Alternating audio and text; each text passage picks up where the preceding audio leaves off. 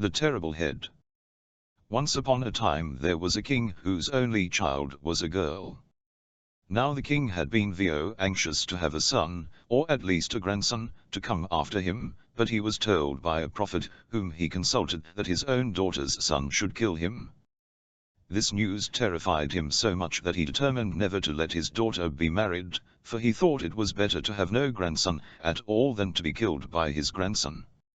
He therefore called his workmen together, and bade them dig a deep round hole in the earth, and then he had a prison of brass built in the hole, and then, when it was finished, he locked up his daughter. No man ever saw her, and she never saw even the fields, and the sea, but only the sky and the sun, for there was a wide open window in the roof of the house of brass. So the princess would sit looking up at the sky, and watching the clouds float across, and wondering whether she should ever get out of her prison.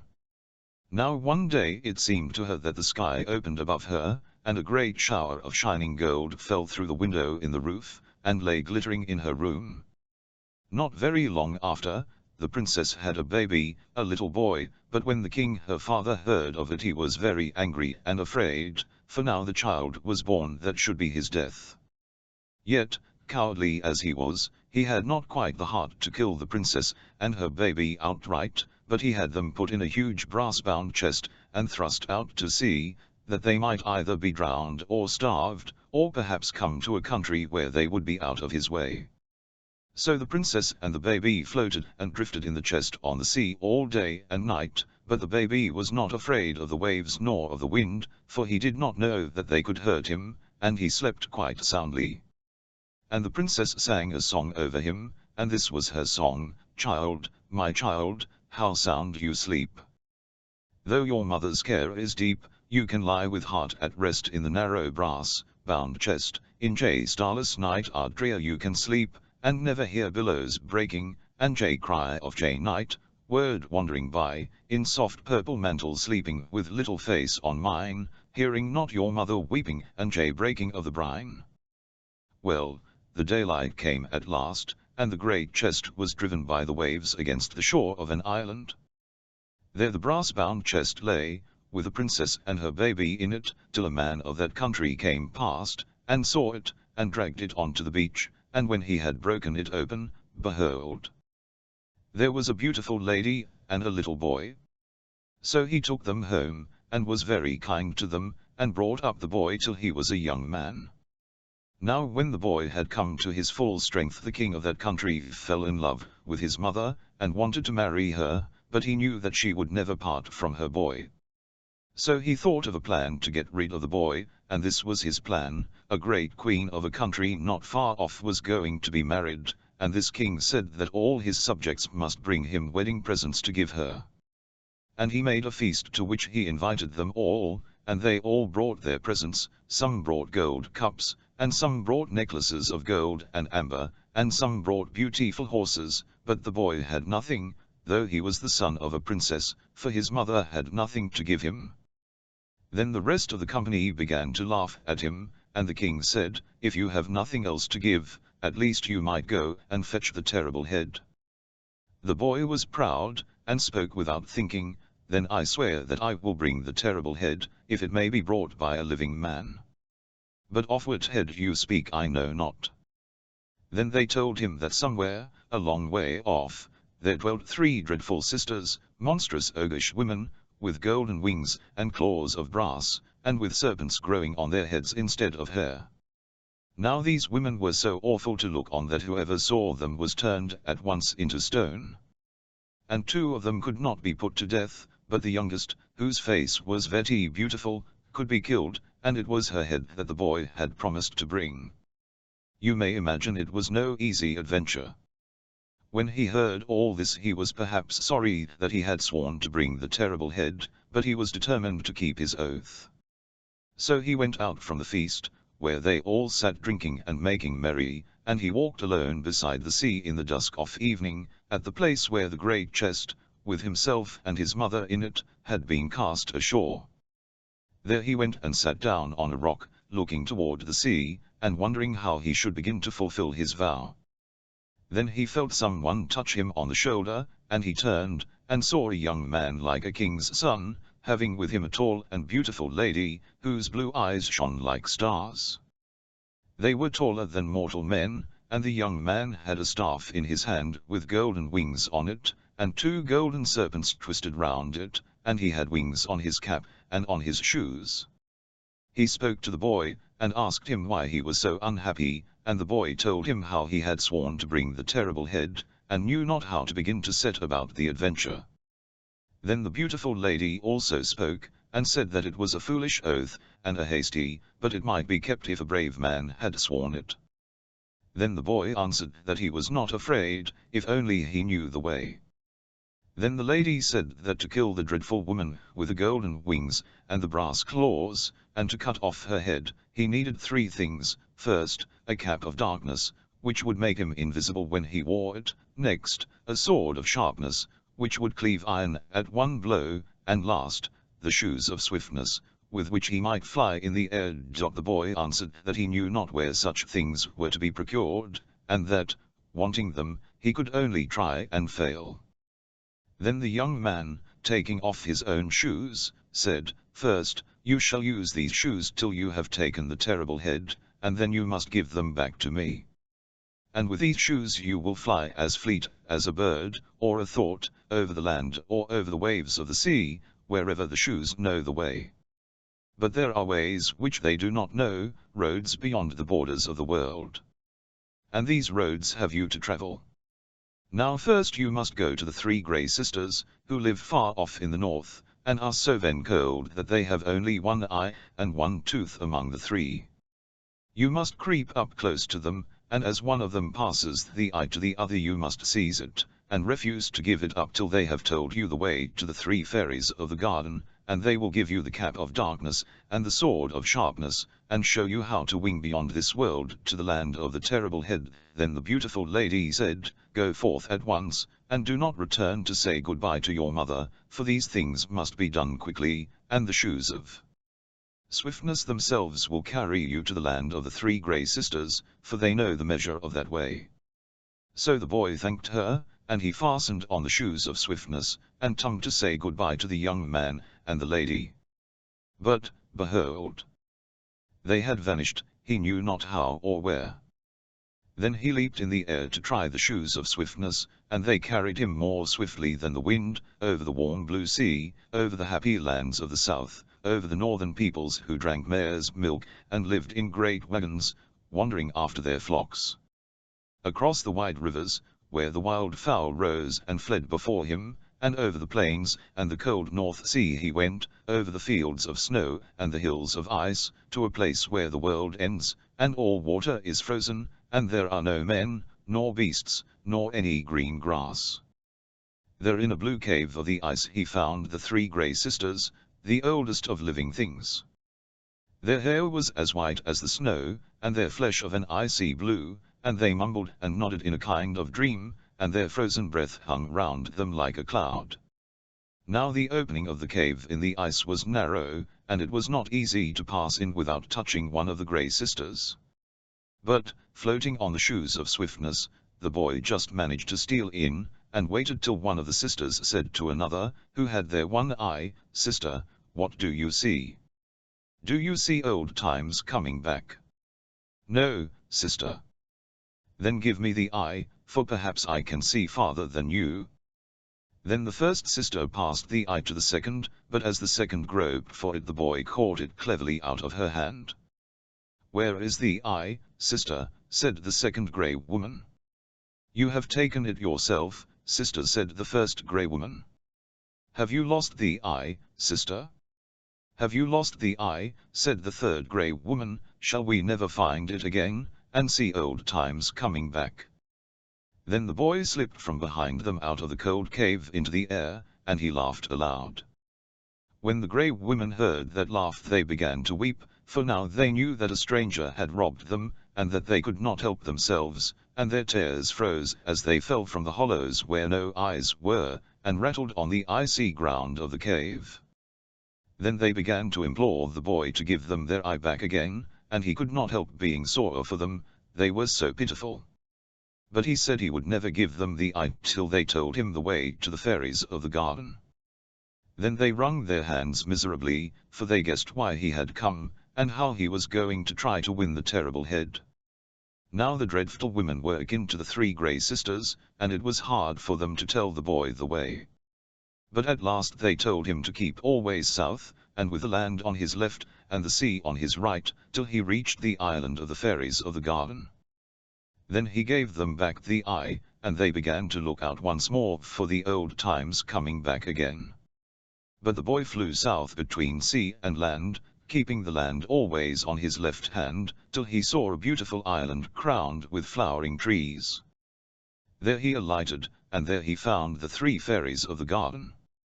They were like three beautiful young women, dressed one in green, one in white, and one in red, and they were dancing and singing round an apple tree with apples of gold, and this was their song, song of western fairies rawn plus or minus, and round the apples of gold, round and round dance we, thus do we dance from the days of old about the enchanted tree, round and round and round we go, till the spring is green, or the stream shall flow, or the wind shall stir the sea. There is none may cast of golden fruit, golden new see him come, many a creed shall spring from shoot, many a blossom be withered at root, many a sorg be dumb, broken, and still shall be many a lute, or ever the new times come. Round and round the tree of gold, round and round dance we, so doth the great world spin from of old, and winter, and fire, and cold, song that is sung, and tale that is told, even as we dance, that fold and unfold round stem of fairy tree. These grave dancing fairies were very unlike the grey women, and they were glad to see the boy, and treated him kindly. Then they asked him why he had come, and he told him how he was sent to find the sword of shamness, and the cap of darkness. And the fairies gave him these, and a wallet, and a shield, and belted the sword, which had a diamond blade, round his waist, and the cap they set on his head, and told him that now even they could not see him though they were fairies. Then he took it off, and they each kissed him and wished him good fortune, and then they began again their eternal dance round the golden tree, for it is their business to guard it till the new times come, or till the world's ending. So the boy put the cap on his head, and hung the wallet round his waist, and the shining shield on his shoulders, and flew beyond the great river that lies coiled like a serpent round the whole world. And by the banks of that river, there he found the three terrible women all asleep beneath a poplar tree, and the dead poplar leaves lay all about them. Their golden wings were folded, and their brass claws were crossed, and two of them slept with their hideous heads beneath their wings like birds, and the serpents in their hair writhed out from under the feathers of gold.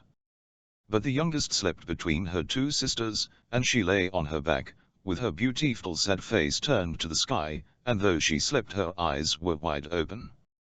If boy had seen her he would have been changed into stone by the terror, and the pity of it, she was so awful, but he had thought of a plan for killing her without looking on her face. As soon as he caught sight of the little from far off he took his shining shield from his shoulders, and held it up like a mirror, so that he saw the dreadful women reflected in it, and did not see the terrible head itself. Then he came nearer and nearer, till he reckoned that he was within a sword's stroke of the youngest, and he guessed where he should strike a back blow behind him. Then he drew the sword of sharpness, and struck once, and the terrible head was cut from the shoulders of the creature, and the blood leaped out and snuck him like a blow. But he thrust the terrible head into his wallet, and flew away without looking behind.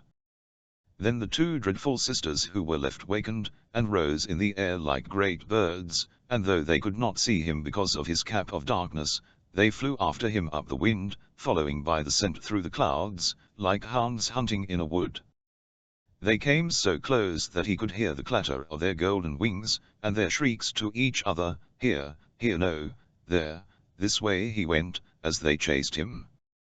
But the shoes of swiftness flew too fast for them, and at last their cries and the rattle of their wings died away as he crossed the great river that nms round the world. Now when the horrible creatures were far in the distance, and the boy found himself on the right side of the river, he flew straight eastward, trying to seek his own country. But as he looked down from the air he saw a very strange sight, a beautiful girl chained to a stake, at the high water mark of the sea. The girl was so frightened or so tired that she was only prevented from falling by the iron chain about her waist, and there she hung, as if she were dead. The boy was very sorry for her, and flew down, and stood beside her. When he spoke she raised her head, and looked round, but his voice only seemed to frighten her. Then he remembered that he was wearing the cap of darkness, and that she could only hear him, not see him. So he took it off, and there he stood before her, the handsomest young man she had ever seen in all her life, with short curly yellow hair, and blue eyes, and a laughing face. And he thought her the most beautiful girl in the world. So first with one blow of the sword of sharpness he cut the iron chain that bound her, and then he asked her what she did there, and why men treated her so cruelly. And she told him that she was the daughter of the king of that country, and that she was tied there to be eaten by a monstrous beast out of the sea, for the beast came and devoured a girl every day. Now the lot had fallen on her, and as she was just saying this a long fierce head of a cruel sea creature rose out of the waves, and snapped at the girl. But the beast had been too greedy and too hurried, so he missed his aim the first time. Before he could rise and bite again the boy had whipped the terrible head out of his wallet, and held it up. And when the sea beast leaped out once more its eyes fell on the head, and instantly it was turned into a stone. And the stone beast is there on the sea coast to this day. Then the boy and the girl went to the palace of the king, her father, where everyone was weeping for her death, and they could hardly believe their eyes when they saw her come back well.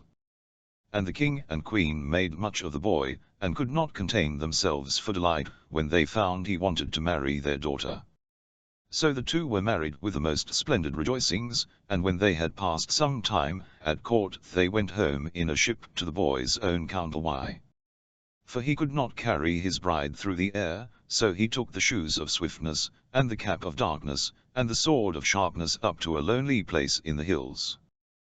There he left them, and there they were found by the man and woman who had met him at home beside the sea, and had helped him to start on his journey. When this had been done the boy and his bride set forth for home, and landed at the harbor of his native land. But whom should he meet in the very street of the town but his own mother, flying for her life from the wicked king, who now wished to kill her because he found that she would never marry him. For if she had liked the king ill before, she liked him far worse now that he had caused her son to disappear so suddenly. She did not know, of course, where the boy had gone, but thought the king had slain him secretly. So now she was running for her very life, and the wicked king was following her with a sword in his hand. Then, behold, she ran into her son's very arms, but he had only time to kiss her and step in front of her, when the king struck at him with his sword. The boy caught the blow on his shield, and cried to the king, "I swore to bring you the terrible head, and see how I keep my oath."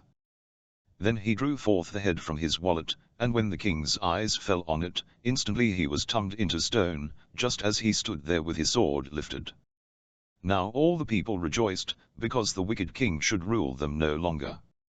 And they asked the boy to be their king, but he said no, he must take his mother home to her father's house. So the people chose for king the man who had been kind to his mother when first she was cast on the island in the great chest. Presently the boy, and his mother, and his wife set sail for his mother's own country, from which she had been driven so unkindly. But on the way they stayed at the court of a king, and it happened that he was holding games, and giving prizes to the best milliners, boxers, and quoit throwers. Then the boy would try his strength with the rest, but he threw the quoit so far that it went beyond what had ever been thrown before, and fell in the crowd, striking a man so that he died.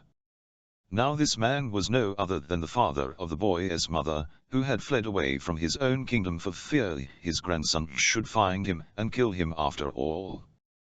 Thus he was destroyed by his own cowardice, and by chance, and thus the prophecy was fulfilled. But the boy and his wife and his mother went back to the kingdom that was theirs, and lived long and happily after all their troubles. The story of pretty Goldilocks. Once upon a time there was a princess who was the prettiest creature in the world. And because she was so beautiful, and because her hair was like the finest gold, and waved and rippled nearly to the ground, she was called Pretty Goldilocks. She always wore a crown of flowers, and her dresses were embroidered with diamonds and pearls, and everybody who saw her fell in love with her. Now one of her neighbors was a young king who was not married. He was very rich and handsome, and when he heard all that was said about Pretty Goldilocks, though he had never seen her, he fell so deeply in love with her that he could neither eat nor drink. So he resolved to send an ambassador to ask her in marriage. He had a splendid carriage made for his ambassador, and gave him more than 100 horses, and 100 servants, and told him to be sure and bring the princess back with him. After he had started, nothing else was talked of at court, and the king felt so sure that the princess would consent that he set his people to work at pretty dresses and splendid furniture, that they might be ready by the time she came. Meanwhile, the ambassador arrived at the princess's palace and delivered his little message, but whether she happened to be cross that day, or whether the compliment did not please her, is not known. She only answered that she was very much obliged to the king, but she had no wish to be married.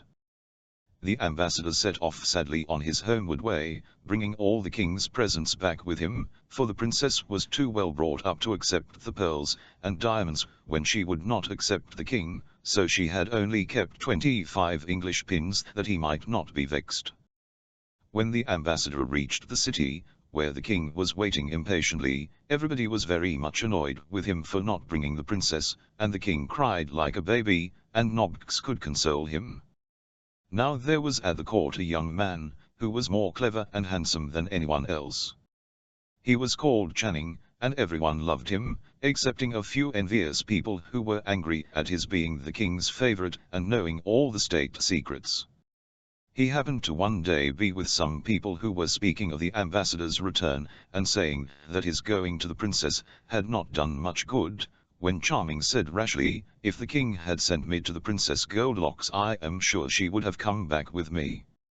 His enemies at once went to the king and said, "You will hardly believe, sire, what Charming has the audacity to say, that if he had been sent to the Princess Goldilocks she would certainly have come back with him. He seems to think that he is so much handsomer than you that the princess would have fallen in love with him and followed him willingly." The king was very angry when he heard. "Ha, ha," said he, "does he laugh at my unhappiness, and think himself more fascinating than I am? Go, and let him be shut up in my great tower to die of hunger." So the king's guards went to fetch Charming, who had thought no more of his rash speech, and carried him off to prison with great penalty. The poor prisoner had only a little straw for his bed, and but for a little stream of water which flowed through the tower he would have died of thirst. One day when he was in despair he said to himself, "How can I have offended the king? I am his most faithful subject, and have done nothing against him."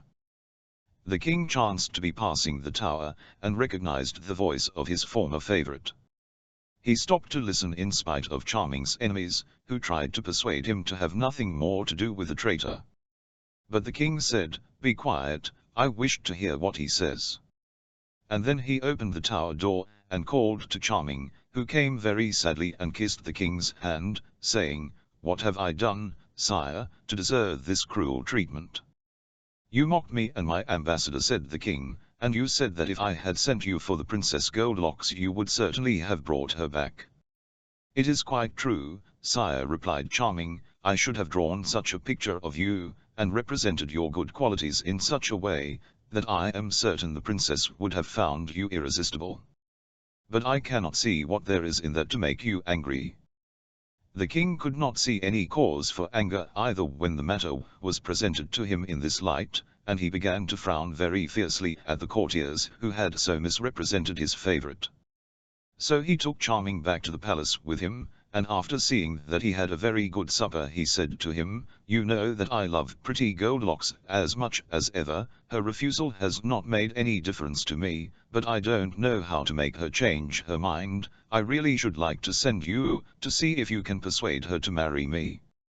Charming replied that he was perfectly willing to go, and would set out the very next day. "But you must wait till I can get a grand escort for you," said the king.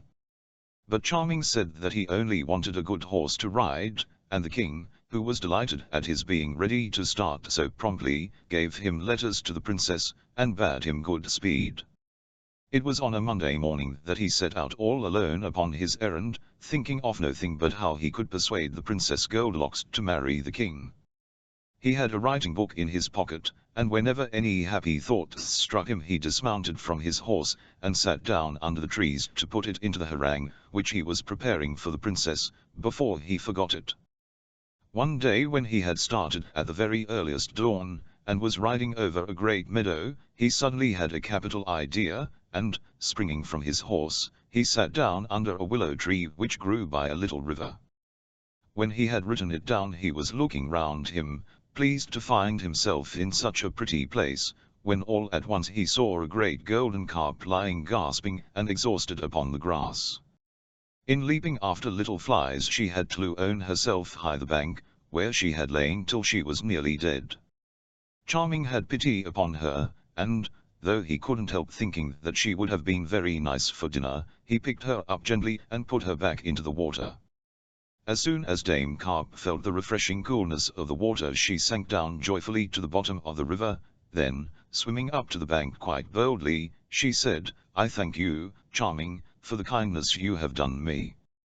You have saved my life, one day I will repay you." So saying, she sank down into the water again, leaving Charming greatly astonished at her politeness. Another day, as he journeyed on, he saw a raven in great distress. The poor bird was closely pursued by an eagle, which would have eaten it up, had not Charming quickly fitted an arrow to his bow, and shot the eagle dead. The raven perched upon a tree very joyfully. "Charming," said he, "it was very generous of you to rescue a poor raven. I am not ungrateful, some day I will repay you." Charming thought it was very nice of Raven to say so, and went on his way. Before the sun rose he found himself in a thick wood where it was too dark for him to see his path, and here he heard an owl crying as if it were in despair. "Hark," said he, "that must be an owl in great trouble, I am sure it has gone into a snare," and he began to hunt about, and presently found a great net which some bird catchers had spread the night before.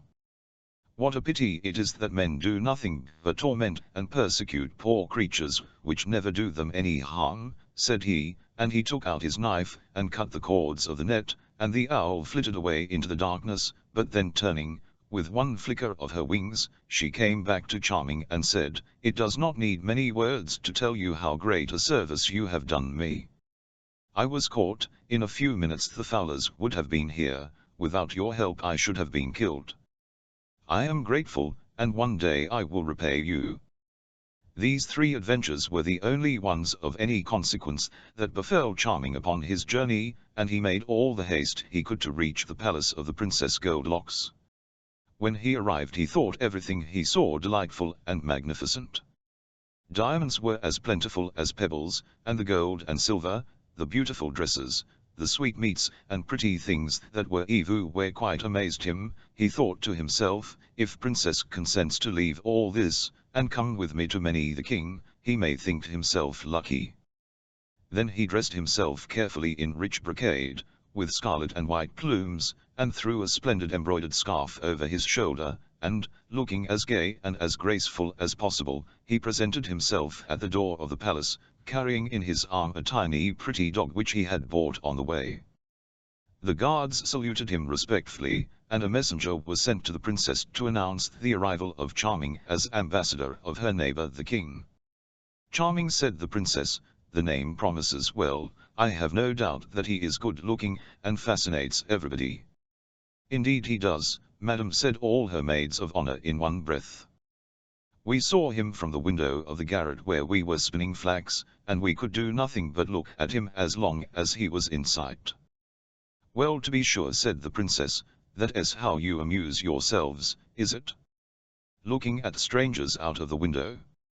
Be quick and give me my blue satin embroidered dress, and comb out my golden hair."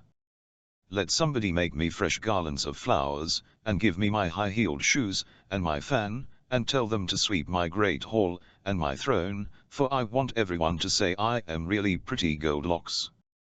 You can imagine how all her maids scurried this way and that to make the princess ready, and how in their haste they knocked their heads together and hindered each other, till she thought they would never have done. However, at last they led her into the gallery of mirrors that she might assure herself that nothing was lacking in her appearance, and then she mounted her throne of gold, ebony, and ivory, while her ladies took their guitars and began to sing softly. Then Charming was led in, and was so struck with astonishment and admiration that at first not a word could he say.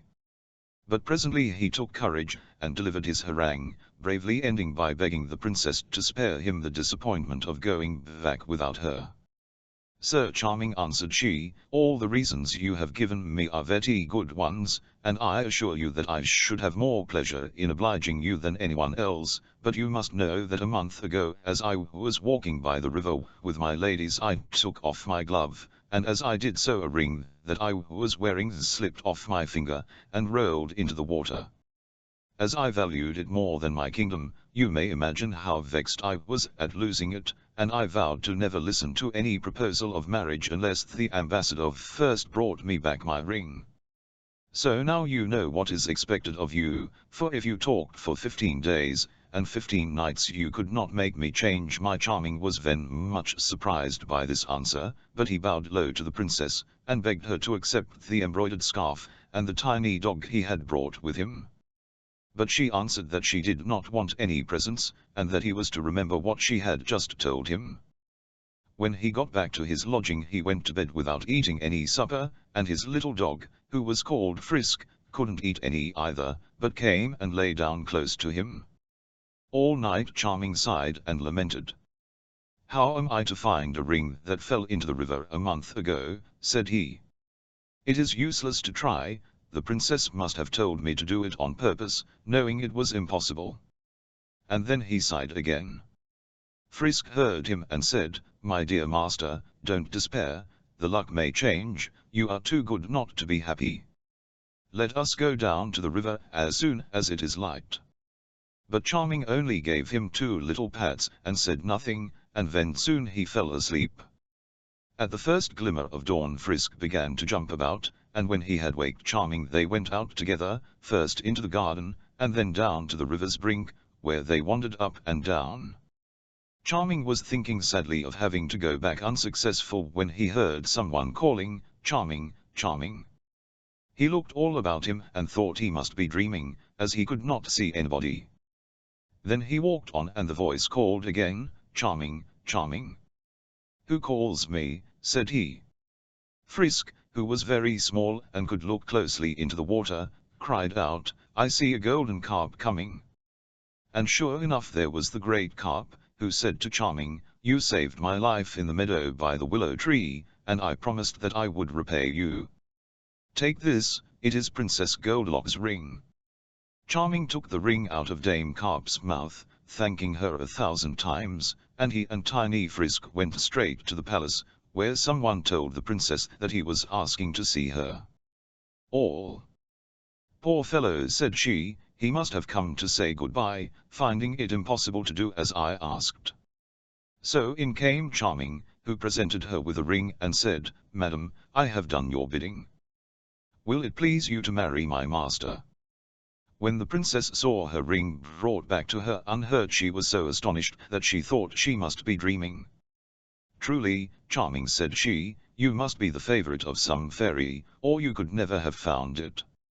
Madam, answered he, I was helped by nothing but my desire to obey your wishes. Since you are so kind, said she, perhaps you will do me another service, for till it is done I will never be married. There is a prince not far from here whose name is Gallifron, who once wanted to marry me, but when I refused he uttered the most terrible threats against me, and vowed that he would lay waste my country. But what could I do?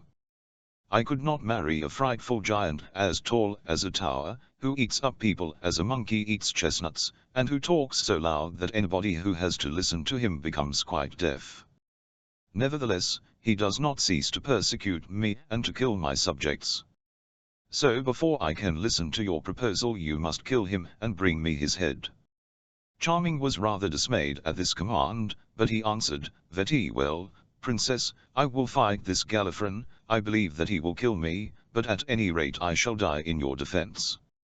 Then the princess was frightened and said everything she could think of to prevent Charming from fighting the giant, but it was of no use, and he went out to arm himself suitably, and then, taking little Frisk with him, he mounted his horse and set out for Galifron's country. Everyone he met told him what a terrible giant Galifron was, and that nobody dared go near him, and the more he heard, the more frightened he grew. Frisk tried to encourage him by saying, "While you are fighting the giant, dear master, I will go and bite his heels, and when he stoops down to look at me you can kill him." Charming praised his little dog's plan, but knew that this help would not do much good. At last he drew near the giant's castle, and saw to his horror that every path that led to it was strewn with bones. Before long he saw Galifron coming. His head was higher than the tallest trees, and he sang in a terrible voice, "Bring cut little boys and girls, pray do not stay to do chet, curls, for I shall eat so very many, I shall rnzt know they have any." Thereupon Charming sang out as loud as he could to the same tune, "Come out and meet J valiant Charming, who finds you not at all alarming, although he is not very tall, he's big enough to make you fall." The rhymes were not very correct, but you see he had made them up so quickly that it is a miracle that they were not worse, especially as he was horribly frightened all the time. When Galifron heard these words he looked all about him, and saw Charming standing, sword in hand. This put the giant into a terrible rage, and he aimed a blow at Charming with his huge iron club, which would certainly have killed him if it had reached him, but at that instant a raven perched upon the giant's head, and, pecking with its strong beak, and beating with its great wings, so confused and blinded him that all his blows fell harmlessly upon the air, and Charming, rushing in, gave him several strokes with his sharp sword so that he fell to the ground. Whereupon Charming cut off his head before he knew anything about it, and the raven from a tree close by croaked out, "You see, I have not forgotten the good turn you did me in killing the eagle. Today I think I have fulfilled my promise of repaying you." "Indeed, I owe you more gratitude than you ever owed me," replied Charming. And then he mounted his horse, and rode off with Galifron's head. When he reached the city the people ran after him in crowds, crying, "Behold the brave Charming, who has killed the giant." And their shouts reached the princess's ear, but she dared not ask what was happening, for fear she should hear that Charming had been killed. But very he arrived at the palace with the giant's head, of which she was still terrified, though it could no longer do her any harm. "Princess," said Charming, "I have killed your enemy, I hope you will now consent to marry the king my master." "Oh dear. No," said the princess, "not until you have brought me some water from the gloomy cavern. Not far from here there is a deep cave, the entrance to which is guarded by 2 dragons with fiery eyes, who will not allow anyone to pass them. When you get into the cavern you will find an immense hole, which you must go down, and it is full of toads and snakes. At the bottom of this hole there is another little cave, in which rises the fountain of health and beauty. It is some of this water that I really must have, everything it touches becomes wonderful. The beautiful things will always remain beautiful, and the ugly things become lovely. If one is young one never grows old, and if one is old one becomes young. You see, Charming, I could not leave my kingdom without taking some of it with me." "Princess," said he, "you at least can never need this water, but I am an unhappy ambassador, whose death you desire. Where you send me I will go, though I know I shall never return." And, as the Princess Goldilocks showed no sign of relenting, he started with his little dog for the gloomy cavern. Everyone he met on the way said, "What a pity that a handsome young man should throw away his life so carelessly.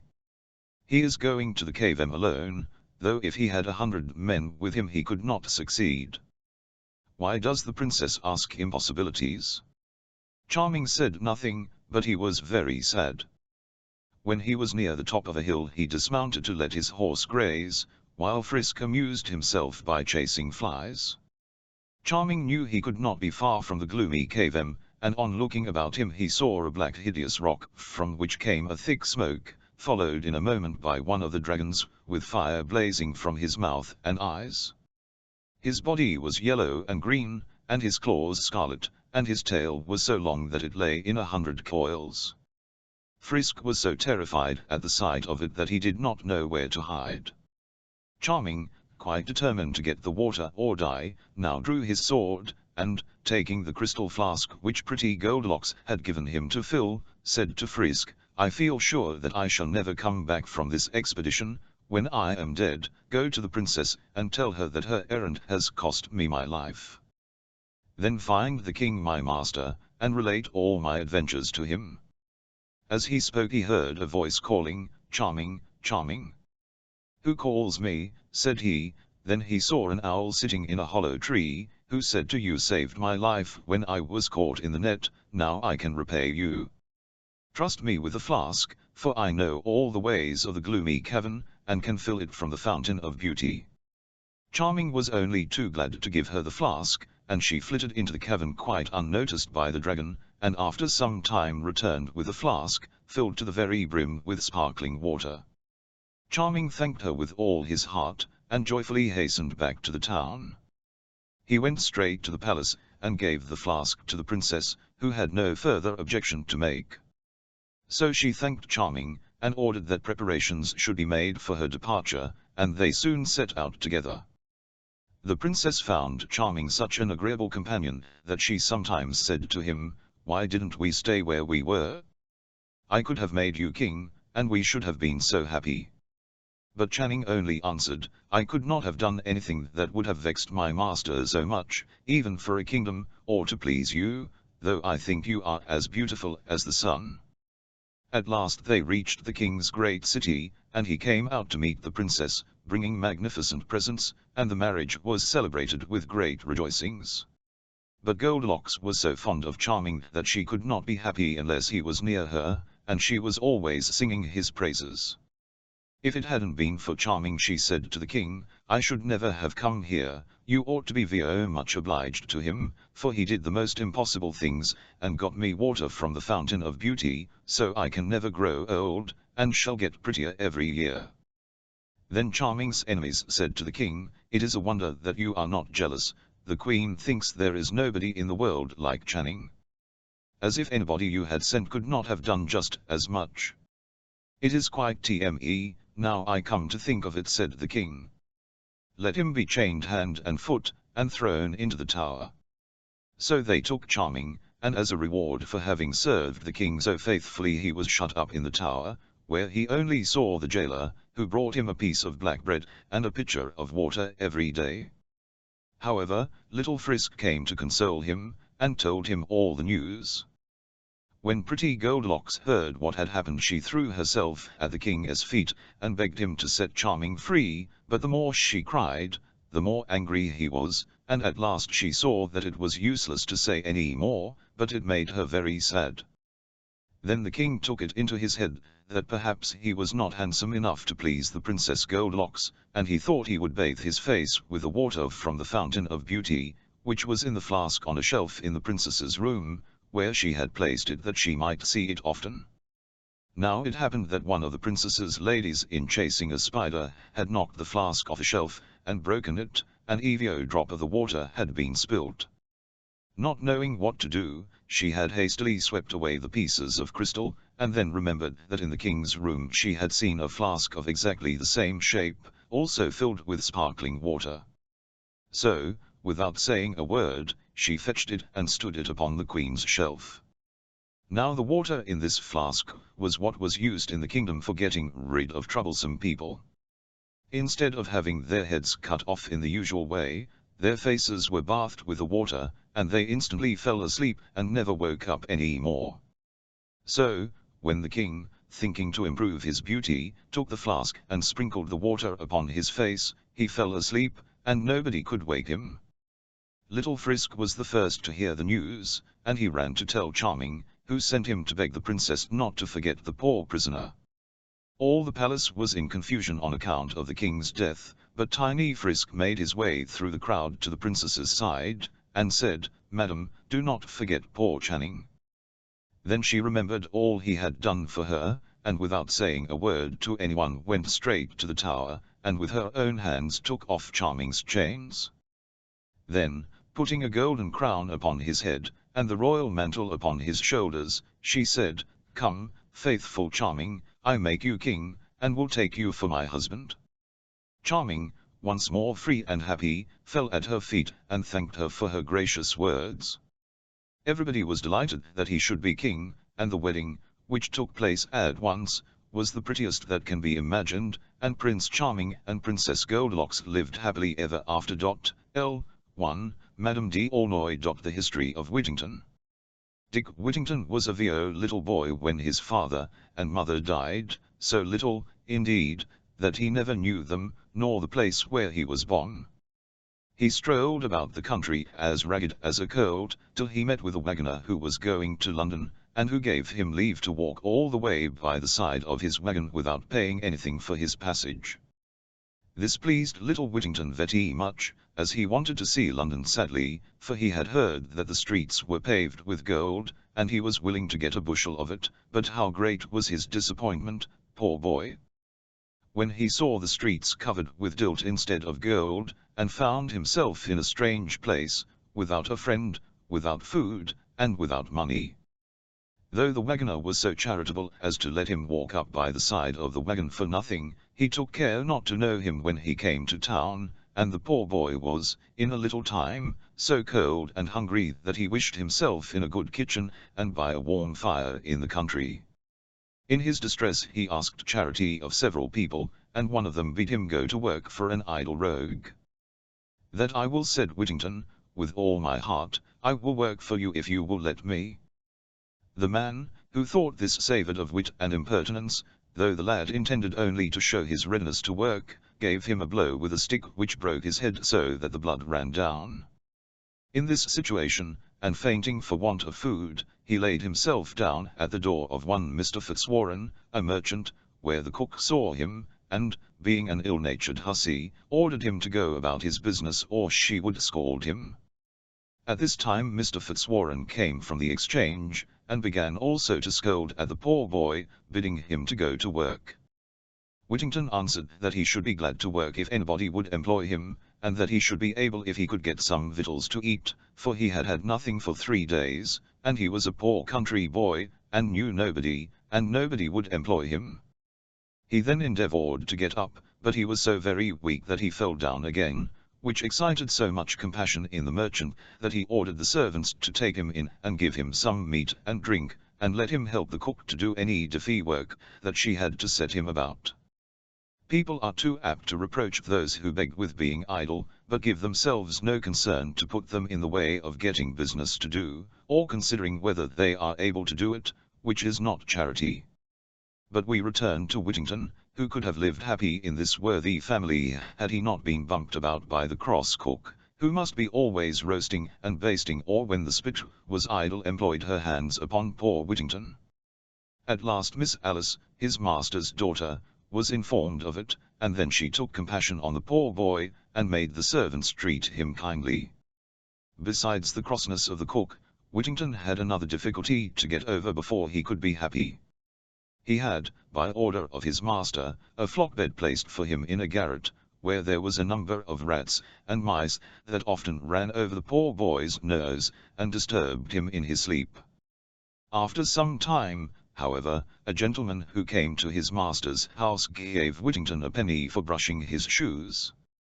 This he put into his pocket, being determined to lay it out to the best advantage, and the next day, seeing a woman in the street with a cat under her arm, he ran up to know the price of it.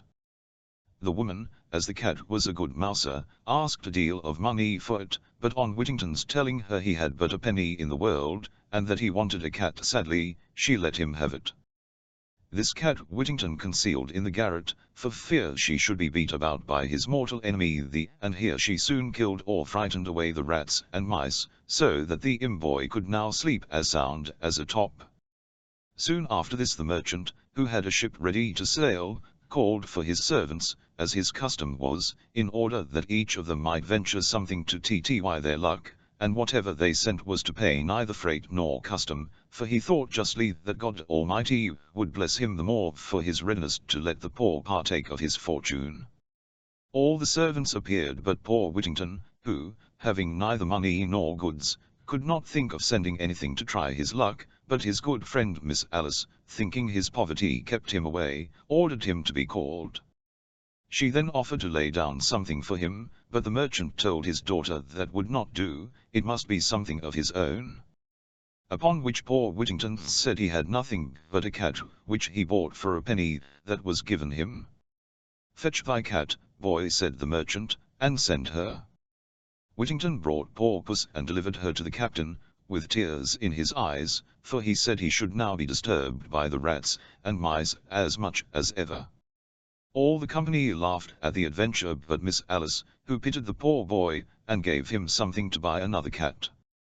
While puss was beating the billows at sea, poor Whittington was severely beaten at home by his tyrannical mistress the cook, who used him so cruelly, and made such game of him for sending his cat to sea, that at last the poor boy determined to run away from his place, and having packed up the few things he had, he set out very early in the morning on All Hallows Day.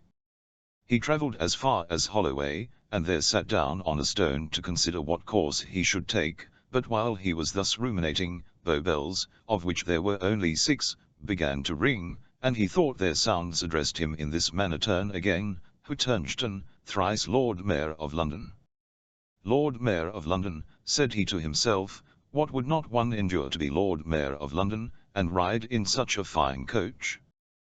Well, I'll go back again, and bear all the pummeling and ill usage of Sicily rather than miss the opportunity of being Lord Mayor."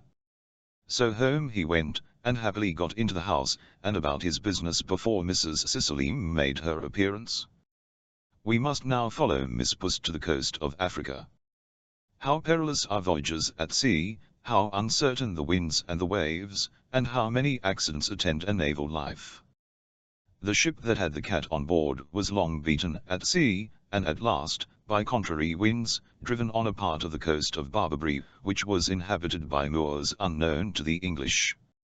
These people received our countrymen with civility, and therefore the captain, in order to trade with them, showed them the patterns of the goods he had on board, and sent some of them to the king of the country, who was so well pleased that he sent for the captain and the factor to come to his palace, which was about a mile from the sea.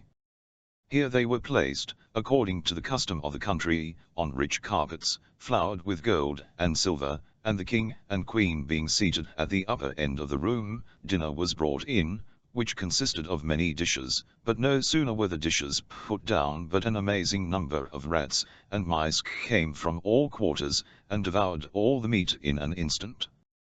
The factor, in surprise, turned round to the nobles, and asked if these vermin were not offensive. "Oh, yes," said they, "very offensive, and the king would give half his treasure to be freed of them, for they not only destroy his dinner, as you see, but they assault him in his chamber, and even in bed, so that he is obliged to be watched while he is sleeping, for fear of them." The factor jumped for joy, he remembered poor Whittington and his cat, and told the king he had a creature on board the ship that would dispatch all these vermin immediately. The king's heart heaved so high at the joy which this news gave him that his turban dropped off his head. "Bring this creature to me," said he, "vermin are dreadful in a court, and if she will perform what you say I will load your ship with gold and jewels in exchange for her." The factor, who knew his business, took this opportunity to set forth the merits of Miss Puss. He told his majesty that it would be inconvenient to part with her, as, when she was gone, the rats and mice might destroy the goods in the ship, but to oblige his majesty he would fetch her. "Run, run," said the queen, "I am impatient to see the dear creature." Away flew the factor, while another dinner was providing, and returned with the cat just as the rats and mice were devouring that also. He immediately put down Miss Puss, who killed a great number of them. The king rejoiced greatly to see his old enemies destroyed by so small a creature, and the queen was highly pleased, and desired the cat might be brought near that she might look at her. Upon which the factor called Pussy, Pussy, Pussy, and she came to him. He then presented her to the queen, who started back, and was afraid to touch a creature who had made such havoc among the rats and mice. However, when the factor stroked the cat, and called Pussy, Pussy, the queen also touched her and cried Putty, Putty, for she had not learned English. He then put her down on the queen's lap, where she, purring, played with her majesty's hand, and then sang herself to sleep. The king, having seen the exploits of Miss Puss, and being informed that her kittens would stock the whole country, bargained with the captain and factor for the whole ship's cargo, and then gave them 10 times as much for the cat as all the rest amounted to. On which, taking leave of their majesties, and other great personages at court, they sailed with a fair wind for England, whither we must now attend them. The morn had scarcely dawned when Mr. Fitzwarren arose to count over the cash, and settle the business for that day. He had just entered the counting house, and seated himself at the desk, when somebody came, tap, tap, at the door. "Who's there?" said Mr. Fitzwarren. "A friend," answered the other. "What friend can come at this unseasonable time?" "A real friend is never unseasonable," answered the other. "I come to bring you good news of your ship Unicorn." The merchant bustled up in such a hurry that he forgot his gout, instantly opened and who should be seen waiting but the captain and factor, with a cabinet of jewels, and a bill of lading, for which the merchant lifted up his eyes, and thanked heaven for sending him such a prosperous voyage. Then they told him the adventures of the cat, and showed him the cabinet of jewels which they had brought for Mr. Whittington. Upon which he cried out with great earnestness, but not in the most poetical manner, "Go, send him in, and tell him of his fame, and call him Mr. Whittington by name." It is not our business to animadvert upon these lines, we are not critics, but historians. It is sufficient for us that they are the words of Mr. Fitzwarren, and though it is beside our purpose, and perhaps not in our power to prove him a good poet, we shall soon convince the reader that he was a good man, which was a much better character, for when some who were present told him that this treasure was too much for such a poor boy as Whittington, he said, "God forbid that I should deprive him of a penny, it is his own, and he shall have it to a farthing." He then ordered Mr. Whittington in, who was at this time cleaning the kitchen, and would have excused himself from going into the counting house, saying the room was swept and his shoes were dirty and full of hobnails. The merchant, however, made him come in, and ordered a chair to be set for him. Upon which, thinking they intended to make sport of him, as had been too often the case in the kitchen, he besought his master not to mock a poor simple fellow, who intended him no harm, but let him go about his business. The merchant, taking him by the hand, said, "Indeed, Mr. Whittington, I am in earnest with you, and sent for you to congratulate you on your great success. Your cat has procured you more money than I am worth in the world, and may you long enjoy it and be happy." At length, being shown the treasure, and convinced by them that all of it belonged to him, he fell upon his knees, and thanked the Almighty for his providential care of such a poor and miserable creature. He then laid all the treasure at his master's feet, who refused to take any part of it, but told him he heartily rejoiced at his prosperity, and hoped the wealth he had acquired would be a comfort to him, and would make him happy. He then applied to his mistress, and to his good friend Miss Alice, who refused to take any part of the money, but told him she heartily rejoiced at his good success, and wished him all imaginable felicity. He then gratified the captain, factor, and the ship's crew for the care they had taken of his cargo. He likewise distributed presents to all the servants in the house, not forgetting even his old enemy the cook, though she little deserved it. After this Mr. Fitzwarren advised Mr. Whittington to send for the necessary people, and dress himself like a gentleman, and made him the offer of his house to live in till he could provide himself with a better. Now it came to pass when Mr. Whittington's face was washed, his hair curled, and he dressed in a rich suit of clothes, that he turned out a genteel young fellow, and, as wealth contributes much to give a man confidence, he in a little time dropped that sheepish behavior which was principally occasioned by a depression of spirits, and soon grew a sprightly and good companion, insomuch that Miss Alice, who had formerly pitied him, now fell in love with him.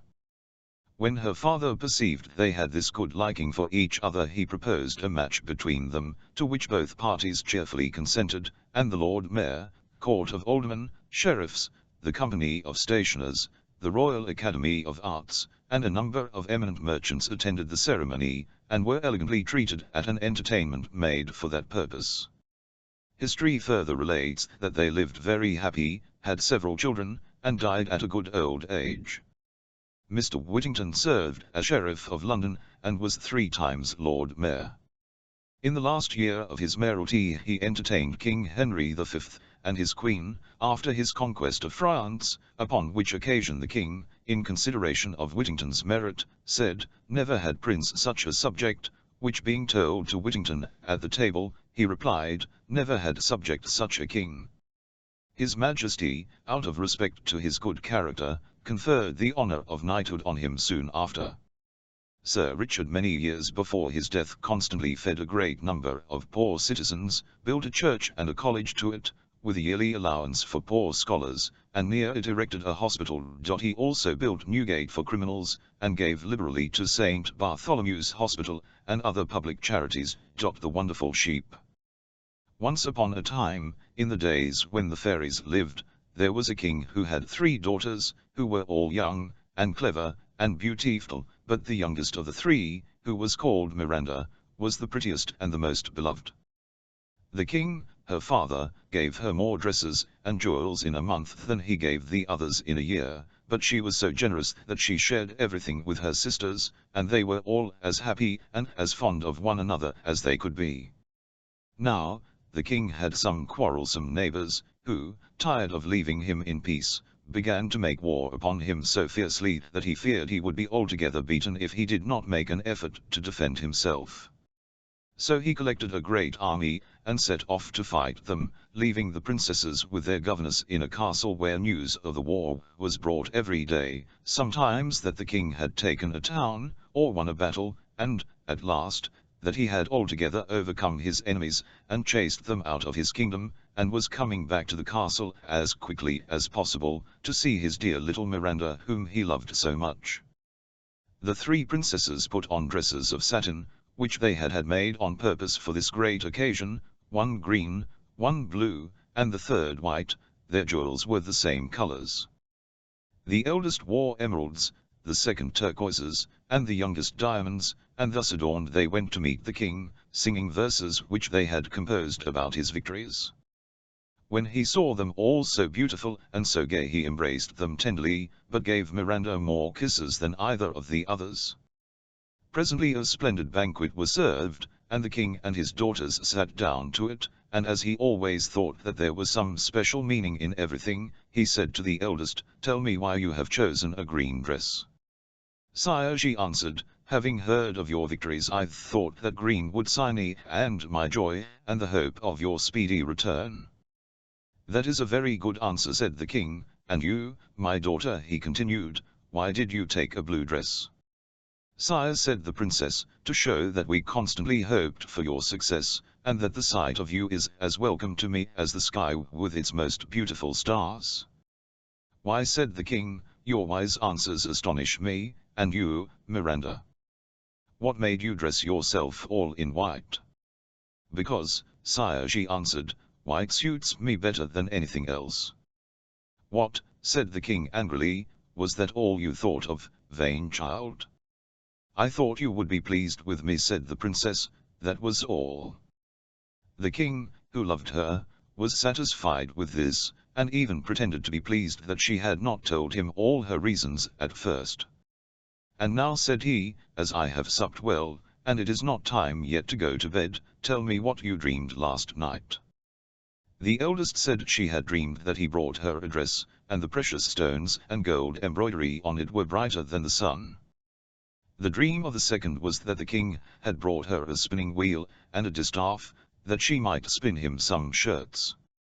But the youngest said, "I dreamed that my second sister was to be married, and on her wedding day, you, father, held a golden ewer, and said, 'Come, Miranda, and I will hold the water that you may dip your hands in it.'" The king was very angry indeed when he heard this dream, and frowned horribly. Indeed, he made such an ugly face that everyone knew how angry he was, and he got up and went off to bed in a great hurry, but he could not forget his daughter's dream. "Does the proud girl wish to make me her slave?" he said to himself. "I am not surprised at her choosing to dress herself in white satin without a thought of me. She does not think me worthy of her consideration. But I will soon put an end to her pretensions." He rose in a fury, and although it was not yet daylight, he sent for the captain of his bodyguard, and said to him, "You have heard the Princess Miranda's dream. I consider that it means strange things against me, therefore I order you to take her away into the forest, and kill her, and, that I may be sure it is done, you must bring me her heart and her tongue. If you attempt to deceive me you shall be put to death." The captain of the guard was very much astonished when he heard this barbarous order, but he did not dare to contradict the king for fear of making him still more angry, or causing him to send someone else, so he answered that he would fetch the princess, and do as the king had said. When he went to her room they would hardly let him in, it was so early, but he said that the king had sent for Miranda, and she got up quickly and came out. A little black girl called Patipata held up her train, and her pet monkey and her little dog ran after her. The monkey was called Grabugeon, and the little dog Tintin. The captain of the guard begged Miranda to come down into the garden where the king was enjoying the fresh air, and when they got there, he pretended to search for him, but as he was not to be found, he said, "No doubt His Majesty has strolled into the forest," and he opened the little door that led to it, and they went through.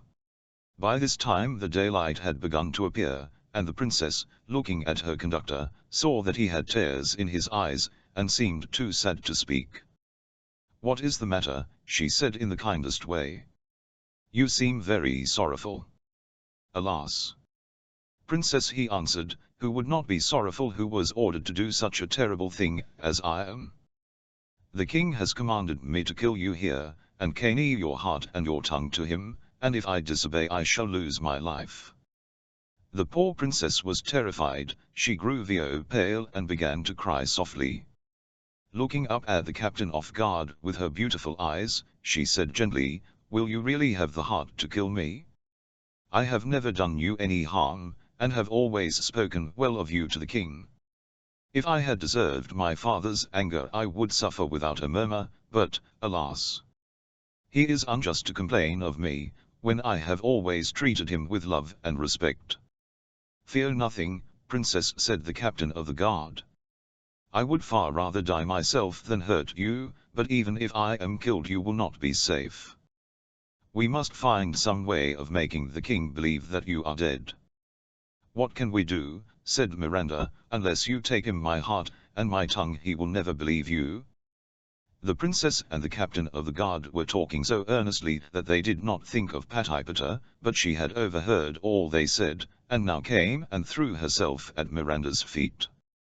"Madam," she said, "I offer you my life, let me be killed, I shall be only too happy to die for such a kind mistress."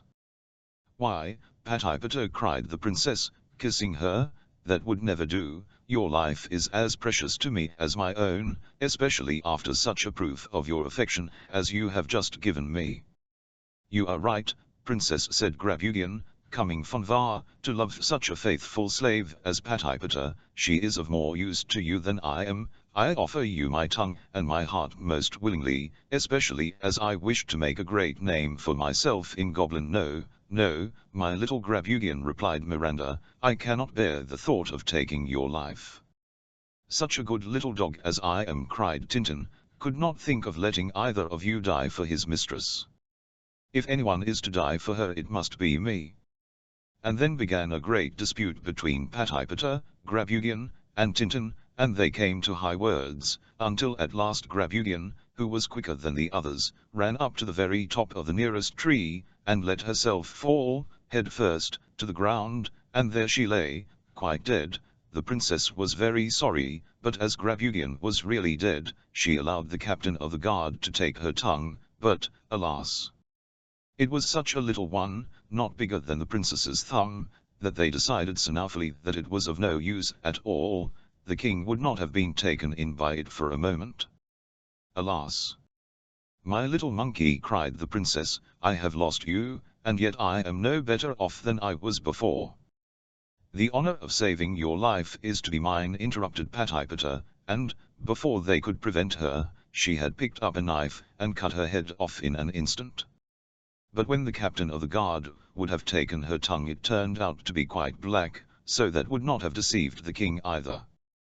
"Am I not unlucky?" cried the poor princess. "I lose everything I love, and am none the better for it." "If you had accepted my offer," said Tintin, "you would only have had me to regret, and I should have had all your gratitude."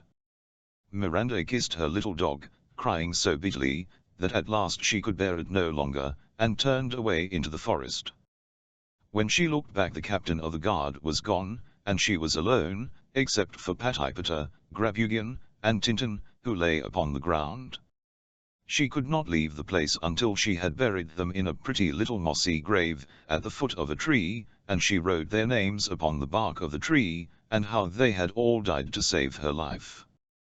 And then she began to think where she could go for safety, for this forest was so close to her father's castle that she might be seen and recognized by the first passer-by, and, besides that, it was full of lions and wolves, who would have snapped up a princess just as soon as a stray chicken. So she began to walk as fast as she could, but the forest was so large and the sun was so hot that she nearly died of heat, and terror, and fatigue. Look which way she would, there seemed to be no end to the forest, and she was so frightened that she fancied every minute that she heard the king running after her to kill her. You may imagine how miserable she was, and how she cried as she went on, not knowing which path to follow, and with the thorny bushes scratching her dreadfully and tearing her pretty frock to pieces. At last she heard the bleating of a sheep, and said to herself, "No doubt there are shepherds here with their flocks. They will show me the way to some village where I can live disguised as a peasant girl." Alas! It is not always kings and princes who are the happiest people in the world. Who could have believed that I should ever be obliged to run away and hide because the king, for no reason at all, wishes to kill me? So saying, she advanced toward the place where she heard the bleating, but what was her surprise when, in a lovely little glade quite surrounded by trees, she saw a large sheep. Its wool was as white as snow, and its horns shone like gold. It had a garland of flowers round its neck, and strings of great pearls about its legs, and a collar of diamonds. It lay upon a bank of orange flowers, under a canopy of cloth of gold, which protected it from the heat of the sun. Nearly 100 other sheep were scattered about, not eating the grass, but some drinking coffee, lemonade, or sherbet, others eating ices, strawberries, and cream, or sweetmeats, while others, again, were playing games. Many of them wore golden collars with jewels, flowers, and ribbons. Miranda stopped short in amazement at this unexpected sight, and was looking in all directions for the shepherd of this surprising flock, when the beautiful sheep came bounding toward her. "Approach, lovely princess," he cried, "have no fear of such gentle and peaceable animals as we are." "What a marvel!" cried the princess, starting back a little. "Here is a sheep that can talk."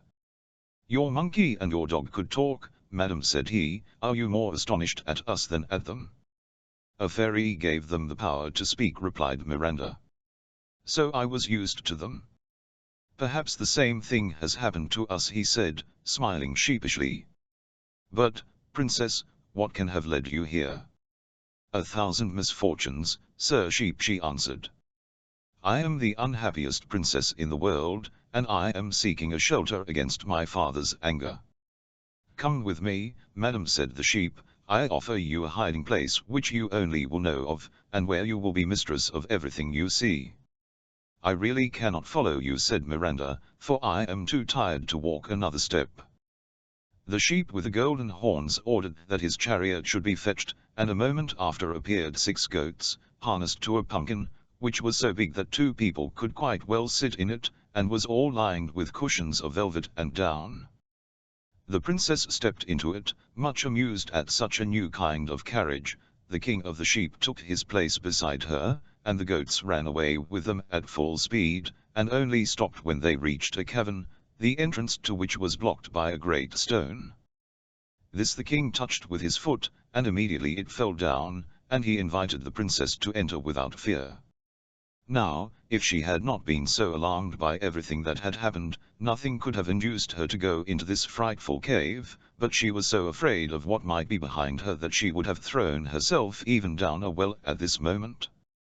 So, without hesitation, she followed the sheep, who went before her, down, down, down, until she thought they must come out at the other side of the world. Indeed, she was not sure that he wasn't leading her into fairyland. At last she saw before her a great plain, quite covered with all sorts of flowers, the scent of which seemed to her nicer than anything she had ever smelled before. A broad river of orange flower water flowed round it, and fountains of wine of every kind ran in all directions, and made the prettiest little cascades and brooks. The plain was covered with the strangest trees. There were whole avenues where partridges, ready roasted, hung from every branch, or, if you preferred pheasants, quails, turkeys, or rabbits, you had only to turn to the right hand or to the left, and you were sure to find them. In places the air was darkened by showers of lobster patties, white puddings, sausages, tarts, and all sorts of sweetmeats, or with pieces of gold and silver, diamonds and pearls. This unusual kind of rain, and the pleasantness of the whole place, would, no doubt, have attracted numbers of people to it, if the king of the sheep had been of a more sociable disposition, but from all accounts it is evident that he was as grave as a judge. As it was quite the nicest time of the year when Miranda arrived in this delightful land, the only palace she saw was a long row of orange trees, jasmines, honeysuckles, and musk roses, and their interlacing branches made the prettiest rooms possible, which were hung with gold and silver gauze, and had great mirrors and candlesticks, and most beautiful pictures. The wonderful sheep begged that the princess would consider herself queen over all that she saw, and assured her that, though for some years he had been very sad and in great trouble, she had it in her power to make him forget all his grief. "You are so kind and generous, noble sheep," said the princess, "that I cannot thank you enough, but I must confess that all I see here seems to me so extraordinary that I don't know what to think of it." As she spoke, a band of lovely fairies came up and offered her amber baskets full of fruit, but when she held out her hands to them they glided away, and she could feel nothing when she tried to touch them. "Oh," she cried, "what can they be? Whom am I with?" and she began to caw. At this instant the king of the sheep came back to her, and was so distracted to find her in tears that he could have torn his wool. "What is the matter, lovely princess?" he cried. "Has anyone failed to treat you with due respect?" "Oh, no," said Miranda, "only I am not used to living with sprites, and with sheep that talk, and everything here frightens me. It was very kind of you to bring me to this place, but I shall be even more grateful to you if you will take me up into the world again." "Do not be afraid," said the wonderful sheep, "I entreat you to have patience, and listen to the story of my misfortunes. I was once a king, and my kingdom was the most splendid in the world. My subjects loved me, my neighbors envied and feared me. I was respected by everyone, and it was said that no king ever deserved it more. L was very fond of hunting, and one day, while chasing a stag, I left my attendants far behind. Suddenly I saw the animal leap into a pool of water, and I rashly urged my horse to follow it, but before we had gone many steps I felt an extraordinary heat. Instead of coolness of the water, the pond dried up, a great gulf opened before me, out of which flames of fire shot up, and I fell helplessly to the bottom of a precipice. I gave myself up for lost, but presently a voice said, 'Ungrateful prince, even this fire is hardly enough to warm your cold heart. Who complains of my coldness in this dismal place?' I cried. 'An unhappy being who loves you hopelessly,' replied the voice, and at the same moment the flames began to flicker and cease to burn, and I saw a fairy, whom I had known as long as I could remember, and whose ugliness had always horrified me. She was leaning upon the arm of a most beautiful young girl, who wore chains of gold on her wrists, and was evidently her slave. 'Why, Ragged,' I said, for that was the fairy's name, 'what is the meaning of all this? Is it by your orders that I am here? And whose fault is it, she answered, that you have never understood me until now? Must a powerful fairy like myself condescend to explain her doings to you who are no better than an ant by comparison, though you think yourself a great king? Call me what you like, I said impatiently, but what is it that you want, my crown, or my cities, or my treasures? Treasures, said the fairy, disdainfully. If I chose I could make any one of my scullions richer and more powerful than you. I do not want your treasures, but she added softly, if you will give me your heart, if you will marry me, I will add 20 kingdoms to the one you have already, you shall have 100 castles full of gold, and 500 full of silver, and, in short, anything you like to ask me for. Madam Ragged, said I, when one is at the bottom of a pit where one has fully expected to be roasted alive, it is impossible to think of asking such a charming person as you are to marry one. I beg that you will set me at liberty, and then I shall hope to answer you fittingly. All, said she, if you really loved me you would not care where you were, a cave, a wood, a foxhole, a desert, would please you equally well. Do not think that you can deceive me, you fancy you are going to escape, but I assure you that you are going to stay here, and the first thing I shall give you to do will be to keep my sheep. They are very good company, and speak quite as well as you do. As she spoke she advanced, and led me to this plain where we now stand, and showed me her flock, but I paid little attention to it or to her. To tell the truth, I was so lost in admiration of her beautiful slave that I forgot everything else, and the cruel Ragged, perceiving this, turned upon her so furious and terrible a look, that she fell lifeless to the ground.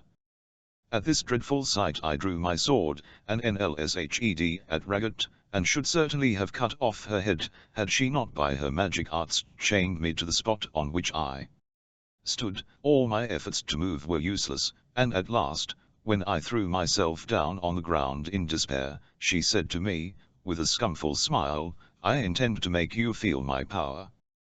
It seems that you are a lion at present, I mean you to be a sheep. So saying, she touched me with her wand, and I became what you see. I did not lose the power of speech, or of feeling the misery of my present state. For 5 years, she said, you shall be a sheep, and lord of this pleasant land, while I, no longer able to see your face, which I loved so much, shall be better able to hate you as you deserve to be hated. She disappeared as she finished speaking, and if I had not been too unhappy to care about anything I should have been glad that she was gone. The talking sheep received me as their king, and told me that they, too, were unfortunate princes who had, in different ways, offended the revengeful fairy, and had been added to her flock for a certain number of years, some more, some less. From time to time, indeed, one regains his own proper form, and goes back again to his place in the upper world, but the other beings whom you saw are the rivals or the enemies of Ragged, whom she has imprisoned for 100 years or so, though even they will go back at last. The young slave of whom I told you about is one of these. I have seen her often, and it has been a great pleasure to me. She never speaks to me, and if I were nearer to her I know I should find her only a shadow, which would be very annoying. However, I noticed that one of my companions in misfortune was also very attentive to this little sprite, and I found out that he had been her lover, whom the cruel Ragged had taken away from her long before. Since then I have cared for, and thought of, nothing but how I might regain my freedom. I have often been in the forest, that is where I have seen you, lovely princess, sometimes driving your chariot, which you did with all the grace and skill in the world, sometimes riding to the chase on so spirited a horse that it seemed as if no one but yourself could have managed it, and sometimes running races on the plain with the princesses of your court, running so lightly that it was you always who won the prize. Oh, princess, I have loved you so long, and yet how dare I tell you of my love? What hope can there be for an unhappy sheep like myself? Miranda was so surprised and confused by all that she had heard, that she hardly knew what answer to give to the king of the sheep, but she managed to make some kind of little speech, which certainly did not forbid him to hope, and said that she should not be afraid of the shadows now she knew that they would some day come to life again. Alas, she continued, if my poor Patipata, my dear Grabugian, and pretty little Tintin, who all died for my sake, were equally well off, I should have nothing left to wish for here.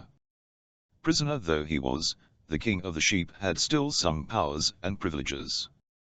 Go, said he to his master of the horse, go and seek the shadows of the little black girl, the monkey, and the dog, they will amuse our princess.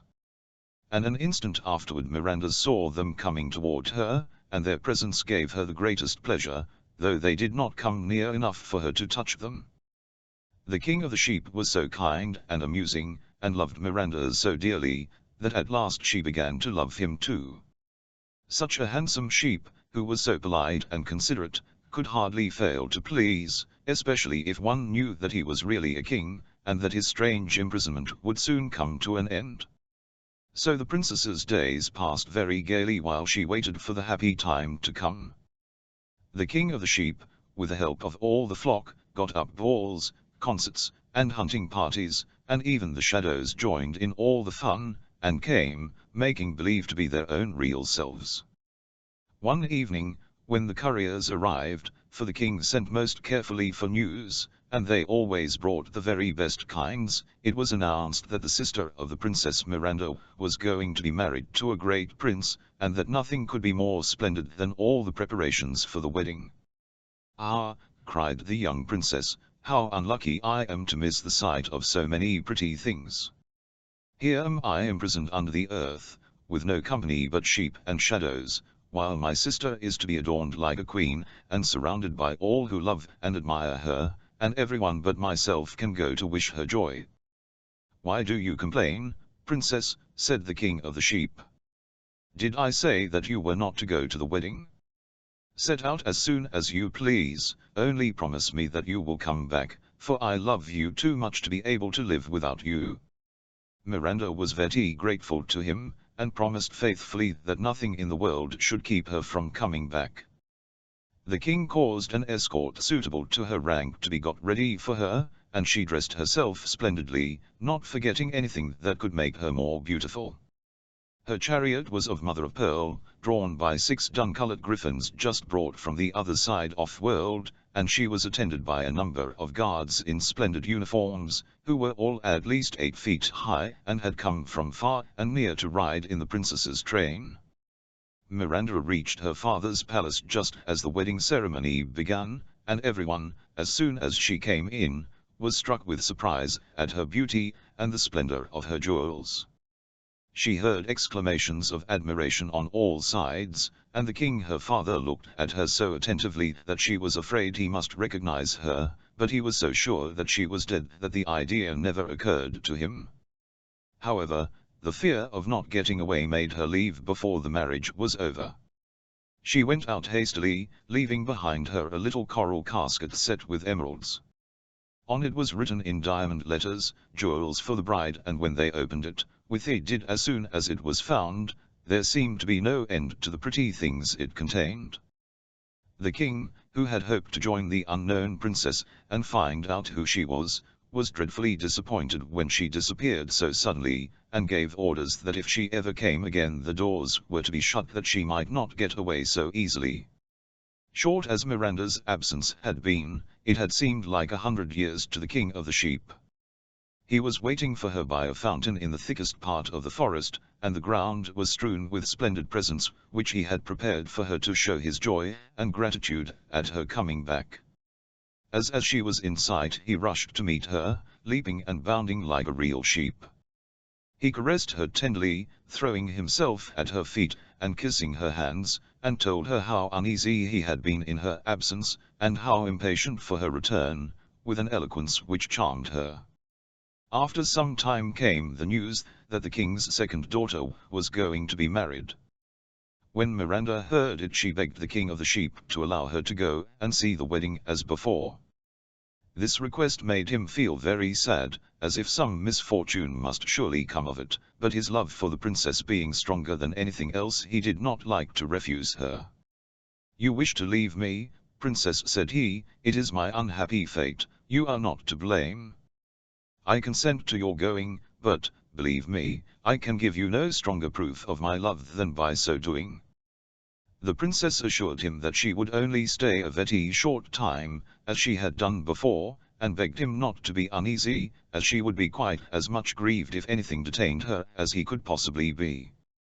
So, with the same escort, she set out, and reached the palace as the marriage ceremony began. Everybody was delighted to see her. She was so pretty that they thought she must be some fairy princess, and the princes who were there could not take their eyes off her. The king was more glad than anyone else that she had come again, and gave orders that the doors should all be shut and bolted that very minute. When the wedding was all but over, the princess got up quickly, hoping to slip away unnoticed among the crowd, but, to her great dismay, she found every door fastened. She felt more at ease when the king came up to her, and with the greatest respect begged her not to run away so soon, but at least to honor him by staying for the splendid feast which was prepared for the princes and princesses. He led her into a magnificent hall, where all the court was assembled, and himself taking up the golden bowl full of water, he offered it to her that she might dip her pretty fingers into it. At this the princess could no longer contain herself. Throwing herself at the king's feet, she cried out, "My dream has come true after all. You have offered me water to wash my hands on my sister's wedding day, and it has not vexed you to do it." The king recognized her at once. Indeed, he had already thought several times how much like his poor little Miranda she was. "Oh, my dear daughter," he cried, kissing her, "can you ever forget my cruelty? I ordered you to be put to death because I thought your dream portended the loss of my crown. And so it did," he added, "for now your sisters are both married, and have kingdoms of their own, and mine shall be for you." So saying, he put his crown on the princess's head and cried, "Long live Queen Miranda." All the court cried, "Long live Queen Miranda," after him, and the young queen's two sisters came running up, and threw their arms round her neck, and kissed her 1,000 times, and then there was such a laughing and crying, talking and kissing, all at once, and Miranda thanked her father, and began to ask after everyone, particularly the captain of the guard, to whom she owed so much, but, to her great sorrow, she heard that he was dead. Presently they sat down to the banquet, and the king asked Miranda to tell them all that had happened to her since the terrible morning when he had sent the captain of the guard to fetch her. This she did with so much spirit that all the guests listened with breathless interest. But while she was thus enjoying herself with the king and her sisters, the king of the sheep was waiting impatiently for the time of her return, and when it came and went, and no princess appeared, his anxiety became so great that he could bear it no longer. "She is not coming back any more," he cried. "My miserable sheep's face displeases her, and without Miranda what is left to me, wretched creature that I am? Oh, cruel Ragged, my punishment is complete." For a long time he bewailed his sad fate like this, and then, seeing that it was growing dark, and that still there was no sign of the princess, he set out as fast as he could in the direction of the town. When he reached the palace he asked for Miranda, but by this time everyone had heard the story of her adventures, and did not want her to go back again to the king of the sheep, so they refused sternly to let him see her. In vain he begged and prayed them to let him in. Though his entreaties might have melted hearts of stone, they did not move the guards of the palace, and at last, quite broken-hearted, he fell dead at their feet. In the meantime the king, who had not the least idea of the sad thing that was happening outside the gate of his palace, proposed to Miranda that she should be driven in her chariot all round the town, which was to be illuminated with thousands and thousands of torches, placed in windows and balconies, and in all the grand squares. But what a sight met her eyes at the very entrance of the palace! There lay her dear, kind sheep, silent and motionless, upon the pavement. She threw herself out of the chariot and ran to him, crying bitterly, for she realized that her broken promise had cost him his life, and for a long, long time she was so unhappy that they thought she would have died too. So you see that even a princess is not always happy, especially if she forgets to keep her word, and the greatest misfortunes often happen to people just as they think they have obtained their heart's desires. L1. Madame d'Aulnoy.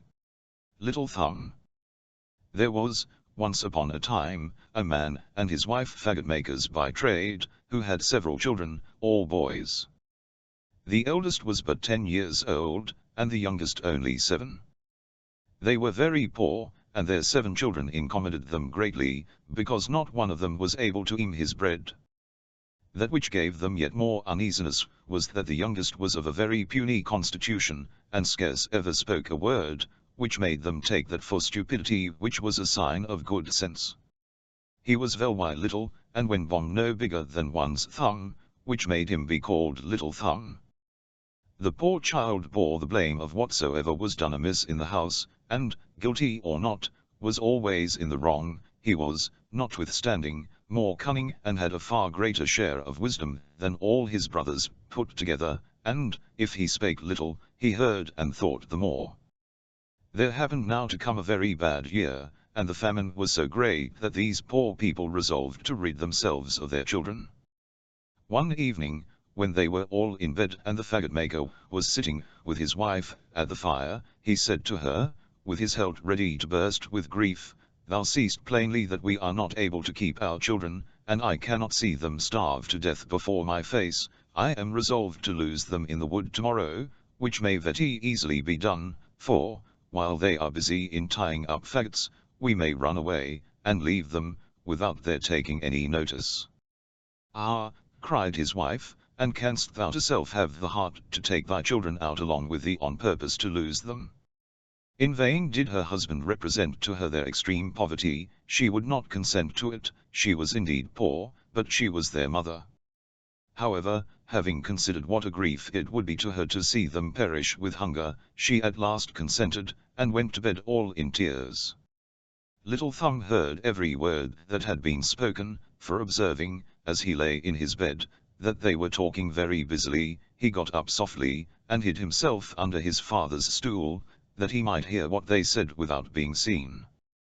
He went to bed again, but did not sleep a wink all the rest of the night, thinking on what he had to do. He got up early in the morning, and went to the riverside, where he filled his pockets full of small white pebbles, and then returned home. They all went abroad, but Little Thumb never told his brothers one syllable of what he knew. They went into a very thick forest, where they could not see one another at 10 paces distance.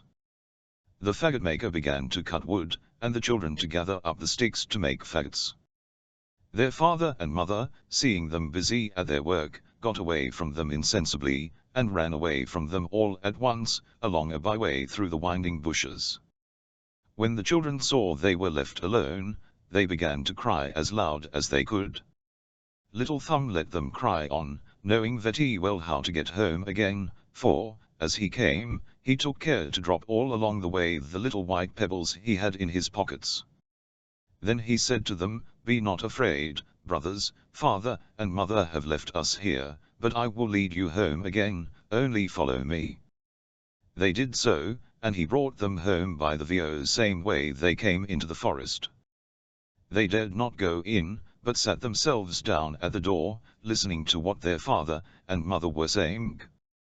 The very moment the faggot maker and his wife reached home, the lord of the manors sent them 10 crowns, which he had owed them a long while, and which they never expected. This gave them new life, for the poor people were almost famished. The faggot maker sent his wife immediately to the butcher's. As it was a long while since they had eaten a bit, she bought thrice as much meat as would sup 2 people. When they had eaten, the woman said, "Alas! Where are now our poor children? They would make a good feast of what we have left here, but it was you, William, who had a mind to lose them. I told you we should repent of it. What are they now doing in the forest? Alas! Dear God, the wolves have perhaps already eaten them up. Thou art inhuman thus to have lost thy children." The faggot maker grew at last quite out of patience, for she repeated it above 20 times, that they should repent of it, and that she was in the right of it for so saying. He threatened to beat her if she did not hold her tongue. It was not that the faggot maker was not, perhaps, more vexed than his wife, but that she teased him, and that he was of the humour of a great many others, who love wives to speak well, but think those very importunate who are continually doing so. She was half drowned in tears, crying out, "Alas! Where are now my children, my poor children?" She spoke this so very loud that the children, who were at the gate, began to out all together, "Here we are! Here we are!" She ran immediately to open the door, and said, hugging them, "I'm glad to see you, my dear children. You are very hungry and weary, and my poor Peter, thou art horribly. Come in and let me clean thee." Now, you must know that Peter was her eldest son, whom she loved above all the rest, because he was somewhat carroty, as she herself was. They sat down to supper, and ate with such a good appetite as pleased both father and mother, whom they acquainted how frightened they were in the forest, speaking almost always all together. The good folks were extremely glad to see their children once more at home, and this joy continued while the 10 crowns lasted, but, when the money was all gone, they fell again into their former uneasiness, and resolved to lose them again, and, that they might be the surer of doing it, to carry them to a much greater distance than before. They could not talk of this so secretly, but they were overheard by Little Thumb, who made account to get out of this difficulty as well as the former, but, though he got up very early in the morning to go and pick up some little pebbles, he was disappointed, for he found the house door double locked, and was at a stand what to do. When their father had given each of them a piece of bread for their breakfast, Little Thumb fancied he might make use of this instead of the pebbles by throwing it in little bits all along the way they should pass, and so he put the bread in his pocket.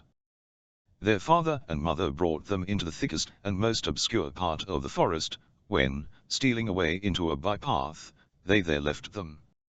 Little Thumb was not very uneasy at it, for he thought he could easily find the way again by means of his bread, which he had scattered all along as he came, but he was very much surprised when he could not find so much as one crumb. The birds had come and had eaten it up, every bit. They were now in great affliction, for the farther they went the more they were out of their way, and were more and more bewildered in the forest. Night now came on, and there arose a terribly high wind, which made them dreadfully afraid. They fancied they heard on every side of them the howling of wolves coming to eat them up. They scarce dared to speak or turn their heads. After this, it rained very hard, which wetted them to the skin. Their feet slipped at every step they took, and they fell into the mire, whence they got up in a very dirty pickle. Their hands were quite benumbed. Little Thumb climbed up to the top of a tree, to see if he could discover anything, and having turned his head about on either side, he saw at last a glimmering light, like that of a candle, but a long way from the forest. He came down, and, when upon the ground, he could see it no more, which grieved him sadly. However, having walked for some time with his brothers toward that side on which he had seen the light, he perceived it again as he came out of the wood. They came at last to the house where this candle was, not without an abundance of fear, for very often they lost sight of it, which happened every time they came into a bottom. They knocked at the door, and a good woman came and opened it. She asked them what they would have. Little Thumb told her they were poor children who had been lost in the forest, and desired to lodge there for God's sake. The woman, seeing them so very pretty, began to weep, and said to them, "Alas! Poor babies, whither are ye come? Do ye know that this house belongs to a cruel ogre who eats up little children?" "Ah, dear madam," answered Little Thumb, who trembled every joint of him, as well as his brothers, "what shall we do? To be sure the wolves of the forest will devour us tonight if you refuse us to lie here, and so we would rather the gentleman should eat us, and perhaps he may take pity upon us, especially if I are pleased to beg it of him." The ogre's wife, who believed she could conceal them from her husband till morning, let them come in, and brought them to warm themselves at a very good fire, for there was a whole sheep upon the spit, roasting for the ogre's supper. As they began to be a little warm they heard 3 or 4 great raps, and this was the ogre, who had come home. This she hid them under the bed, and went to open the door. The ogre presently asked if supper was ready, and the wine drawn, and then sat himself down to table. The sheep was as yet all raw and bloody, but he liked it the better for that. He sniffed about to the right and left, saying, "I smell fresh meat." "What you smell so," said his wife, "must be the calf which I have just now killed and flayed." "I'll smell fresh meat, I tell thee once more," replied the ogre, looking crossly at his wife, "and there is something here which I do not understand." As he spoke these words, he got up from the table, and went directly to the bed. "Ah, ah," said he, "I see then how thou wouldst cheat me, thou cursed woman. I know not why I do not eat thee up too, but it is well for thee that thou art a tough old carrion. Here is good game, which comes very quickly to entertain 3 ogres of my acquaintance who are to pay me a visit in a day or 2. With that he dragged them out from under the bed one by one. The poor children fell upon their knees, and begged his pardon, but they had to do with one of the most cruel ogres in the world, who, far from having any pity on them, had already devoured them with his eyes, and told his wife they would be delicate eating when tossed up with good savory sauce. He then took a great knife, and, coming up to these poor children, whetted it upon a great whetstone which he held in his left hand. He had already taken hold of one of them when his wife said to him, "Why need you do it now? Is it not time enough tomorrow?" "Hold your prating," said the ogre, "they will eat the tender."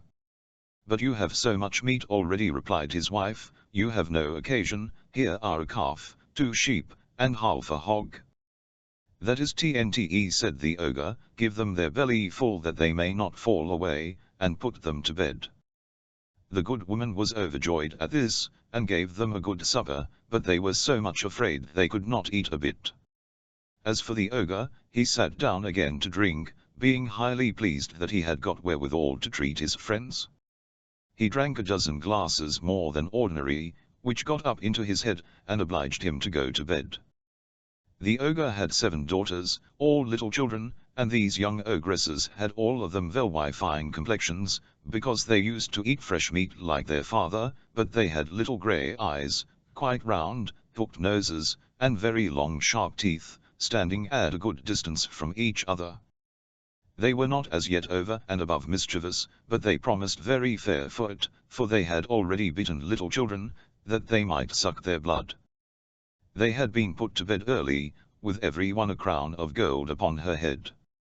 There was in the same chamber a bed of the like bigness, and it was into this bed the ogre's wife put the 7 little boys, after which she went to bed to her husband. Little Thumb, who had observed that the ogre's daughters had crowns of gold upon their heads, and was afraid lest the ogre should repent his not killing them, got up about midnight, and, taking his brothers' bonnets, and his own, went very softly and put them upon the heads of the 7 little ogresses, after having taken off their crowns of gold, which he put upon his own head and his brothers', that the ogre might take them for his daughters, and his daughters for the little boys whom he wanted to kill.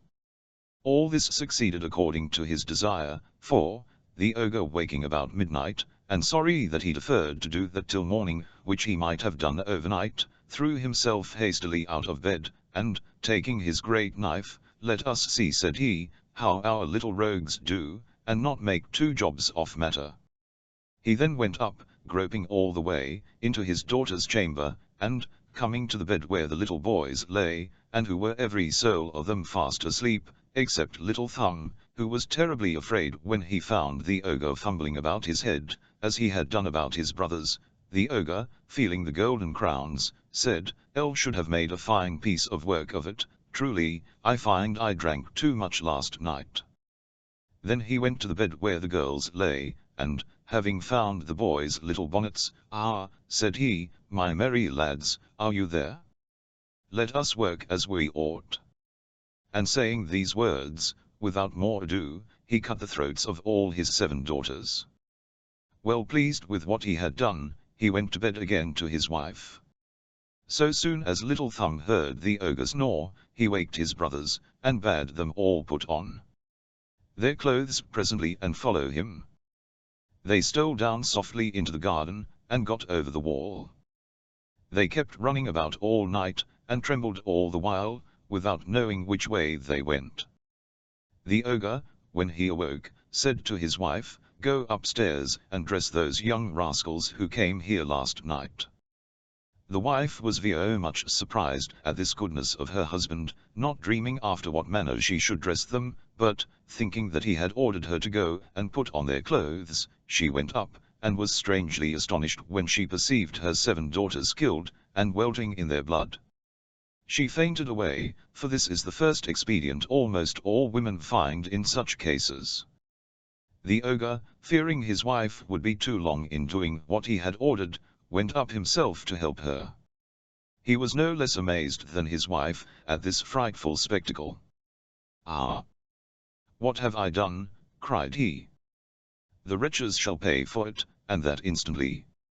He threw a pitcher of water upon his wife's face, and, having brought her to herself, said, "Give me quickly my boots of 7 leagues, that I may go and catch them." He went out, and, having run over a vast deal of ground, both on this side and that, he came at last into the very road where the poor children were, and not above 100 paces from their father's house. They espied the ogre, who went at one step from mountain to mountain, and over rivers as easily as the narrowest kennels. Little Thumb, seeing a hollow rock near the place where they were, made his brothers hide themselves in it, and crowded into it himself, minding always what would become of the ogre. The ogre, who found himself much tired with his long and fruitless journey, for these boots of 7 leagues greatly fatigued the wearer, had a great mind to rest himself, and, by chance, went to sit down upon the rock where the little boys had hid themselves. As it was impossible he could be more weary than he was, he fell asleep, and, after reposing himself some time, began to snore so frightfully that the children were no less afraid of him than when he held up his great knife, and was going to cut their throats. Little Thumb was not so much frightened as his brothers, and told them that they should run away immediately toward home, while the ogre was asleep so soundly, and that they should not be in any pain about him. They took his advice, and got home presently. Little Thumb came up to the ogre, pulled off his boots gently and put them on his own legs. The boots were very long and large, but, as they were fairies, they had the gift of becoming big and little, according to the legs of those who wore them, so that they fitted his feet and legs as well as if they had been made on purpose for him. He went immediately to the ogre's house, where he saw his wife crying bitterly for the loss of the ogre's murdered daughters. "Your husband," said Little Thumb, "is in very great danger, being taken by a gang of thieves, who have sworn to kill him if he does not give them all his gold and silver." The very moment they held their daggers at his throat he perceived me, and desired me to come and tell you the condition he is in, and that you should give me whatsoever he has of value, without retaining any one thing, for otherwise they will kill him without mercy, and, as his case is very pressing, he desired me to make use, you see I have them on, of his boots, that I might make the more haste, and to show you that I do not impose upon you. The good woman, being sadly frightened, gave him all she had, for this ogre was a very good husband, though he used to eat up little children. Little Thumb, having thus got all the ogre's money, came home to his father's house, where he was received with abundance of joy. There are many people who do not agree in this circumstance, and pretend that Little Thumb never robbed the ogre at all, and that he only thought he might very justly, and with a safe conscience, take off his boots of 7 leagues, because he made no other use of them but to after little children. These folks affirm that they are very well assured of this, and the more as having drunk and eaten often at the faggot-maker's house. They aver that when Little Thumb had taken off the ogre's boots he went to court, where he was informed that they were very much in pain about a certain army, which was 200 leagues off, and the success of a battle. He went, say they, to the king, and told him that, if he desired it, he would bring him news from the army before night. The king promised him a great sum of money upon that condition. Little Thumb was as good as his word, and returned that very same night with the news, and, this first expedition causing him to be known, he got whatever he pleased, for the king paid him very well for carrying his orders to the army. After having for some time carried on the business of a messenger, and gained thereby great wealth, he went home to his father, where it was impossible to express the joy they were all in at his return. He made the whole family very easy, bought places for his father and brothers, and, by that means, settled them very handsomely in the world, and, in the meantime, made his court to perfection. LL Charles Perrault. The 40 Thieves. In a town in Persia there dwelt two brothers, one named Qasim, the other Ali Baba. Qasim was married to a rich wife, and lived in plenty, while Ali Baba had to maintain his wife and children by cutting wood in a neighboring forest and selling it in the town. One day, when Ali Baba was in the forest, he saw a troop of men on horseback, coming toward him in a cloud of dust. He was afraid they were robbers, and climbed into a tree for safety. When they came up to him and dismounted, he counted 40 of them. They unbridled their horses, and tied them to trees. The finest man among them, whom Ali Baba took to be their captain, went a little way among some bushes, and said, "Open, sesame!" So plainly that Ali Baba heard him. A door opened in the rocks, and having made the troop go in, he followed them, and the door shut again of itself. They stayed some time inside, and Ali Baba, fearing they might come out and catch him, was forced to sit patiently in the tree. At last the door opened again, and the 40 thieves came out. As the captain went in last he came out first, and made them all pass by him. He then closed the door, saying, "Shut, sesame!" Every man bridled his horse and mounted, the captain put himself at their head, and they retuned as they came. Sesame is a kind of grain. Then Ali Baba climbed down and went to the door concealed among the bushes, and said, "Open, sesame," and it flew open. Ali Baba, who expected a dull, dismal place, was greatly surprised to find it large and well lighted, hollowed by the hand of man in the form of a vault, which received the light from an opening in the ceiling. He saw rich bales of merchandise, silk, stuff brocades, all piled together, and gold and silver in heaps, and money in leather purses. He went in and the door shut behind him.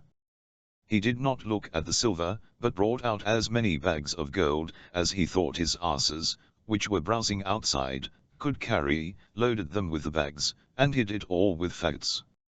Using the words, "Shut, sesame," he closed the door and went home. Then he drove his asses into the yard, shut the gates, carried the money bags to his wife, and emptied them out before her. He bade her keep the secret, and he would go and bury the gold. "Let me first measure it," said his wife. "I will go borrow a measure of someone, while you dig the hole." So she ran to the wife of Qasim, and borrowed a measure. Knowing Ali Baba's poverty, the sister was curious to find out what sort of grain his wife wished to measure, and artfully put some suet at the bottom of the measure. Ali Baba's wife went home, and set the measure on the heap of gold, and filled it and emptied it often, to her great content.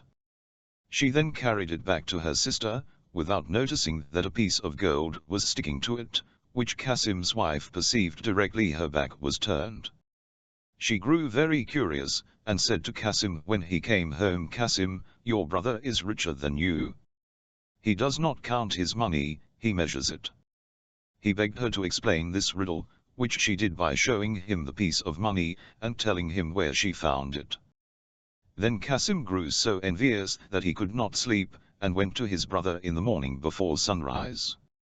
"Ali Baba," he said, showing him the gold piece, "you pretend to be poor, and yet you measure gold." By this Ali Baba perceived that through his wife's folly Qasim and his wife knew their secret, so he confessed all and offered Qasim a share. "That I expect," said Qasim, "but I must know where to find the treasure, otherwise I will discover all, and you will lose all." Ali Baba, more out of kindness than fear, told him of the cave, and the very words to use. Qasim left Ali Baba, meaning to be beforehand with him and get the treasure for himself. He rose early next morning, and set out with 10 mules loaded with great chests. He soon found the place, and the door in the rock.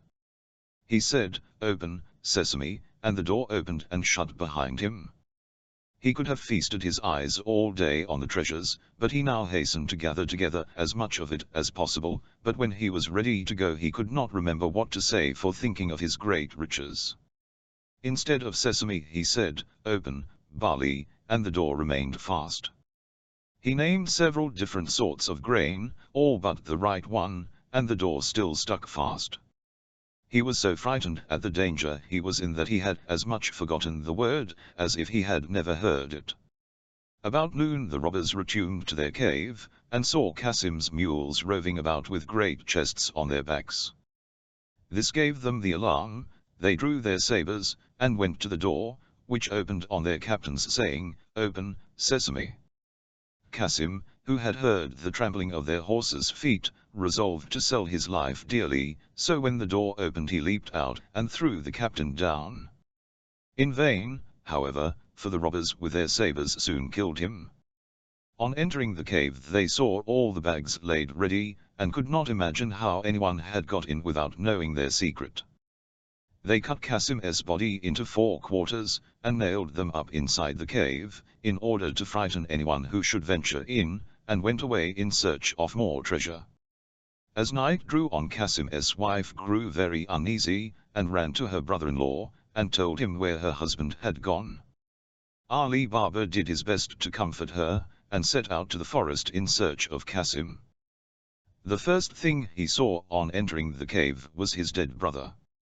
Full of horror, he put the body on one of his asses, and bags of gold on the other 2, and, covering all with some faggots, returned home. He drove the 2 asses laden with gold into his own yard, and led the other to Kasim's house. The door was opened by the slave Morgiana, whom he knew to be both brave and cunning. Unloading the ass, he said to her, "This is the body of your master, who has been murdered, but whom we must bury as though he had died in his bed. I will speak with you again, but now tell your mistress I am come." The wife of Kasim, on learning the fate of her husband, broke out into cries and tears, but Ali Baba offered to take her to live with him and his wife if she would promise to keep his counsel and leave everything to Morgiana, whereupon she agreed, and dried her eyes. Morgiana, meanwhile, sought an apothecary, and asked him for some lozenges. "My master," she said, "can neither eat nor speak, and no one knows what his distemper is." She carried home the lozenges, and returned next day weeping, and asked for an essence only given to those just about to die. Thus, in the evening, no one was surprised to hear the wretched shrieks and cries of Kasim's wife and Morgiana, telling everyone that Kasim was dead. The day after Morgiana went to an old cobbler near the gates of the town who opened his stall early, put a piece of gold in his hand, and bade him follow her with his needle and thread. Having bound his eyes with a handkerchief, she took him to where the body lay, pulled off the bandage, and bade him sew the quarters together, after which she covered his eyes again and led him home. Then they buried Kasim, and Morgiana his slave followed him to the grave, weeping and tearing her hair, while Kasim's wife stayed at home uttering lamentable cries. Next day she went to live with Ali Baba, who gave Kasim's shop to his eldest son. The 40 thieves, on their return to the cave, were much astonished to find Kasim's body gone and some of their money bags. "We are certainly discovered," said the captain, "and shall be undone if we cannot find out who it is that knows our secret. 2 men must have known it, we have killed one, we must now find the other. To this end one of you who is bold and artful must go into the city dressed as a traveler, and discover whom we have killed, and whether men talk of the strange manner of his death. If the messenger fails he must lose his life, lest we be betrayed." One of the thieves started up and offered to do this, and after the rest had highly commended him for his bravery he disguised himself, and happened to enter the town at daybreak, just by Baba Mustafa's stall. The thief bade him good day, saying, "Honest man, how can you possibly see to stitch at your age?" Old as I am, replied the cobbler, I have very good eyes, and will you believe me when I tell you that I sewed a dead body together in a place where I had less light than I have now? The robber was overjoyed at his good fortune, and, giving him a piece of gold, desired to be shown the house where he stitched up the dead body. At first Mustafa refused, saying that he had been blindfolded, but when the robber gave him another piece of gold he began to think he might remember the turnings if blindfolded as before. This means succeeded. The robber partly led him, and was partly guided by him, right in front of Kasim's house, the door of which the robber marked with a piece of chalk. Then, well pleased, he bade farewell to Baba Mustafa, and returned to the forest. By and by Morgiana, going out, saw the mark the robber had made, quickly guessed that some mischief was brewing, and fetching a piece of chalk marked 2 or 3 doors on each side, without saying anything to her master or mistress. The thief, meantime, told his comrades of his discovery.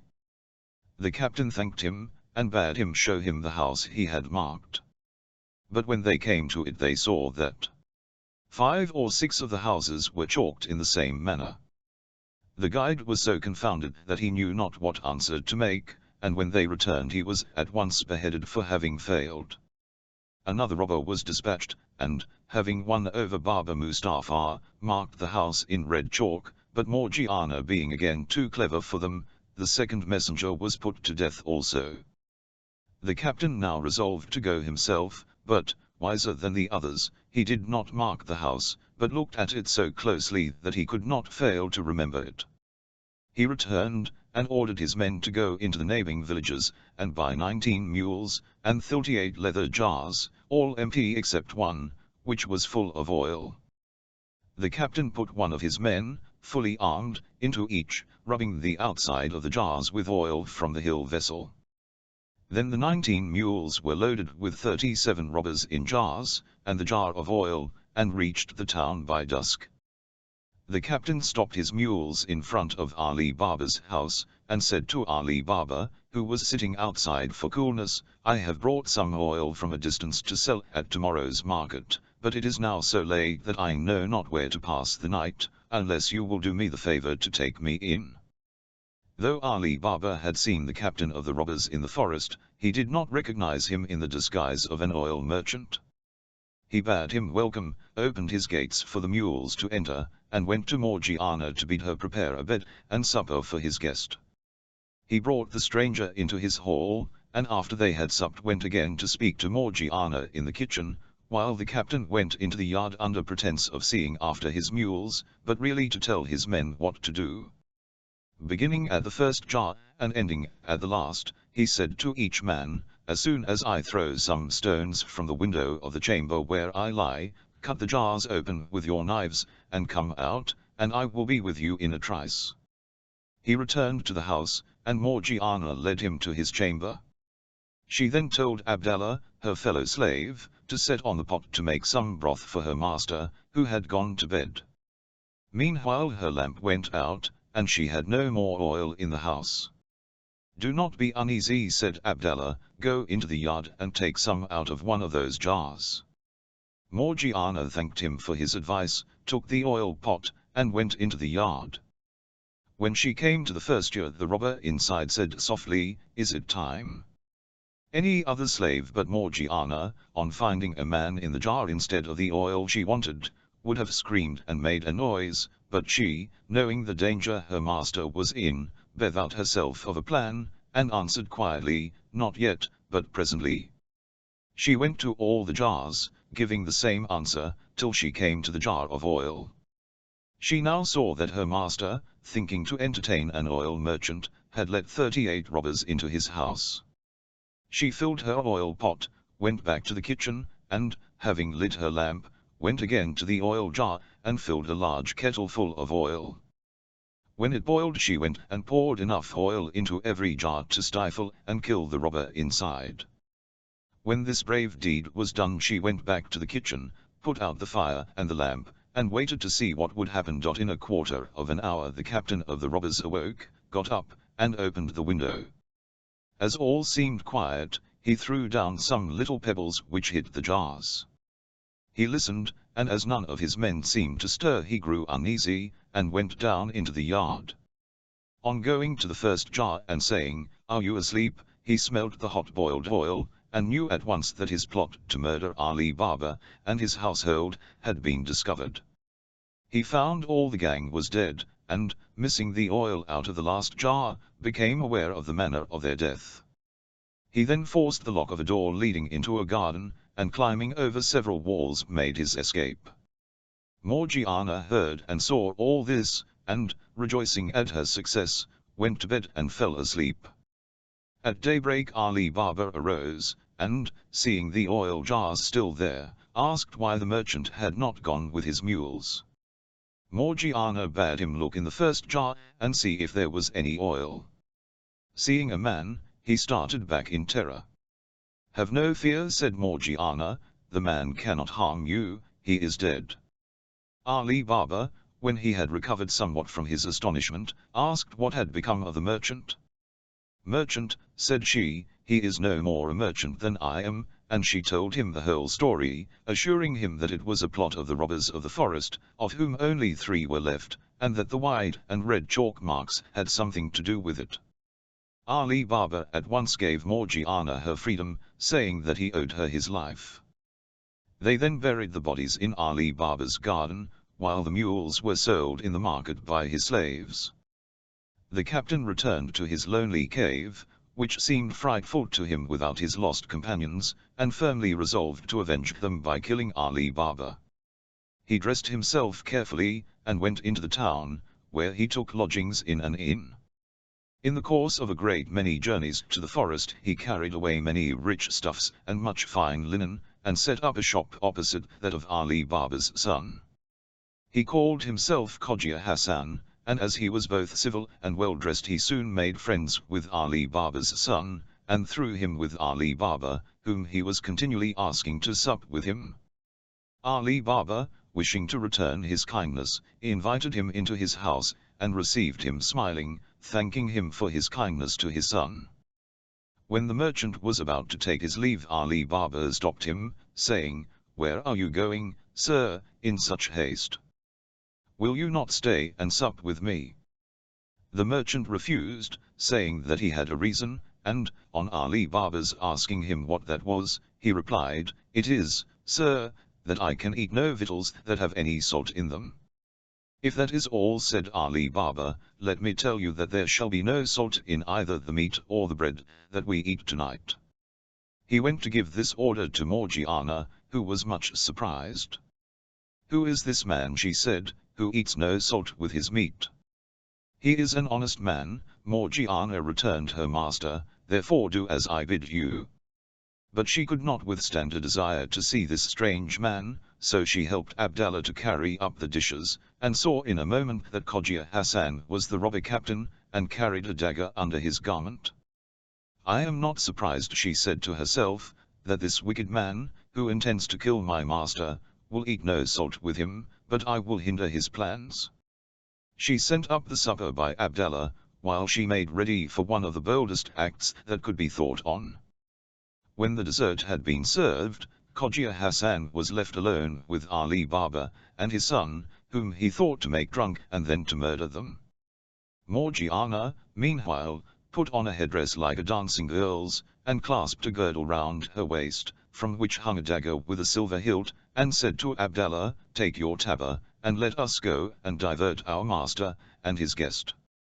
Abdallah took his tabor, and played before Morgiana until they came to the door, where Abdallah stopped playing and Morgiana made a low courtesy. "Come in, Morgiana," said Ali Baba, "and let Cogia Hassan see what you can do," and, turning to Cogia Hassan, he said, "She's my slave and my housekeeper." Cogia Hassan was by no means pleased, for he feared that his chance of killing Ali Baba was gone for the present, but he pretended great eagerness to see Morgiana, and Abdallah began to play and Morgiana to dance. After she had performed several dances she drew her dagger, and made passes with it, sometimes pointing it at her own breast, sometimes at her master's, as if it were part of the dance. Suddenly, out of breath, she snatched the tabor from Abdallah with her left hand, and, holding the dagger in her right hand, held out the tabor to her master. Ali Baba and his son put a piece of gold into it, and Cogia Hassan, seeing that she was coming to him, pulled out his purse to make her a present, but while he was putting his hand into it Morgiana plunged the dagger into his heart. "Unhappy girl," cried Ali Baba and his son, "what have you done to ruin us?" "It was to preserve you, master, not to ruin you," answered Morgiana. "See here," opening the false merchant's garment, and showing the dagger, "see what an enemy you have entertained. Remember, he would eat no salt with you, and what more would you have? Look at him. He is both the false oil merchant, and the captain of the 40 thieves." Ali Baba was so grateful to Morgiana for thus saving his life, that he offered her to his son in marriage, who readily consented, and a few days after the wedding was celebrated with greatest splendor. At the end of a year Ali Baba, hearing nothing of the 2 remaining robbers, judged they were dead, and set out to the cave. The door opened on his saying, "Open sesame." He went in, and saw that nobody had been there since the captain left it. He brought away as much gold as he could carry, and returned to town. He told his son the secret of the cave, which his son handed down in his turn, so the children and grandchildren of Ali Baba were rich to the end of their lives. LL Arabian Nights. Hansel and Gretel. Once upon a time there dwelt on the outskirts of a large forest a poor woodcutter with his wife and 2 children. The boy was called Hansel and the girl Gretel. He had always little enough to live on, and once, when there was a great famine in the land, he couldn't even provide them with daily bread. One night, as he was tossing about in bed, full of cares and worry, he sighed and said to his wife, "What's to become of us? How are we to support our PCM children, now that we have nothing more for ourselves?" "I'll tell you what, husband," answered the woman, "early tomorrow morning, we'll take the children out into the thickest part of there. We shall light a fire for them, and give them each a piece of bread, then we'll go on to our work, and leave them alone. They won't be able to find their way home, and we shall thus be rid of them." "No, wife," said her husband, "that I won't do. How could I find it in my heart to leave my children alone in the wood? The wild beasts would soon come and tear them to pieces." "Oh, you," said she, "then we must all 4 die of hunger, and you may just as well go and plane the boards for our coffins," and she left him no peace till he consented. "But I can't help feeling sore for the poor children," added the husband. The children, too, had not been able to sleep for hunger, and had heard what their stepmother had said to their father. Gretel wept bitterly and spoke to Hansel, "Now it's all up with us." "No, no, Gretel," said Hansel, "don't fret yourself, I'll be able to find a way to escape, no fear." And when the old people had fallen asleep he got up, slipped on his little coat, opened the back door, and stole out. The moon was shining clearly, and the white pebbles which lay in front of the house glittered like bits of silver. Hansel bent down and filled his pocket with as many of them as he could cram in.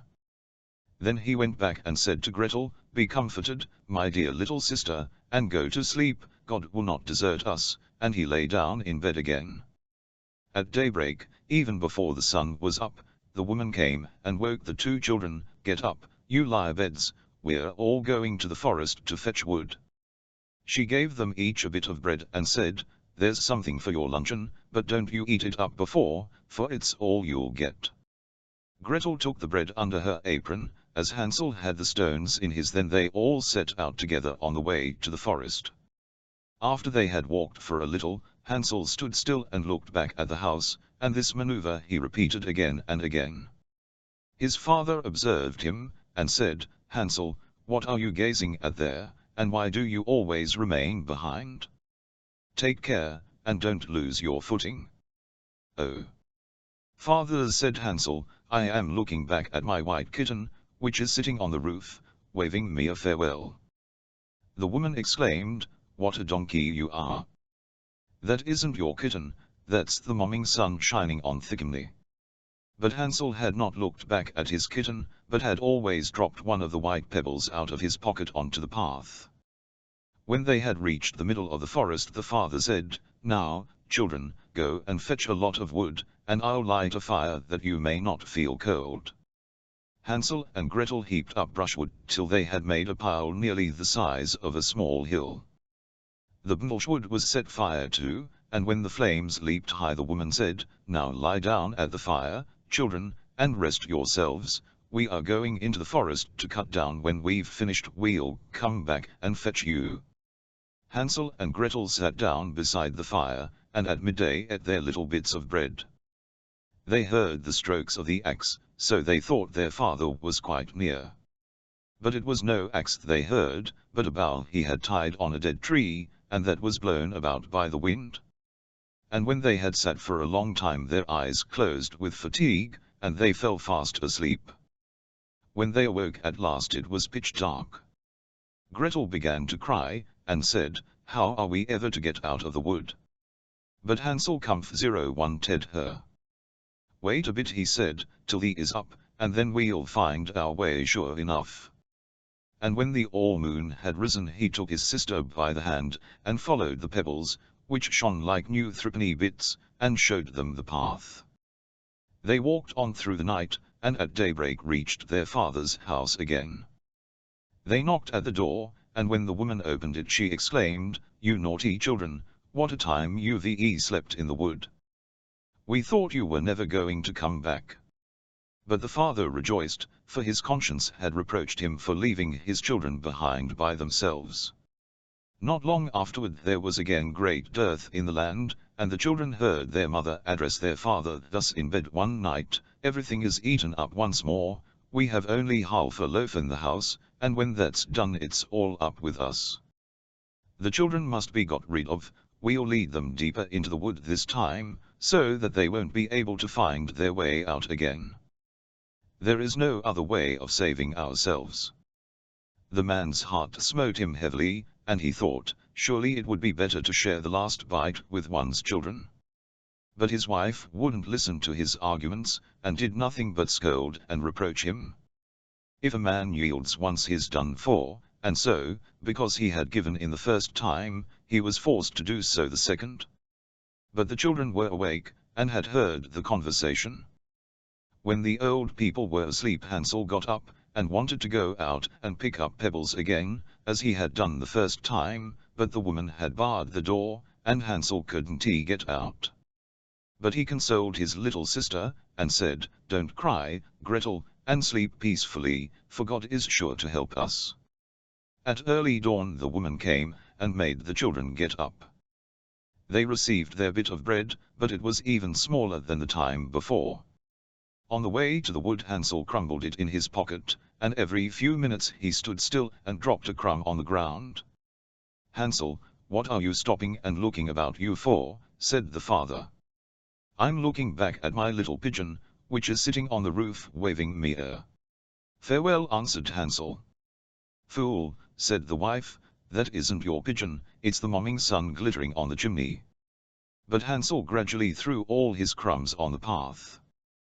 The woman led the children still deeper into the forest, farther than they had ever been in their lives before. Then a big fire was lit again, and the mother said, "Just sit down there, children, and if you're tired you can sleep a bit. We're going into the forest to cut down wood, and in the evening when we're finished we'll come back to fetch you." At midday Gretel divided her bread with Hansel, for he had strewn his all along their path. Then they fell asleep, and evening passed away, but nobody came to the poor children. They didn't awake till it was pitch dark, and Hansel comforted his sister, saying, "Only wait, Gretel, till the moon rises, then we shall see the bread scattered along the path, they will show us the way back to the house." When they appeared they got up, but they found no crumbs, for the thousands of birds that fly about the woods and fields had picked them all up. "Never mind," said Hansel to Gretel, "you'll see we'll find a way out," but all the same they did not. They wandered about the whole night, and the next day, from morning till evening, but they could not find a path out of the wood. They were very hungry, too, for they had nothing to eat but a few berries they found growing on the ground. And at last they were so tired that their legs refused to carry them any longer, so they lay down under a tree, and fell fast asleep. On the third morning after they had left their father's house they set about their wandering again, but only got deeper and deeper into the wood, and now they felt that if help did not come to them soon they must perish. At midday they saw a beautiful little snow-white bird sitting on a branch, which sang so sweetly that they stopped still and listened to it. And when its song was finished it flapped its wings, and flew on in front of them. They followed it and came to a little house, on the roof of which it perched, and when they came quite near they saw that the cottage was made of bread, and roofed with cakes, while the window was made of transparent sugar. "Now we'll set to," said Hansel, "and have a regular blow-out. I'll eat a bit of the roof, and you, Gretel, can eat some of the window, which you'll find a sweet morsel." Hansel stretched up his hand and broke off a little bit off roof to see what it was like, and Gretel went to the casement, and began to nibble at it. Thereupon a shrill voice called out from the room inside, "Nibble, nibble, mouse, who's nibbling my house?" The children answered, "Ice heavens CVN child, the tempest wild," and went on eating, without putting themselves about. Hansel, who thoroughly appreciated the roof, tore down a big bit of it, while Gretel pushed out a whole round window pane, and sat down the better to enjoy it. Suddenly the door opened, and an ancient dame leaning on a staff hobbled out. Hansel and Gretel were so terrified that they let what they had in their hands fall. But the old woman shook her head and said, "Oh, ho! You dear children, who led you here? Just come in and stay with me, no ill shall befall you." She took them both by the hand, and led them into the house, and laid a most sumptuous dinner before them, milk and sugared pancakes, with apples and nuts. After they had finished, 2 beautiful little white beds were prepared for them, and when Hansel and Gretel lay down in them they felt as if they had got into heaven. 1. He was a vulgar boy. The old woman had appeared to be most friendly, but she was really an old witch who had waylaid the children, and had only built the little bread house in order to lure them in. When anyone came into her power she killed, cooked, and ate him, and held a regular feast day for the occasion. Now witches have red eyes, and cannot see far, but, like beasts, they have a keen sense of smell, and know when human beings pass by. When Hansel and Gretel fell into her hands she laughed maliciously, and said jeeringly, "I've got them now, they shan't escape me." Early in the morning, before the children were awake, she rose up, and when she saw them both sleeping so peacefully, with their round rosy cheeks, she muttered to herself, "That'll be a dainty bite." Then she seized Hansel with her bony hand, and carried him into a little stable, and barred the door on him. He might scream as much as he liked, it did him no good. Then she went to Gretel, shook her till she awoke, and cried, "Get up, you lazy bones, fetch water, and cook something for your brother. 15 Then his fat I'll eat him up."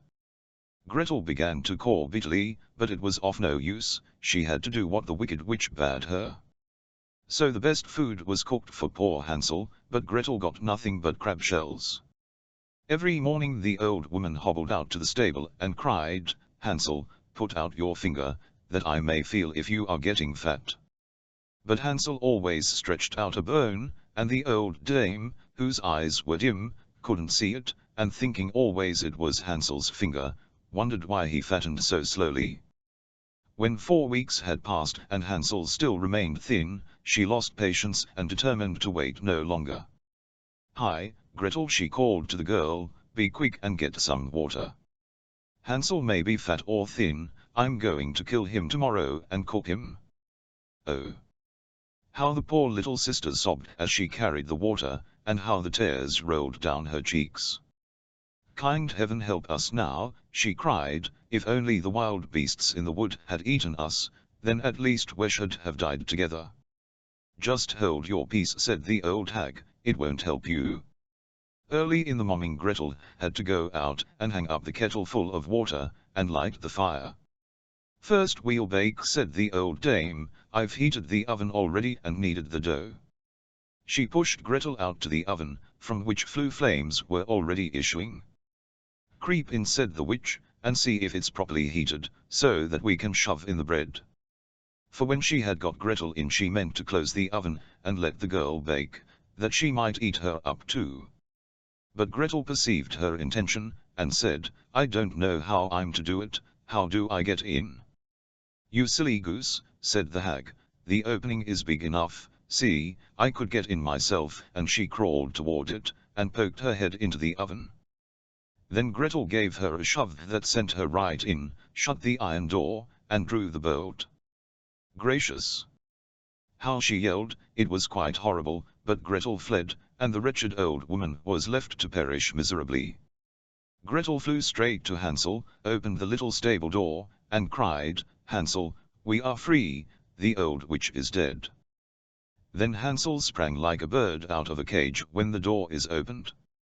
How they rejoiced, and fell on each other's necks, and jumped for joy, and kissed one another. And as they had no longer any cause for fear, they went in the old hag's house, and here they found, in every corner of room, boxes with pearls and precious stones. "These are even better than pebbles," said Hansel, and crammed his full of them, and Gretel said, "I too will bring something home," and she filled her apron full. "But now," said Hansel, "let's go and get well away from the witch's wood." When they had wandered about for some hours, they came to a big lake. "We can't get over," said Hansel, "I see no bridge of any sort or kind." "Yes, and there's no ferry boat either," answered Gretel, "but look, there swims a white duck. If I ask her, she'll help us over," and she called out, "Here are two children, Rilzern Fuel very, seeing neither bridge ferry, take us upon white back, and us over, quack, quack." The duck swam toward them, and Hansel got on her back, and bade his little sister sit beside him. "No," answered Gretel, "we should be too heavy a load for the duck, she shall carry us across separately." The good bird did this, and when they were landed safely on the other side, and had gone for a while, the wood became more and more familiar to them, and at length they saw their father's house in the distance. Then they set off to run, and bounding into the room fell on their father's neck. The man had not passed a happy hour since he left them in the wood, but the woman had died.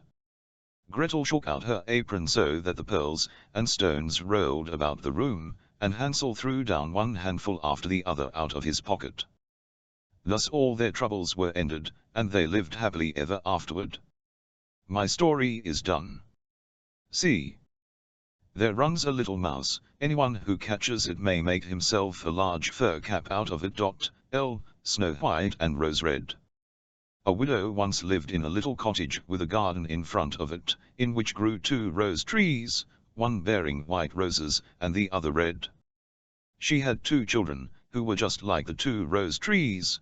One was called Snow White and the other Rose Red, and they were the sweetest and best children in the world, always diligent and always cheerful, but Snow White was quieter and more gentle than Rose Red.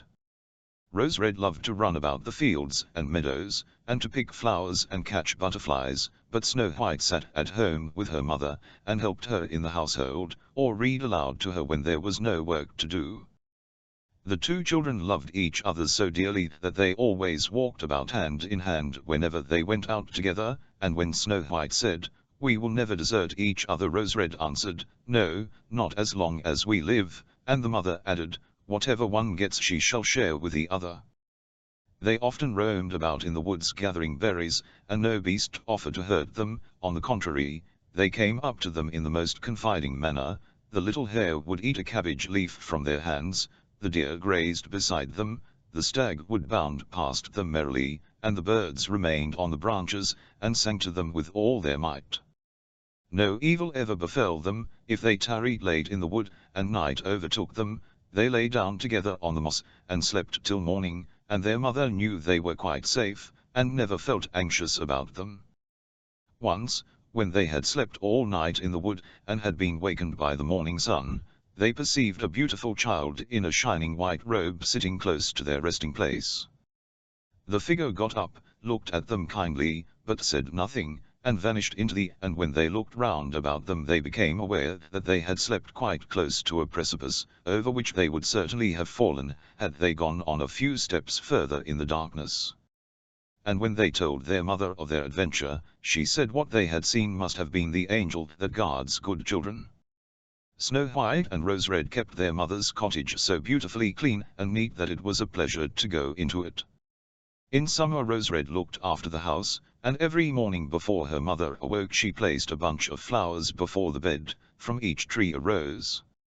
In winter Snow White lit the fire, and put on the kettle, which was made of brass, but so beautifully polished that it shone like gold. In the evening when the snowflakes fell their mother said, "Snow White, go and close the shutters," and they drew round the fire, while the mother put on her spectacles, and read aloud from a big book, and the two girls listened, and sat and span. Beside them on the ground lay a little lamb, and behind them perched a little white dove, with its head tucked under its wings. One evening, as they sat thus cosily together someone knocked at the door, as though he desired admittance. The mother said, "Rose Red, open the door quickly, it must be some travellers seeking shelter." Rose Red hastened to unbar the door, and thought she saw a man standing in the darkness outside, but it was no such thing, only a bear, who poked his thick black head through the door. Rose Red screamed aloud and sprang back in terror, the lamb began to bleat, the dove flapped its wings, and Snow White ran and hid behind her mother's bed. But the bear began to speak, and said, "Don't be afraid, I won't hurt you. I am half frozen, and only wish to warm myself a little." "My poor bear," said the mother, "lie down by the fire, only take care you don't burn your fur." Then she called out, "Snow White and Rose Red, come out, the bear will do you no harm, he is a good, honest creature." So they both came out of their hiding places, and gradually the lamb and dove drew near too, and they all forgot their fear. The bear asked the children to beat the snow a little out of his fur, and they fetched a brush and scrubbed him till he was dry. Then the beast stretched himself in front of the fire, and growled quite happily and comfortably. The children soon grew quite at their ease with him, and led their helpless guest a fearful life. They tugged his fur with their hands, put their small feet on his back, and rolled him about here and there, or took a hazel wand and beat him with it, and if he growled they only laughed. The bear submitted to everything with the best possible good nature, only when they went too far he cried, "Oh, children, spare my life. And Rose Red, don't beat your lover dead." When it was time to retire for the night, and the others went to bed, the mother said to the bear, "You can lie there on the hearth, in heaven's name, it will be shelter for you from the cold and wet." As soon as day dawned the children led him out, and he trotted over the snow into the wood. From this time on the bear came evening at the same hour, and lay down by the hearth and let the children play what pranks they liked with him, and they got so accustomed to him that the door was never shut till their black friend had made his appearance. When spring came, and all outside was green, the bear said one morning to Snow White, "Now I must go away, and not return again the whole summer." "Where are you going to, dear bear?" asked Snow White. "I must go to the wood and protect my treasure from the wicked dwarfs. In winter, when the earth is frozen hard, they are obliged to remain underground, for they can't work their way through, but now, when the sun has thawed and warmed the ground, they break through and come up above to spy the land, and steal what they can. What once falls into their hands, and into their caves is not easily brought back to light." Snow White was quite sad over their friend's departure, and when she unbarred the door for him, the bear, stepping out, caught a piece of his fur in the door knocker, and Snow White thought she caught sight of glittering gold beneath it, but she couldn't be certain of it, and the bear ran hastily away, and soon disappeared behind the trees. A short time after this the mothers sent the children into the wood to collect faggots. They came in their wanderings upon a big tree which lay felled on the ground, and on the trunk among the long grass they noticed something jumping up and down, but what it was they couldn't distinguish. When they approached nearer they perceived a dwarf, with a wizened face, and a beard a yard long. The end of the beard was jammed into a cleft of the tree, and the little man sprang about like a dog on a chain, and didn't seem to know what he was to do. He glared at the girls with his fiery red eyes, and screamed out, "What are you standing there for? Can't you come and help me?" "What were you doing, little man?" asked Rose Red. "You stupid, inquisitive goose," replied the dwarf, "I wanted to split the tree, in order to get little chips of wood for our kitchen fire, those thick logs that serve to make fires for coarse, greedy people like yourselves quite burn up all the little food we need." I had successfully driven in the wedge, and all was going well, but the cursed wood was so slippery that it suddenly sprang out, and the tree closed up so rapidly that I had no time to take my beautiful white beard out, so here I am stuck fast, and I can't get away, and you silly, smooth-faced, milk and water girls just stand and laugh. Ah! What wretches you are! The children did all in there, but they couldn't get the beard out, it was wedged in far too firmly. "I will run and fetch somebody," said Rose Red. "Crazy blockheads," snapped the dwarf, "what's the good of calling anyone else? You're already too many for me. Does nothing better occur to you than that?" "Don't be so impatient," said Snow White, "I'll see you get help," and taking her scissors out of her pocket she cut off the end of his beard. As soon as the dwarf felt himself free he seized a bag full of gold, which was hidden among the roots of the tree, lifted it up, and muttered aloud, "Curse these rude wretches, cutting off a piece of my splendid beard." With these words he swung the bag over his back, and disappeared without as much as looking at the children again. Shortly after this Snow White and Rose Red went out to get a dish of fish. As they approached the stream they saw something which looked like an enormous grasshopper springing toward the water, as if it were going to jump in. They ran forward and recognized their old friend the dwarf. "Where are you going to?" asked Rose Red, "you're surely not going to jump into the water." "I'm not such a fool," screamed the dwarf. "Don't you see that cursed fish is trying to drag me in?" The little man had been sitting on the bank fishing, when unfortunately the wind had entangled his beard in the line, and when immediately afterward a big fish bit, the feeble little creature had no strength to pull it out, the fish had the upper fin, and dragged the dwarf toward him. He clung on with all his might to every rush and blade of grass, but it didn't help him much, he had to follow every movement of the fish, and was in great danger of being drawn into the water. The girls came up just at the right moment, held him firm, and did all they could to disentangle his beard from the line, but in vain, beard and line were in our palace muddle. Nothing remained but to produce the scissors and cut the beard, by which a small part of it was sacrificed. When the dwarf perceived what they were about he yelled to them, "Do you call that manners, you toadstools? To disfigure a fellow's face? It wasn't enough that you shortened my beard before, but you must now needs cut off the best bit of it. I can't appear like this before my own people. I wish you'd been in Jericho first." Then he fetched a sack of pearls that lay among the nulles, and without saying another word he dragged it away and disappeared behind a stone. It happened that soon after this the mothers sent the two girls to the town to buy needles, thread, laces, and ribbons. Their road led over a heath where huge boulders of rock lay scattered here and there. While nudging along they saw a big bird hovering in the air, circling slowly above them, but always descending lower, till at last it settled on a rock not far from them. Immediately afterward they heard a sharp, piercing cry. They ran forward, and saw with horror that the eagle had pounced on their old friend the dwarf, and was about to carry him off. The tender-hearted children seized hold of the little man, and struggled so long with the bird that at last he let go his prey. When the dwarf had recovered from the first shock he screamed in his screeching voice, "Couldn't you have treated me more carefully?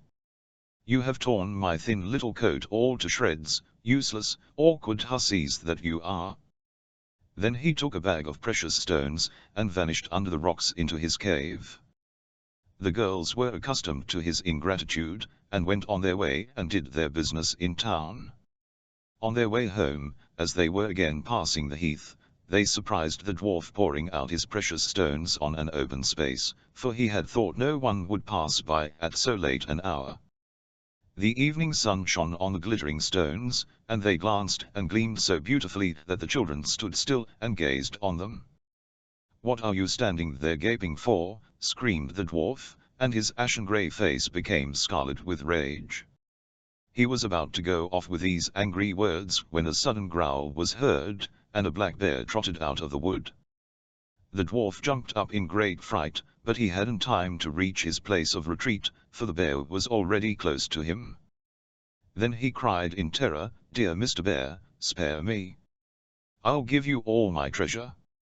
Look at those beautiful precious stones lying there. Spare my life. What pleasure would you get from a poor feeble little fellow like me? You won't feel me between your teeth. There, lay hold of these two wicked girls, they will be a tender morsel for you, as fat as young quails, eat them up, for heaven's sake." But the bear, paying no attention to his words, gave the evil little creature one blow with his paw, and he never moved again. The girls had run away, but the bear called after them, "Snow White and Rose Red, don't be afraid, wait, and I'll come with you." Then they recognized his voice, and stood still, and when the bear was quite close to them his skin suddenly fell off, and a beautiful man stood beside them, all dressed in gold. "I am a king's son," he said, "and have been doomed by that unholy little dwarf, who had stolen my treasure, to roam about the woods as a wild bear till his death should set me free. Now he has got his well-merited punishment." Snow White married him, and Rose Red his brother, and they divided the great treasure the dwarf had collected in his cave between them.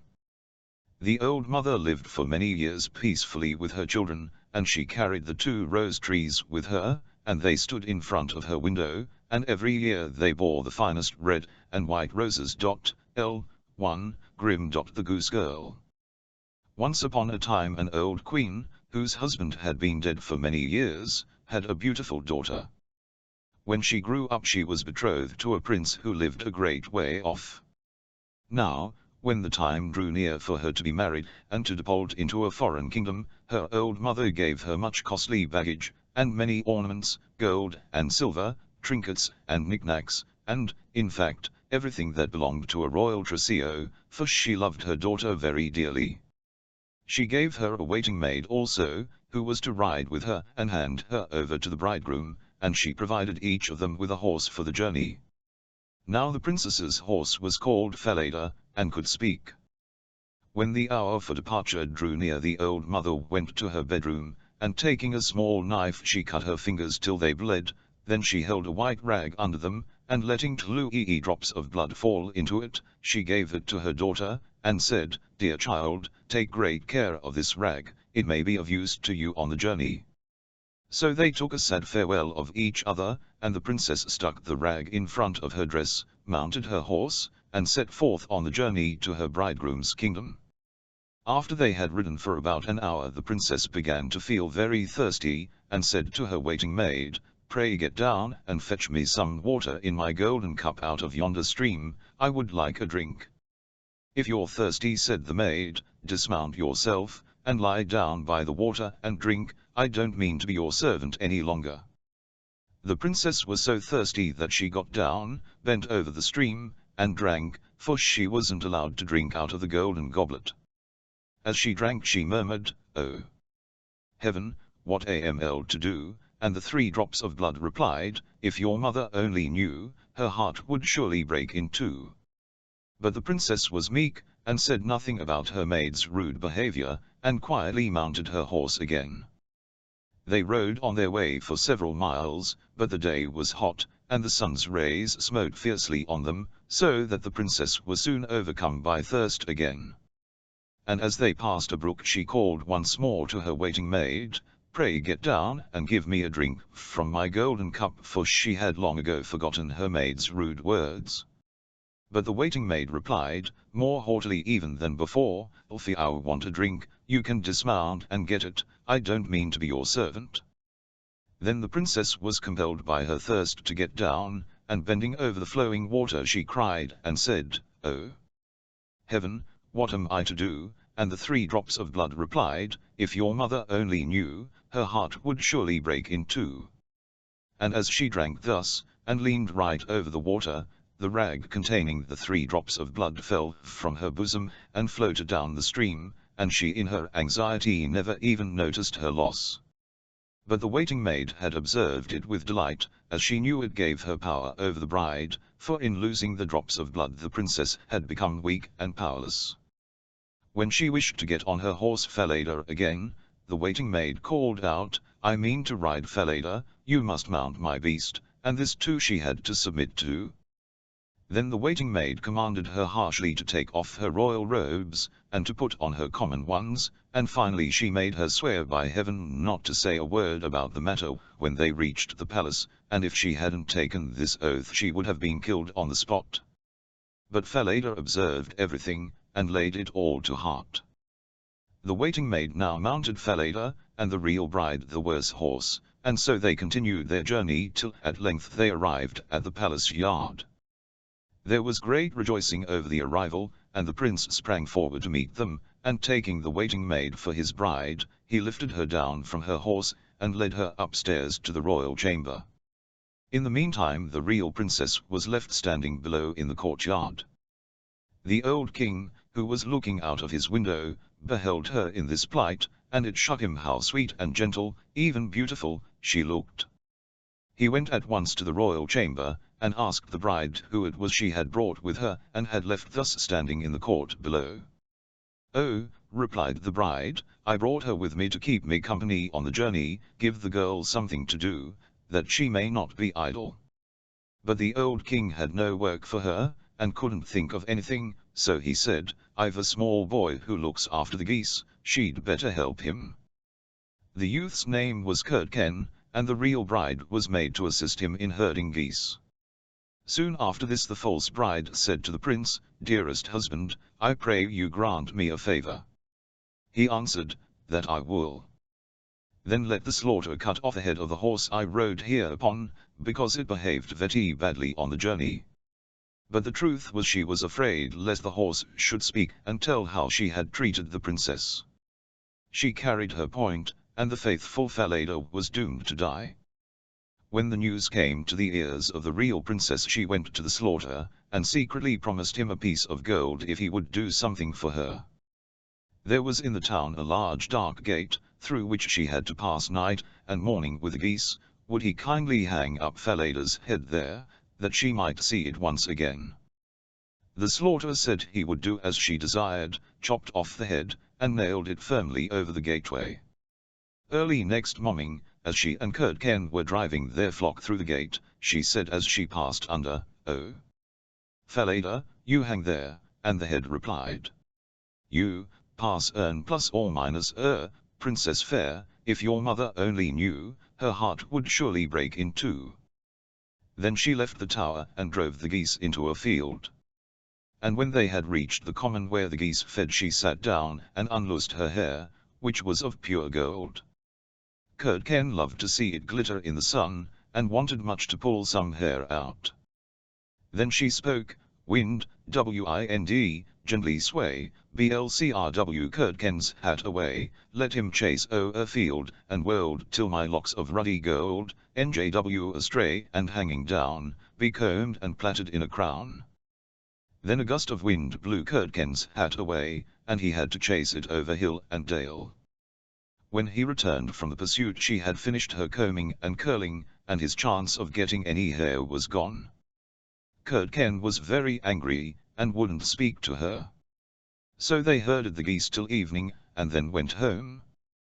The next morning, as they passed under the gate, the girl said, "Oh, Falada, you hang there," and the head replied, "You, pass under, princess fair, if your mother only knew, her heart would surely break in 2. Then she went on her way till she came to the common, where she sat down and began to comb out her hair. Then Curdken ran up to her and wanted to grasp some of the hair from her head, but she called out hastily, "Wind, wind, gently sway, blcrw Curdken's hat away, let him chase o'er a field and world till my locks of ruddy gold, njw astray and hanging down, be combed and plaited in a crown. Then a puff of wind came and blew Curdken's hat far away, so that he had to run after it, and when he returned she had long finished putting up her golden, and he couldn't get any hair, so they watched the geese till it was dark. But that evening when they got home Curdken went to the old king, and said, "I'll refuse to herd geese any longer with that girl." "For what reason?" asked the old king. "Because she does nothing but annoy me all day long," replied Curdken, and he proceeded to relate all her iniquities, and said, "Every morning as we drive the flock through the dark gate she says to a horse's head that hangs on the wall, 'Oh, Falada, cis you hang there,' and the head replies, 1 plus or minus 3 you, pass under, princess fair, if your Arcitha only knew, her heart would surely break in." And Curdken went on to tell what passed on the common where the geese fed, and how he had always to chase his hat. The old king bade him go and drive forth his flock as usual next day, and when morning came he himself took up his position behind the dark gate, and heard how the goose girl greeted Falada. Then he followed her through the field, and hid himself behind a bush on the common. He soon saw with his own eyes how the goose boy and the goose girl looked after the geese, and how after a time the maiden sat down and loosed her hair, that glittered like gold, and repeated, "Wind, wind, gently sway, blcrw Curdken's hat away, let him chase o'er field and wold, till my locks of ruddy gold njw astray, and hanging down, be combed and plaited in a crown." Then a gust of wind came and blew Curdken's hat away, so that he had to fly over hill and dale after it, and the girl in the meantime quietly combed and plaited her hair. All this the old king observed, and returned to the palace without anyone having noticed him. In the evening when the goose girl came home he called her aside, and asked her why she behaved as she did. "I may not tell you why, how dare I confide my woes to anyone? For I swore not to by heaven, otherwise I should have lost my life." The old king begged her to tell him all, and left her no peace, but he could get nothing out of her. At last he said, "Well, if I won't tell me, confide your trouble to the iron stove there," and he went away. Then she crept to the stove, and began to sob and cry, and to pour out her poor little heart, and said, "Here I sit, deserted by all the world, I who am a king's daughter, and a false waiting maid has forced me to take off my own clothes, and has taken my place with my bridegroom, while I have to fulfill the lowly office of girl. If my mother only knew, her heart would surely break in two." But the old king stood outside at the stove chimney, and listened to her words. Then he entered the room again, and bidding her leave the stove, he ordered royal apparel to be put on her, in which she looked amazingly lovely. Then he summoned his son, and revealed to him that he had got the false bride, who was nothing but a waiting maid, while the real one, in the guise of the ex-goose girl, was standing at his side. The young king rejoiced from his heart when he saw her beauty, and learned how good she was, and a great banquet was prepared, to which everyone was bidden. The bridegroom sat at the head of the table, the princess on one side of him and the waiting maid on the other, but she was so dazzled that she did not recognize the princess in her glittering garments. Now when they had eaten and drunk, and were merry, the old king asked the waiting maid to solve a knotty point for him. What, said he, should be done to a certain person who has deceived everyone, and he proceeded to relate the whole story, ending up with, now what sentence should be passed. Then the false bride answered, she deserves to be put stark naked into a barrel lined with sham nails, which should be dragged by 2 white horses up and down the street till she is dead. You are the person, said the king, and you have passed sentence on yourself, and even so it shall be done to you. And when the sentence had been carried out, the young king was married to his real bride, and both reigned over the kingdom in peace and happiness. L1 Grimm. Toads and Diamonds. There was once upon a time a widow who had 2 daughters. The eldest was so much like her in the face and humor that whoever looked upon the daughter saw the mother. They were both so disagreeable and so proud that there was no living with the youngest, who was the very picture of her father for courtesy and sweetness of temper, was withal one of the most beautiful girls ever seen. As people naturally love their own likeness, this mother even doted on her eldest daughter, and at the same time had a horrible aversion for the youngest. She made her eat in the kitchen, and work continually. Among other things, this poor child was forced twice a day to draw water above 1.5 miles of the house, and bring home a pitcher full of it. One day, as she was at this fountain, there came to her a poor woman, who begged of her to let her drink. "Oh, with all my heart, goody," said this pretty little girl, and rinsing immediately the pitcher, she took up some water from the clearest place of the fountain, and gave it to her, holding up the pitcher all the while, that she might drink the easier. The good woman, having drnk, said to her, "You are so very pretty, my dear, so good and so manly, that I cannot help giving you a gift."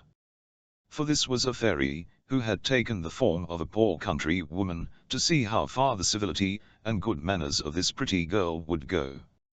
"I will give you for a gift," continued the fairy, "that, at every word you speak, there shall come out of your mouth either a flower or a jewel." When this pretty girl came home, her mother scolded her for staying so long at the fountain. "I beg your pardon, mamma," said the poor girl, "for not making more haste." And in speaking these words there came out of her mouth 2 roses, 2 pearls, and 2 diamonds. "What is it I see there?" said the mother, quite astonished. "I think I see pearls and diamonds come out of the girl's mouth. How happens this, child?" This was the first time she had ever called her child. The poor creature told her frankly all the matter, not without dropping out infinite numbers of diamonds. "In good faith," cried the mother, "I must send my child thither. Come hither, Fanny, look what comes out of thy sister's mouth when she speaks. Wouldst not thou be glad, my dear, to have the same gift given thee? Thou hast nothing else to do but go and draw water out of the fountain, and when a certain poor woman asks you to let her drink, to give it to her very civilly. It would be a very fine sight indeed," said this ill-bred minx, "to see me go draw water." "You shall go, hussy," said the mother, "and this minute." So away she went, but grumbling all the way, taking with her the best silver tankard in the house. She was no sooner at the fountain than she saw coming out of the wood a lady most gloriously dressed, who came up to her, and asked to drink. This was, you must know, the very fairy who appeared to her sister, but now had taken the air and dress of a princess, to see how far this girl's rudeness would go. "Am I come hither," said the proud, saucy one, "to serve you with water, pray? I suppose the silver tankard was brought purely for your ladyship, was it? However, you may drink out of it, if you have a fancy." "You are not over and above manly," answered the fairy, without putting herself in a passion. "Well, then, since you have so little breeding, and are so disobliging, I give you for a gift that at every word you speak there shall come out of your mouth a snake or a toad." So soon as her mother saw her coming she cried out, "Well, daughter?" "Well, mother," answered the pen hussy, throwing out of her mouth 2 vipers, and 2 toads. "Oh, mercy!" cried the mother, "what is it I see? Oh, it is that wretch her sister who has all this, but she shall pay for it," and immediately she ran to beat her. The poor child fled away from her, and went to hide herself in the forest, not far from thence. The king's son, then on his return from hunting, met her, and seeing her so very pretty, asked her what she did there alone, and why she cried. "Alas, sir, my mamma has turned me out of doors." The king's son, who saw 5 or 6 pearls and as many diamonds come out of her mouth, desired her to tell him how that happened. She thereupon told him the whole story, and so the king's son fell in love with her, and, considering himself that such a gift was worth more than any marriage portion, conducted her to the palace of the king his father, and there married her. As for the sister, she made herself so much hated that her own mother turned her off, and the miserable wretch, having wandered about a good while without finding anybody to take her in, went to a corner of the WCXD, and there died. L. Prince darling, Once upon a time there lived a king who was so just and kind that his subjects called him the Good King. It happened one day, when he was out hunting, that a little white rabbit, which his dogs were chasing, sprang into his arms for shelter. The king stroked it gently, and said to it, "Well, bunny, as you have come to me for protection, I will see that nobody hurts you." And he took it home to his palace, and had it put in a pretty little house, with all sorts of nice things to eat. That night, when he was alone in his room, a beautiful lady suddenly appeared before him. Her long dress was as white as snow, and she had a crown of white roses upon her head. The good king was very much surprised to see her, for he knew his door had been tightly shut, and he could not think how she had got in. But she said to him, "I am the fairy Truth. I was passing through off the wood when you were out hunting, and I wished to find out if you were really good, as everybody said you were, so I took the shape of a little rabbit, and came to your arms for shelter, for I know that those who are merciful to animals will be still kinder to their fellow men. If you had refused to help me, I should have been certain that you were wicked. I thank you for the kindness you have shown me, which has made me your friend forever. You have only to ask me for anything you want, and I promise that I will give it to you." "Madam," said the good king, "since you are a fairy, you no doubt know all my wishes. I have but one son whom I love very dearly, that is why he is called Prince Darling. If you are really good enough to wish to do me a favor, I beg that you will become his friend." "With all my heart," answered the fairy. "I can make your son the handsomest prince in the world, or the richest, or the most powerful, choose whichever you like for him." "Do not ask either of these things for my son," replied the good king, "but if you will make him the best of princes, I shall indeed be grateful to you. What good would it do him to be rich, or handsome, or to possess all the kingdoms of the world if he were wicked? You know well he would still be unhappy. Only a good man can be really contented." "You are quite right," answered the fairy, "but it is not in my power to make Prince Darling a good man unless he will help me. He must himself try hard to become good. I can only promise to give him good advice, to scold him for his faults, and to punish him if he will not correct and punish himself." The good king was quite satisfied with this promise, and very soon afterward he died. Prince Darling was very sorry, for he loved his father with all his heart, and he would willingly have given all his kingdoms, and all his treasures of gold and silver if they could have kept the good king with him. 2 days afterward, when the prince had gone to bed, the fairy suddenly appeared to him and said, "I promised your father that I would be your friend, and to keep my word I have come to bring you a present." At the same time she put a little gold ring upon his finger. "Take great care of this ring," she said, "it is more precious than diamonds. Every time you do a bad deed it will prick your finger, but if, in spite of its pricking, you go on in your own evil way, you will lose my friendship, and I shall become your enemy." So saying, the fairy disappeared, leaving Prince Darling very much astonished. For some time he behaved so well that the ring never pricked him, and that made him so contented that his subjects called him Prince Darling the Happy.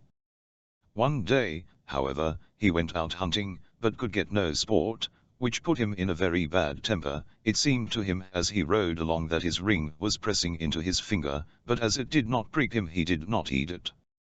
When he got home and went to his own room, his little dog BB ran to meet him, jumping round him with pleasure. "Get away," said the prince, quite gruffly. "I don't want you, you are in the way." The poor little dog, who didn't understand this at all, pulled at his coat to make him at least look at her, and this made Prince Darling so cross that he gave her quite a hard kick. Instantly his ring pricked him sharply, as if it had been a pin. He was very much surprised, and sat down in a corner of his room feeling quite ashamed of himself. "I believe the fairy is laughing at me," he thought. "Surely I can have done no great wrong in just kicking a tiresome animal. What is the good of my being ruler of a great kingdom if I am not even allowed to beat my own dog?" "I am not making fun of you," said a voice, answering Prince Darling's thoughts. "You have committed 3 faults. First of all, you were out of temper because you could not have what you wanted, and you thought all men and animals were only made to do your pleasure, then you were really angry, which is very naughty indeed, and lastly, you were cruel to a poor little animal who did not in the least deserve to be ill-treated. No, you are far above a little dog, but if it were right and allowable that great people should ill-treat all who are beneath them, I might at this moment beat you, or kill you, for a fairy is greater than a man. The advantage of possessing a great empire is not to be able to do the evil that one desires, but to do all the good that one possibly can. The prince saw how naughty he had been, and promised to try and do better in future, but he did not keep his word. The fact was he had been brought up by a foolish nurse, who had spoiled him when he was little. If he wanted anything he only had to cry and fret and stamp his feet, and she would give him whatever he asked for, which had made him self-willed. Also she had told him from morning to night that he would one day be a king, and that kings were very happy, because everyone was bound to obey and respect them, and no one could prevent them from doing just as they liked. When the prince grew old enough to understand, he soon learned that there could be nothing worse than to be proud, obstinate, and conceited, and he had really tried to cure himself of these defects, but by that time all his faults had become habits, and a bad habit is hard to get rid of. Not that he was naturally of a bad disposition, he was truly sorry when he had been naughty, and said, I am very unhappy to have to struggle against my anger and pride every day. If I had been punished for them when I was little they would not be such a trouble to me now. His ring pricked him very often, and sometimes he left off what he was doing at once, but at other times he would not attend to it.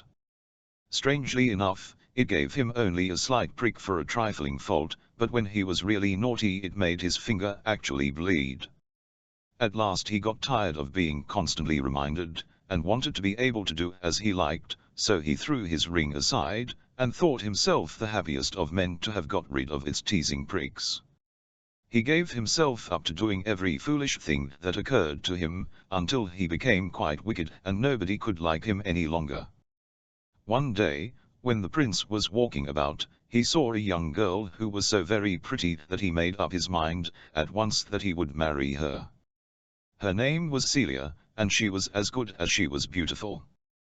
Prince Darling fancied that Celia would think herself only too happy if he offered to make her a great queen, but she said fearlessly, Sire, I am only a shepherdess, and a PCM girl, but, nevertheless, I will not marry you.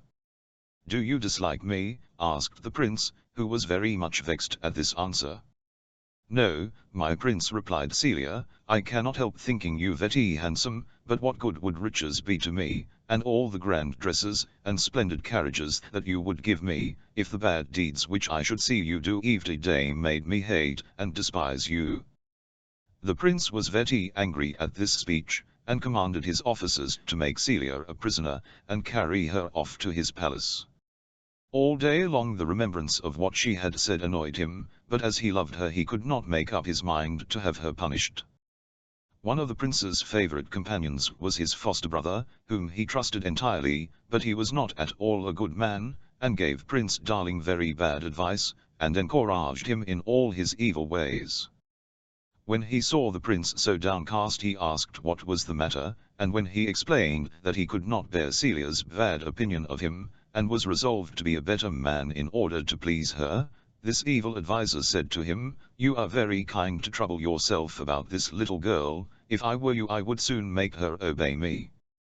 Remember that you are a king, and that it would be laughable to see you trying to please a shepherdess, who ought to be only too glad to be one of your slaves. Keep her in prison, and feed her on bread and water for a little while, and then, if she still says she will not marry you, have her head cut off, to teach other people that you mean to be obeyed. Why, if you cannot make a girl like that do as you wish, your subjects will soon forget that they are only put into this world for our pleasure. But said Prince Darling, would it not be a shame if I had an innocent girl put to death? For Celia has done nothing to deserve punishment. "If people will not do as you tell them, they ought to suffer for it," answered his foster brother, "but even if it were unjust, you had better be accused of that by your subjects than that they should find out that they may insult and thwart you as often as they please." In saying this he was touching a weak point in his brother's character, for the prince's fear of losing any of his power made him at once abandon his first idea of trying to be good, and resolve to try and frighten the shepherdess into consenting to marry him. His foster brother, who wanted him to keep this resolution, invited 3 young courtiers, as wicked as himself, to sup with the prince, and they persuaded him to drink a great deal of wine, and continue to excite his anger against Celia by telling him that she had laughed at his love for her, until at last, in quite a furious rage, he rushed off to find her, declaring that if she still refused to marry him she should be sold as a slave the very next day. But when he reached the room in which Celia had been locked up, he was greatly surprised to find that she was not in it, though he had the key in his own pocket all the time. His anger was terrible, and he vowed vengeance against whoever had helped her to escape. His bad friends, when they heard him, resolved to turn his wrath upon an old nobleman who had formerly been his tutor, and who still dared sometimes to tell the prince of his faults, for he loved him as if he had been his own son.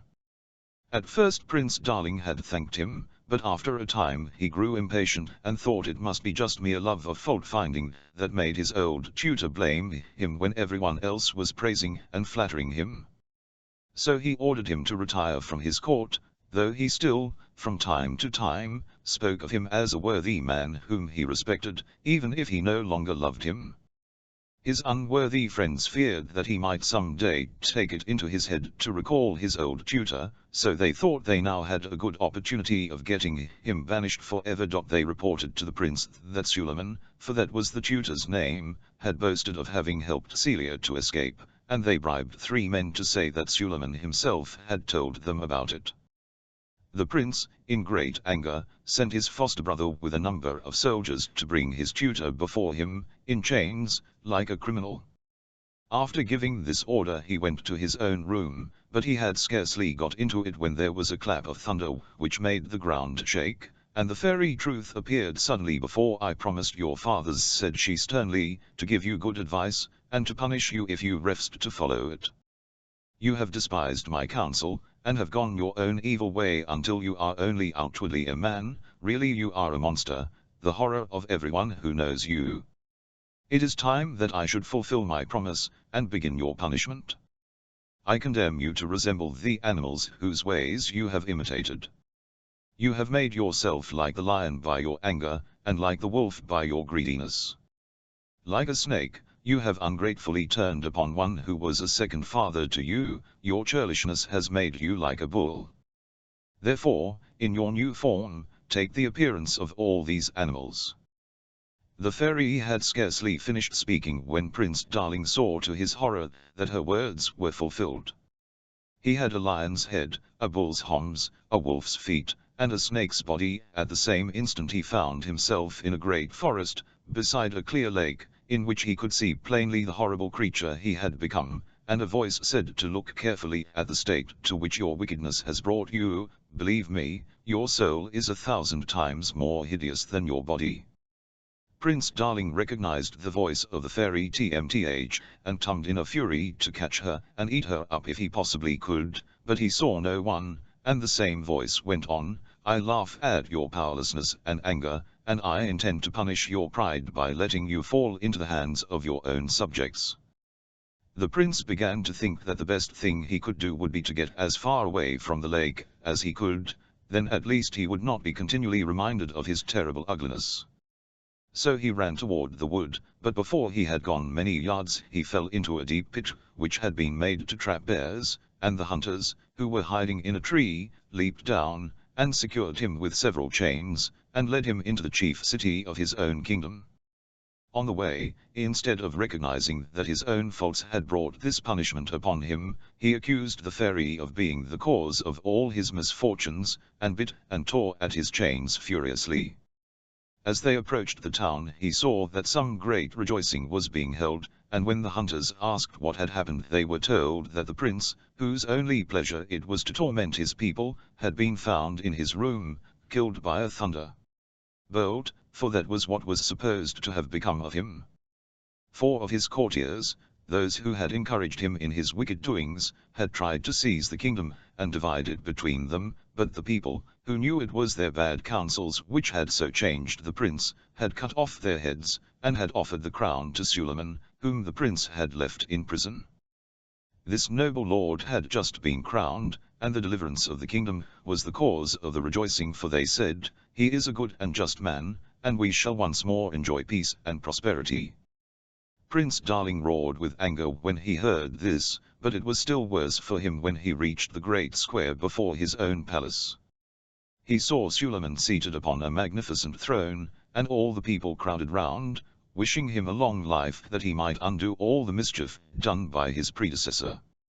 Presently Suleiman made a sign with his hand that the people should be silent, and said, "I have accepted the crown you have offered me, but only that I may keep it for Prince Darling, who is not dead as you suppose. The fairy has assured me that there is still hope that you may some day see him again, good and virtuous as he was when he first came to the throne." Alas, he continued, he was led away by flatterers. I knew his heart, and am certain that if it had not been for the bad influence of those who surrounded him he would have been a good king, and a father to his people. We may hate his faults, but let us pity him and hope for his restoration.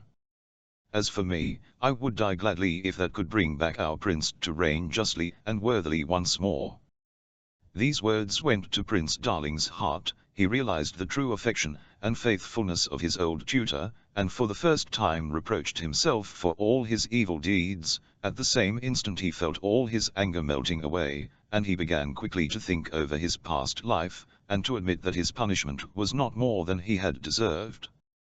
He left off tearing at the iron bars of the cage in which he was shut up, and became as gentle as a lamb. The hunters who had caught him took him to a great menagerie, where he was chained up among all the other wild beasts, and he determined to show his sorrow for his past bad behavior by being gentle and obedient to the man who had to take care of him. Unfortunately, this man was very rough and unkind, and though the poor monster was quite quiet, he often beat him without rhyme or reason when he happened to be in a bad temper. One day when this keeper was asleep, a tiger broke its chain, and flew at him to eat him up. Prince Darling, who saw what was going on, at first felt quite pleased to think that he should be delivered from his persecutor, but soon thought better of it and wished that he were free. "Elle would return good for evil," he said to himself, and save the unhappy man's life. He had hardly wished this when his iron cage flew open, and he rushed to the side of the keeper, who was awake and was defending himself against the tiger. When he saw the monster had got out he gave himself up for lost, but his fear was soon changed into joy, for the kind monster threw itself upon the tiger, and very soon killed it, and then came and crouched at the feet of the man it had saved. Overcome with gratitude, the keeper stooped to caress the strange creature which had done him such a great service, but suddenly a voice said in his ear, "A good action should never go unrewarded," and at the same instant the monster disappeared, and he saw at his feet only a pretty little dog. Prince Darling, delighted by the change, frisked about the keeper, showing his joy in every way he could, and the man, taking him up in his hands, carried him to the king, to whom he told the whole story. The queen said she would like to have this wonderful little dog, and the prince would have been very happy in his new home if he could have forgotten that he was a man and a king. The queen petted and took care of him, but she was so afraid that he would get too fat that she consulted the court physician, who said that he was to be fed only upon bread, and was not to have much even of that. So poor Prince Darling was terribly hungry all day long, but he was very patient about it. One day, when they gave him his little loaf for breakfast, he thought he would like to eat it out in the garden, so he took it up in his mouth, and trotted away toward a brook that he knew of a long way from the palace. But he was surprised to find that the brook was gone, and where it had been stood a great house that seemed to be built of gold and precious stones. Numbers of people splendidly dressed were going into it, and sounds of music and dancing and feasting could be heard from the windows. But what seemed very strange was that those people who came out of the house were pale and thin, and their clothes were torn, and hanging in rags about them. Some fell down dead as they came out before they had time to get away, others crawled farther with great difficulty, while others again lay on the ground, fainting with hunger, and begged a morsel of bread from those who were going into the house, but they would not so much as look at the poor creatures. Prince Darling went up to a young girl who was trying to eat a few blades of grass, she was so hungry. Touched with compassion, he said to himself, "I am very hungry, but I shall not die of starvation before I get my dinner. If I give my breakfast to this poor creature, perhaps I may save her life." So he laid his piece of bread in the girl's hand, and saw her eat it up eagerly. She soon seemed to be quite well again, and the prince, delighted to have been able to help her, was thinking of going home to the palace, when he heard a great outcry, and, turning round, saw Celia, who was being carried against her will into the great house. For the first time the prince regretted that he was no longer the monster.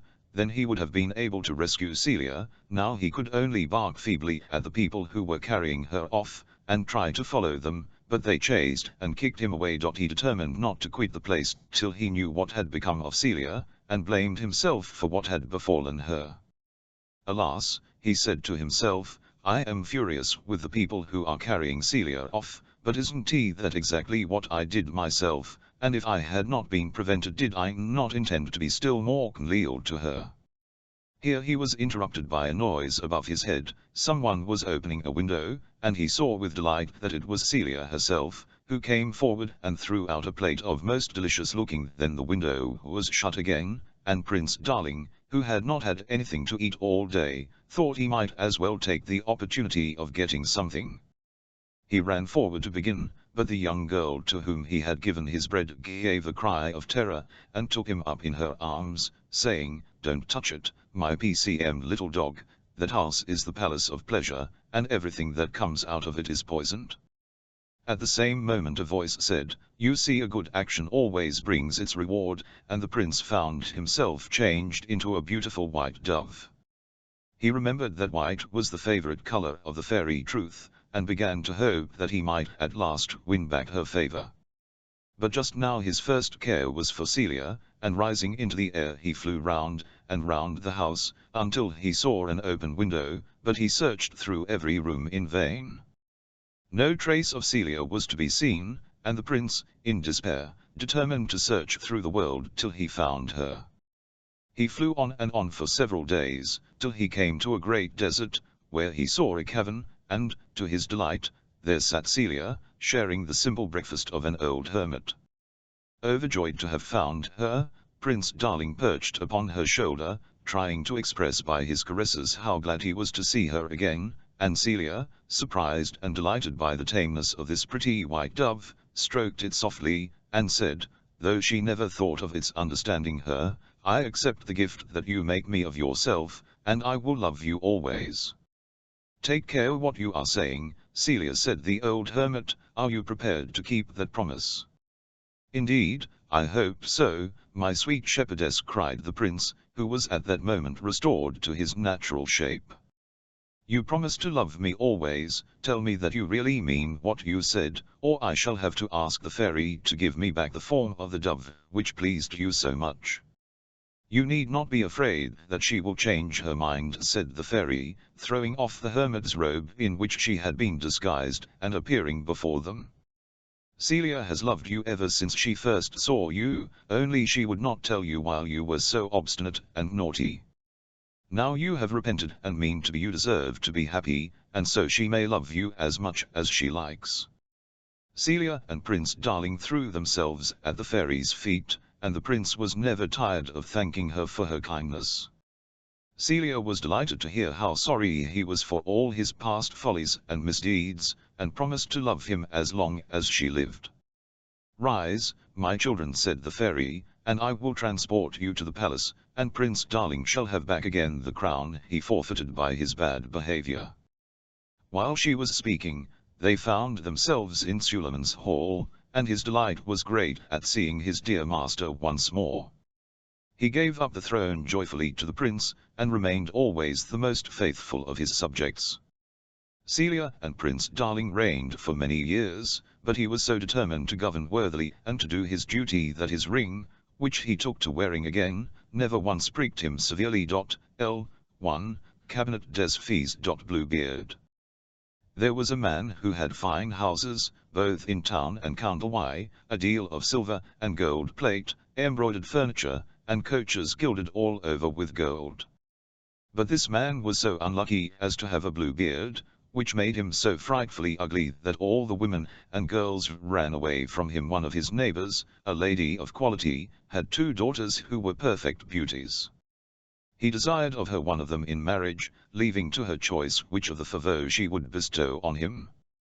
They would neither of them have him, and sent him backward and forward from one another, not being able to bear the thoughts of marrying a man who had a blue beard, and what besides gave them disgust and aversion was his having already been married to several wives, and nobody ever knew what became of them.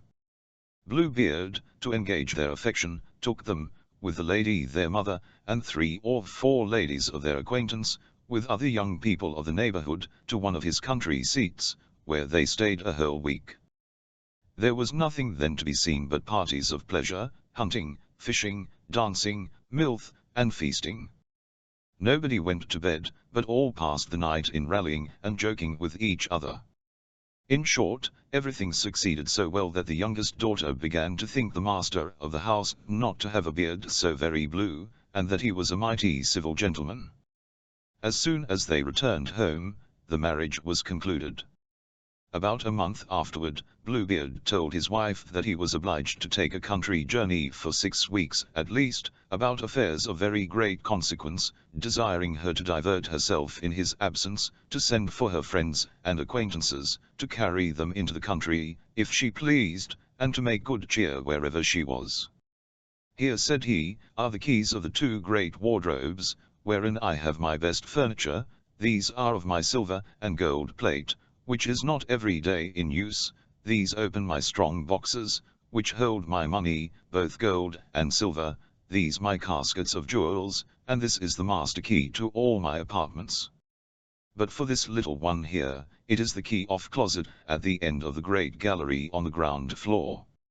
Open them all, go into all and every one of them, except that little closet, which I forbid you, and forbid it in such a manner that, if I'll happen to open it, there's nothing but what you may expect from my just anger and resentment. She promised to observe, very exactly, whatever he had ordered, when he, after having embraced her, got into his coach and proceeded on his journey. Her neighbors and good friends did not stay to be sent for by the new married lady, so great was their impatience to see all the rich furniture of her house, not daring to come while her husband was there, because of his blue beard, which frightened them. They ran through all the rooms, closets, and wardrobes, which were all so fine and rich that they seemed to surpass one another. After that they went up into the 2 great rooms, where was the best and richest furniture. They could not sufficiently admire the number and beauty of the tapestry, beds, couches, cabinets, stands, tables, and looking-glasses, in which you might see yourself from head to foot. Some of them were framed with glass, others with silver, plain and gilded, the finest and most magnificent ever were seen. They ceased not to extol and envy the happiness of their friend, who in the meantime in no way diverted herself in looking upon all these rich things, because of the impatience she had to go and open the closet on the ground floor. She was so much pressed by her curiosity that, without considering that it was very uncivil to leave her company, she went down a little back staircase, and with such excessive haste that she had twice or thrice like to have broken her neck. Coming to the closet door, she made a stop for some time, thinking upon her husband's orders, and considering what unhappiness might attend her if she was disobedient, but the temptation was so strong she could not overcome it.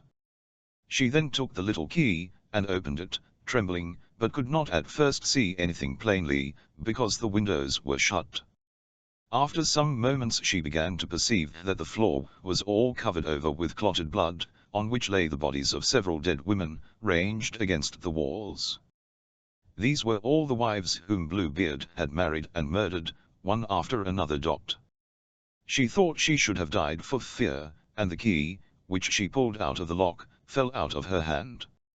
After having somewhat recovered her surprise, she took up the key, locked the door, and went upstairs into her chamber to recover herself, but she could not, she was so much frightened.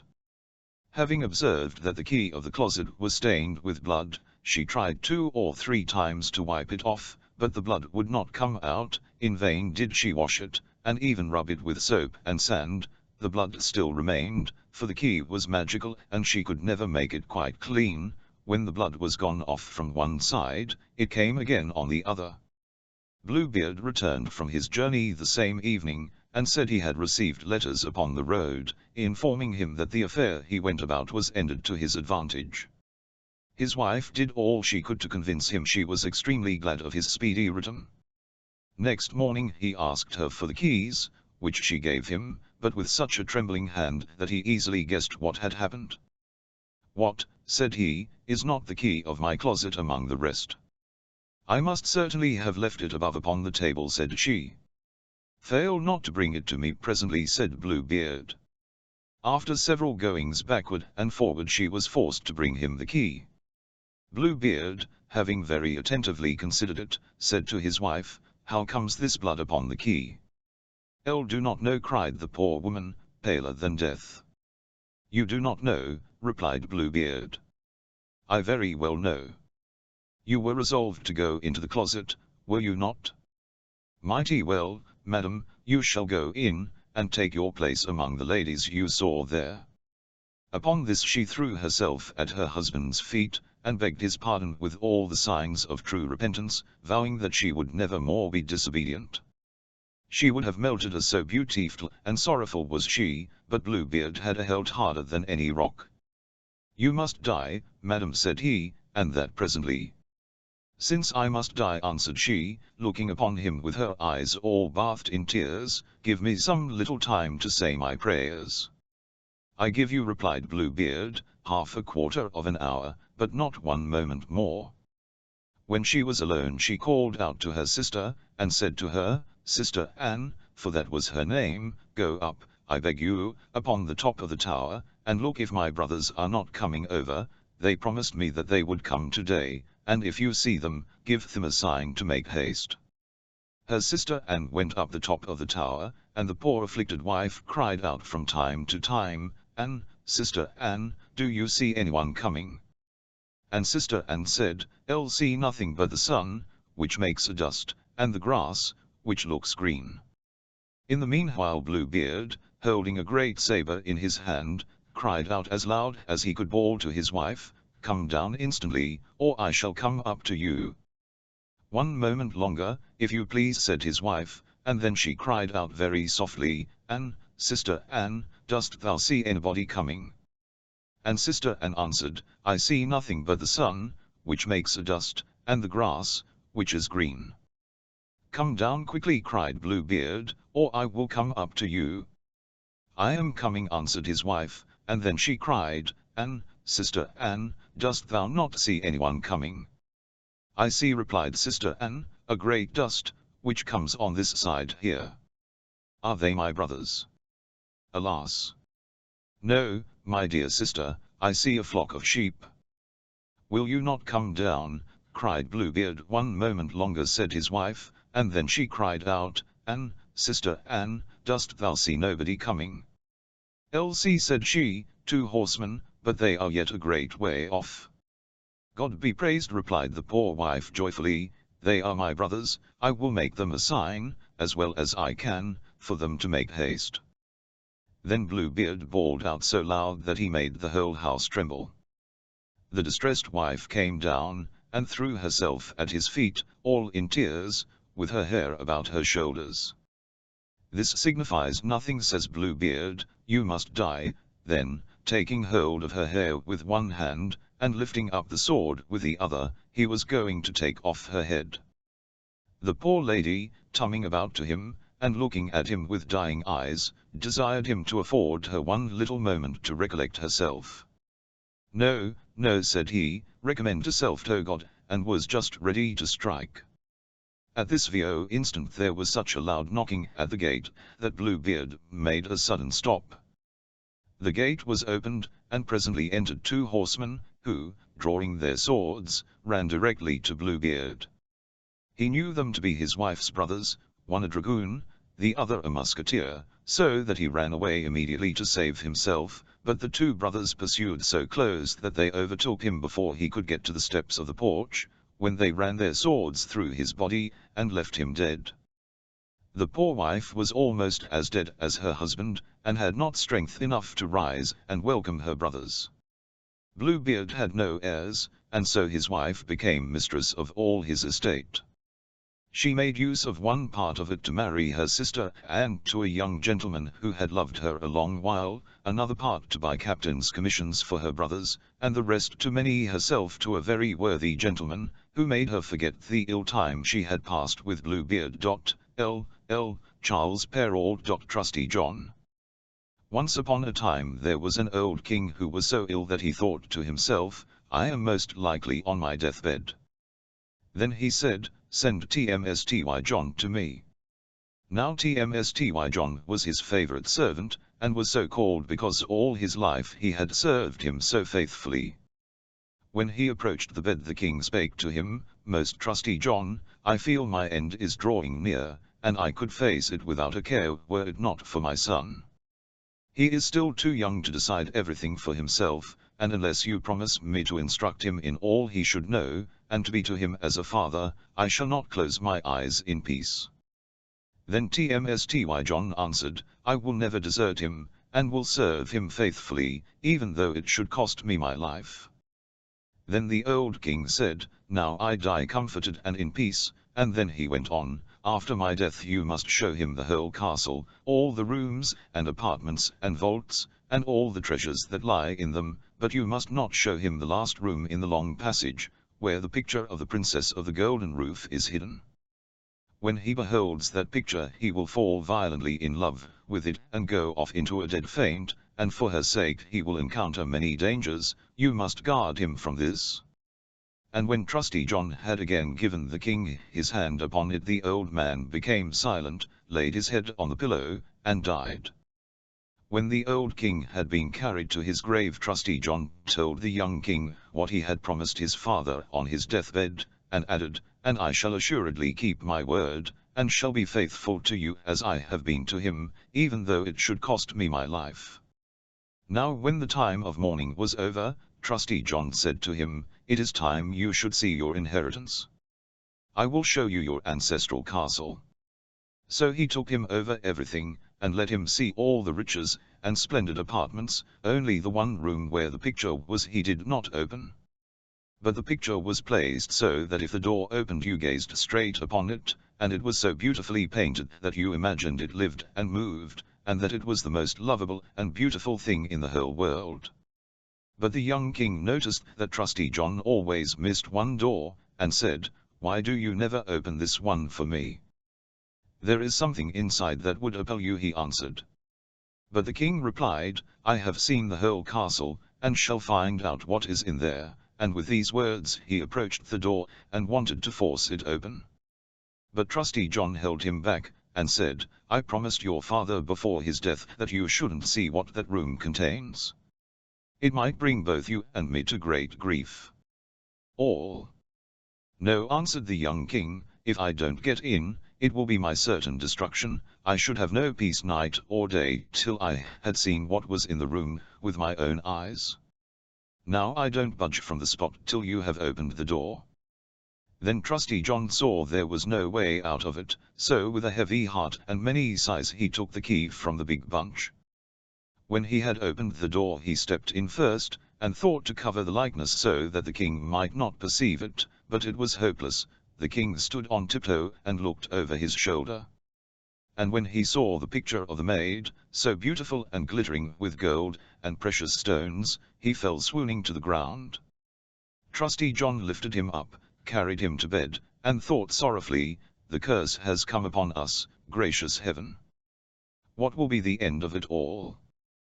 Then he poured wine down his throat till he came to himself again. The first words he spoke were, Oh! Who is the original of the beautiful picture? She is the princess of the golden, answered Trusty John. Then the king continued, my love for her is so great that if all the leaves on the trees had tongues they could not express it. My very life depends on my winning her. You are my most trusty John, you must stand by me.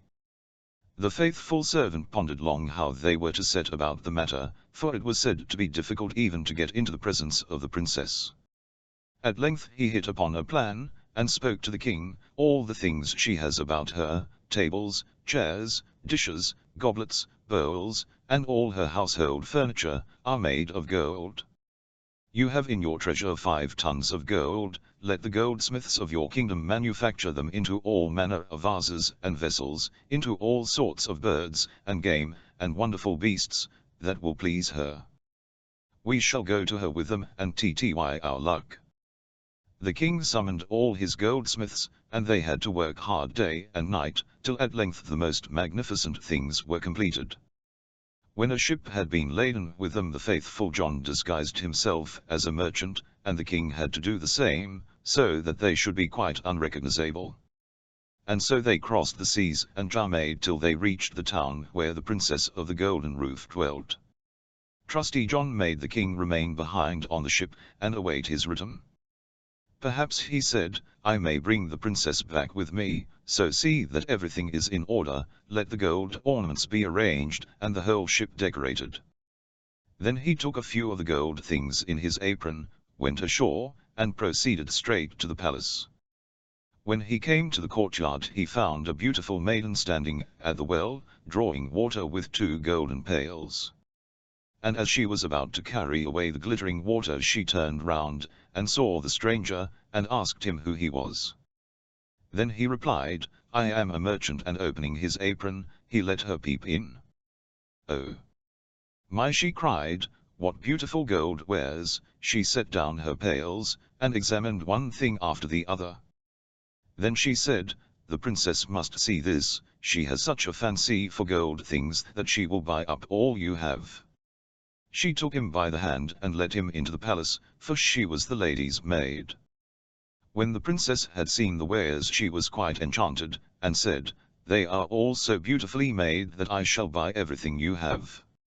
But Trusty John said, I am only the servant of a rich merchant, what I have here is nothing compared to what my master has on his ship. His merchandise is more artistic and costly than anything that has ever been made in gold before.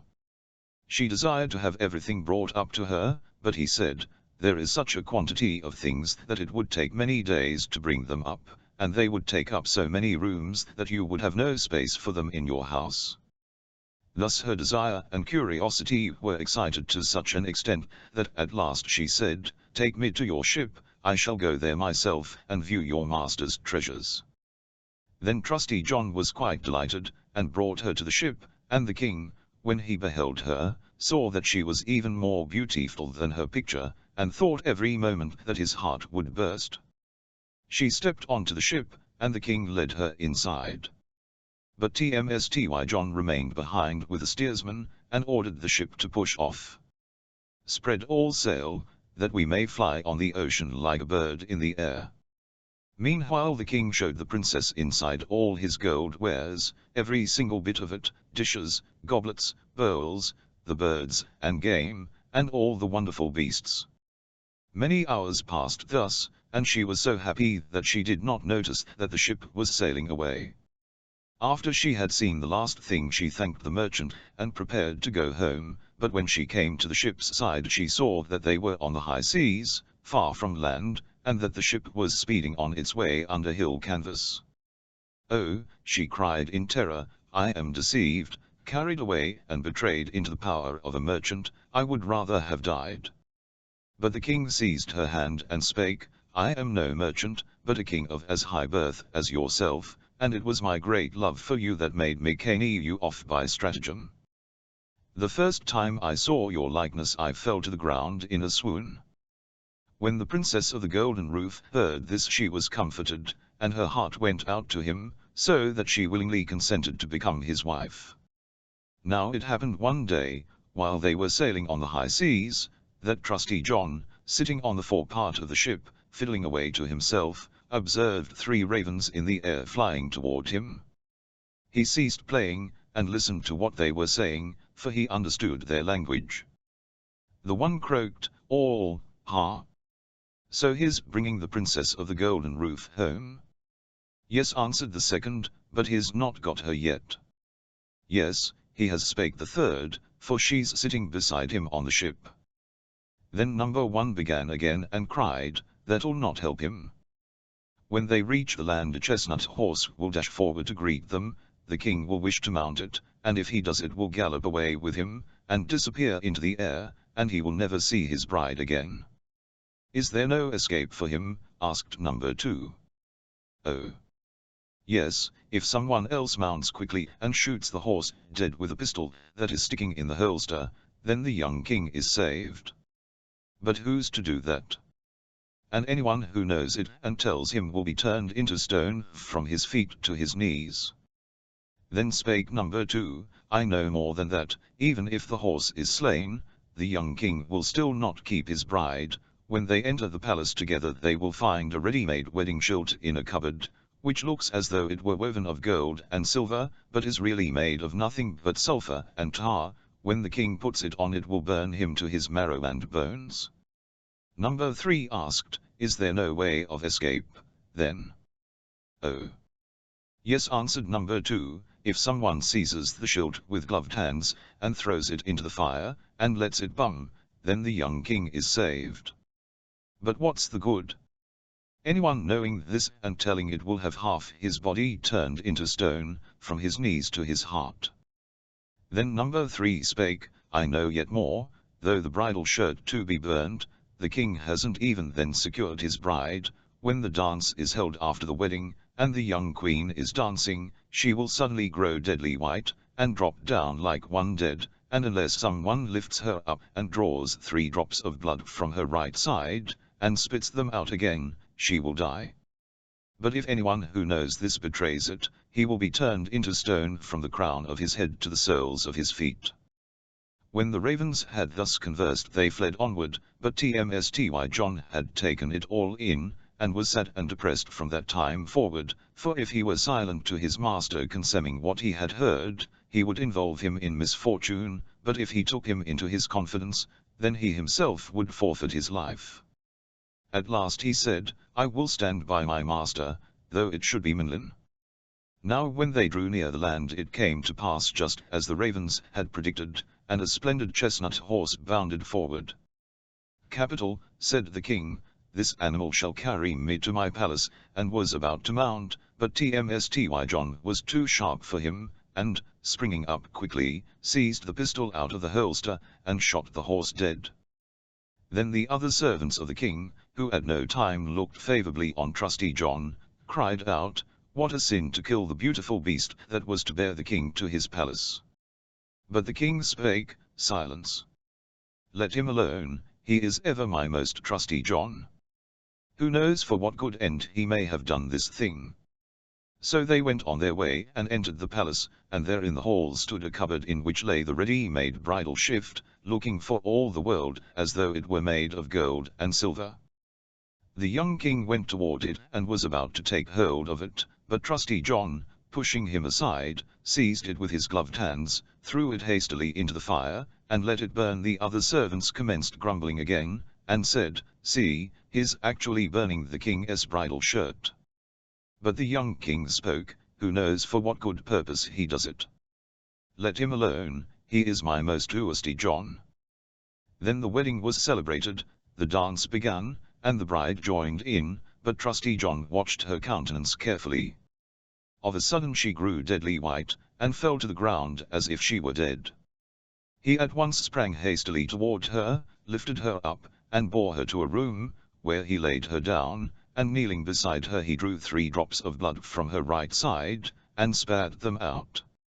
She soon breathed again and came to herself, but the young king had watched the proceeding, and not knowing why Trusty John had acted as he did, he flew into a passion, and cried, "Throw him into prison." On the following morning sentence was passed on Trusty John, and he was condemned to be hanged. As he stood on the gallows he said, "Everyone doomed to death has the right to speak once before he dies, and I too have that privilege." "Yes," said the king, "it shall be granted to you." So Trusty John spoke, "I am unjustly condemned, for I have always been faithful to you," and he proceeded to relate how he had heard the ravens' conversation on the sea, and how he had to do all he did in order to save his master. Then the king cried, "Oh, my most one Trusty John, pardon! Pardon! Take him down!" But as he uttered the last word Trusty John had fallen lifeless to the ground, and was a stone.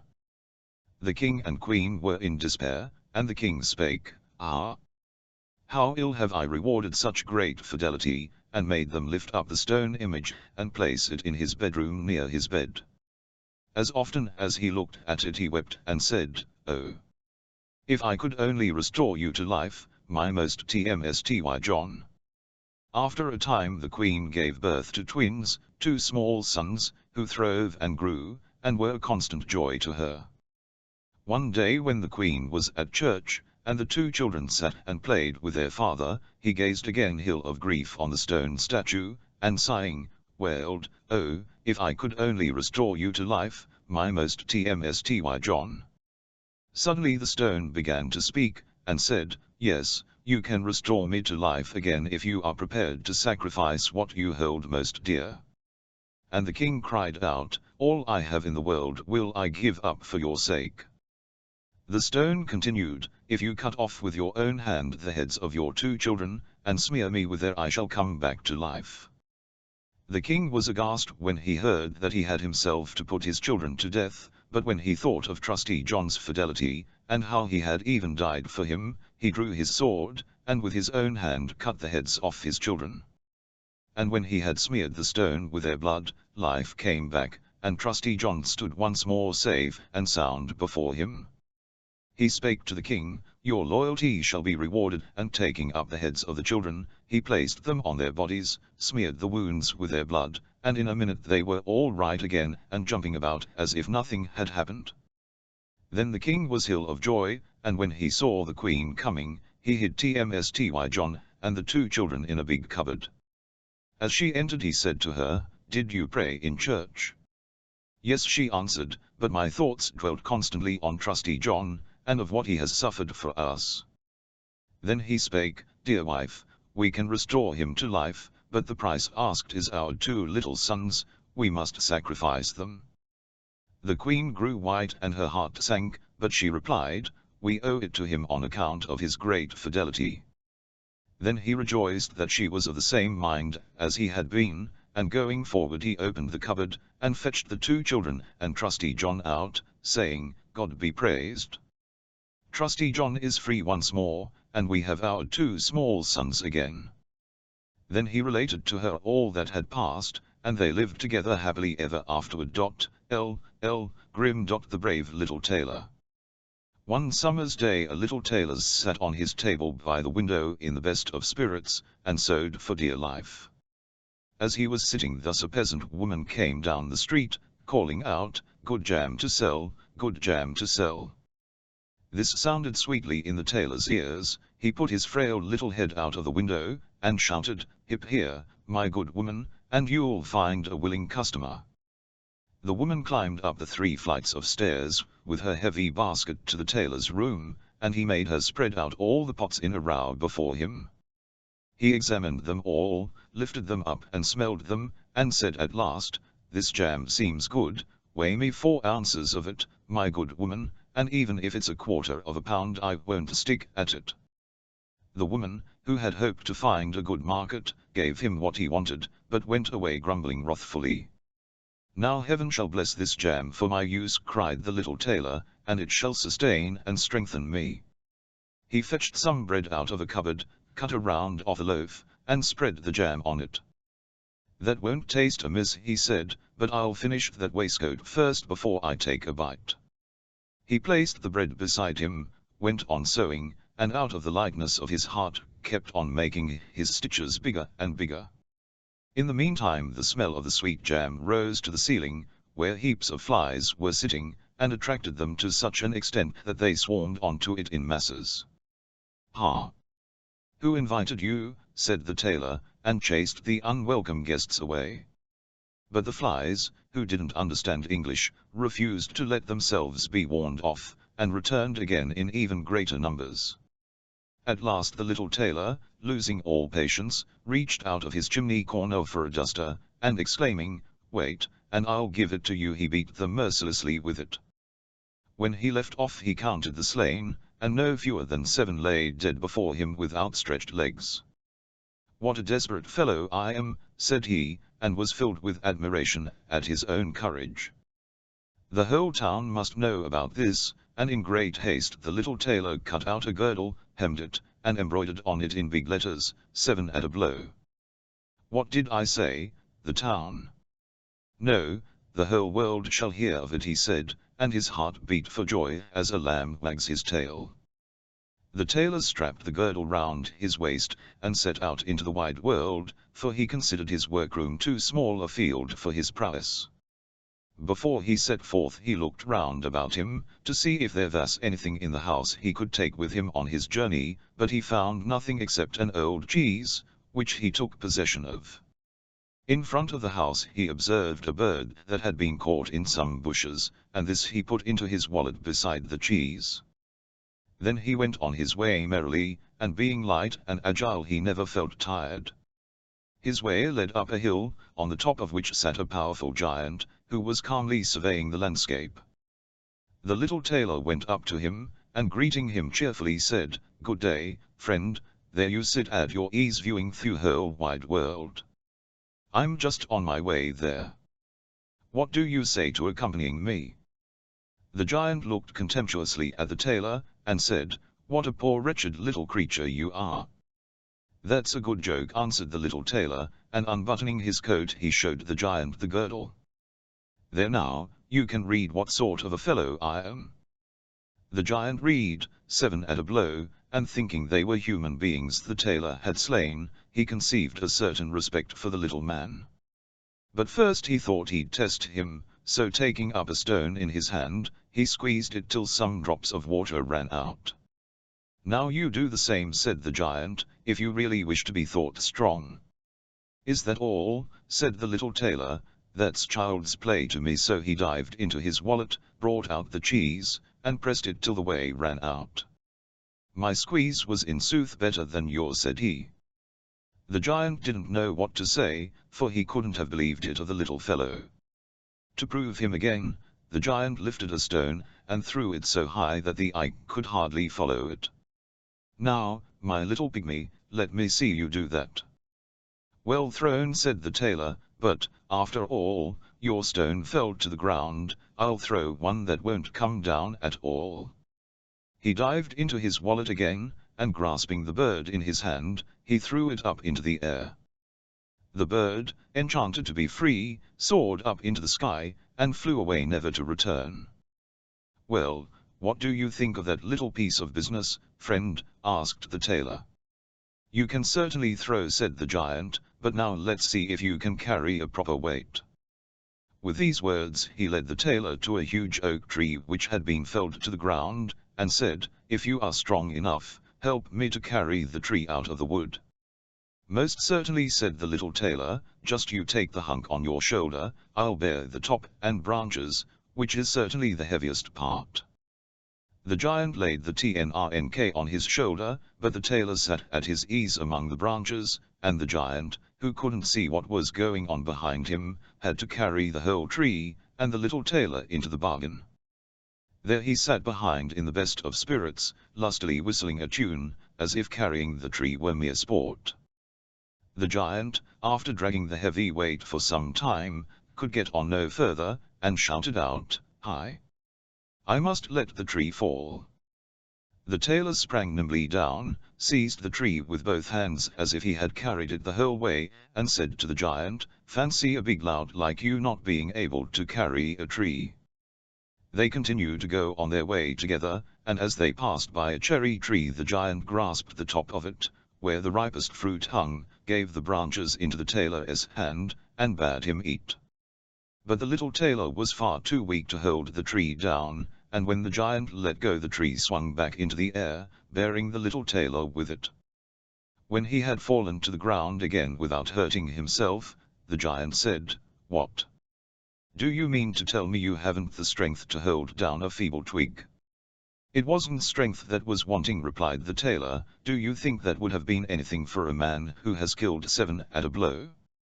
I jumped over the tree because the huntsmen are shooting among the branches near us. Do you do the like if you dare?" The giant made an attempt, but couldn't get over the tree, and stuck fast in the branches, so that here too the little tailor had the better of him. "Well, you're a fine fellow, after all," said the giant. "Come and spend the night with us in our cave." The little tailor willingly consented to do this, and following his friend they went on till they reached a cave where several other giants were sitting round a fire, each holding a roast sheep in his hand, of which he was eating. The little tailor looked about him, and thought, "Yes, there's certainly more room to turn round in here than in my workshop." The giant showed him a bed, and bade him lie down and have a good sleep. But the bed was too big for the little tailor, so he didn't get into it, but crept away into the corner. At midnight, when the giant thought the little tailor was fast asleep, he rose up, and taking his big iron walking stick, he broke the bed in two with a blow, and thought he had made an end of the little grasshopper. At early dawn the giants went off to the wood, and quite forgot about the little tailor, till all of a sudden they met him trudging along in the most cheerful manner. The giants were terrified at the apparition, and, fearful lest he should slay them, they all took to their heels as fast as they could. The little tailor continued to follow his nose, and after he had wandered about for a long time he came to the courtyard of a royal palace, and feeling tired he lay down on the grass, and fell asleep.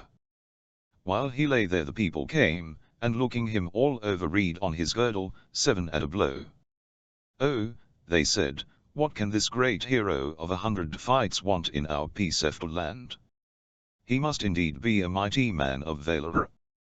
They went and told the king about him, and said what a weighty and useful man he'd be in time of war, and that it would be well to secure him at any price. This counsel pleased the king, and he sent one of his courtiers down to the little tailor, to offer him, when he awoke, a commission in their army. The messenger remained standing by the sleeper, and waited till he stretched his limbs, and opened his eyes, when he tendered his proposal. "That's the vo thing I came here for," he answered. "I am quite ready to enter the king's service." So he was received with all honor, and given a special house of his own to live in.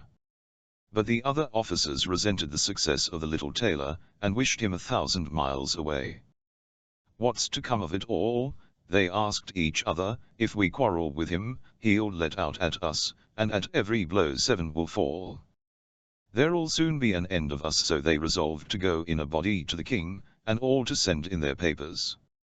"We are not made," they said, "to hold out against a man who kills 7 at a blow." The king was grieved at the thought of losing all his faithful servants for the sake of one man, and he wished heartily that he had never set eyes on him, or that he could get rid of him. But he didn't dare to send him away, for he feared he might kill him along with his people, and place himself on the throne. He pondered long and deeply over the matter, and finally came to a conclusion. He sent to the tailor and told him that, seeing what a great and warlike hero he was about to make him an offer. In a certain wood of his kingdom there dwelled 2 giants who did much harm. By the way they robbed, murdered, burned, and plundered everything about them. No one could approach them without endangering his life. But if he could overcome and kill these 2 giants, he should have his only daughter for a wife, and half his kingdom into the bargain. He might have 100 horsemen, too, to back him up. "That's the ven thing for a man like me," thought the little tailor. "One doesn't get the offer of a beautiful princess, and half a kingdom every day." "Done with you," he answered. "I'll soon put an end to the giants. But I haven't the smallest need of your 100 horsemen. A fellow who can slay 7 men at a blow need not be afraid of 2. The little tailor set out, and the 100 horsemen followed him. When he came to the outskirts of the wood he said to his followers, "You wait here, I'll manage the giants by myself, and he went on into the wood, casting his sharp little eyes right and left about him. After a while he spied the two giants lying asleep under a tree, and snoring till the very boughs bent with the breeze. The little tailor lost no time in filling his wallet with stones, and then climbed up the tree under which they lay. When he got to about the middle of it he slipped along a branch till he sat just above the sleepers, when he threw down one stone after the other on the nearest giant. The giant felt nothing for a long time, but at last he woke up, and pinching his companion said, "What did you strike me for?" "I didn't strike you," said the other, "you must be dreaming." They both lay down to sleep again, and the tailor threw down a stone on the second giant, who sprang up and cried, "What's that for? Why did you throw something at me?" "I didn't throw anything," growled the first one. They wrangled on for a time, till, as both were tired, they made up the matter and fell asleep again. The little tailor began his game once more, and flung the largest stone he could find in his wallet with all his force, and hit the first giant on the chest. "This is too much of a good thing," he yelled, and springing up like a madman, he knocked his companion against the tree till he trembled. He gave, however, as good as he got, and they became so enraged that they tore up trees, and beat each other with them, till they both fell dead at once on the ground. Then the little tailor jumped down. "It's a mercy," he said, "that they didn't root up the tree on which I was perched, or I should have had to jump like a squirrel onto another, which, nimble though I am, would have been no easy job." He drew his sword and gave each of the giants a fine thrust or two on the breast, and then went to the horseman and said, "The deed is done, I've put an end to the two of them, but I assure you it has been no easy matter, for they even tore up trees in their struggle to defend themselves, but all that's of no use against one who slays 7 men at a blow." "Weren't you wounded?" asked the horseman. "No fear," answered the tailor, "they haven't touched a hair of my head." But the horseman wouldn't believe him till they rode into the wood, and found the giants weltering in their blood, and the trees lying around, torn up by the roots. The little tailor now demanded the promised reward from the king, but he repented his promise, and pondered once more how he could rid himself of the hero. "Before you obtain the hand of my daughter, and half my kingdom," he said to him, "you must do another deed of valor. A unicorn is running about loose in the wood, and doing much mischief, you must first catch it. I'm even less afraid of one umacum than of 2 giants, 7 at a blow, that's my motto." He took a piece of cord and an axe with him, went out to the wood, and again told the men who had been sent with him to remain outside. He hadn't to search long, for the unicorn passed by, and, on perceiving the tailor, dashed straight at him as though it were going to spike him on the spot. "Gently, gently," said he, "not so fast, my friend," and standing still he waited till the beast was quite near, when he sprang lightly behind a tree. The unicorn ran with all its force against the tree, and rammed its horn so finely into the trunk that it had no strength left to pull it out again, and was thus successfully captured. "Now I've caught my bird," said the tailor, and he came out from behind the tree, placed the cord round its neck first, then snuck the whom out of the tree with his axe, and when everything was in order led the beast before the king. Still the king didn't want to give him the promised reward, and made a third demand. The tailor was to catch a wild boar for him that did a great deal of harm in the wood, and he might have the huntsman to help him.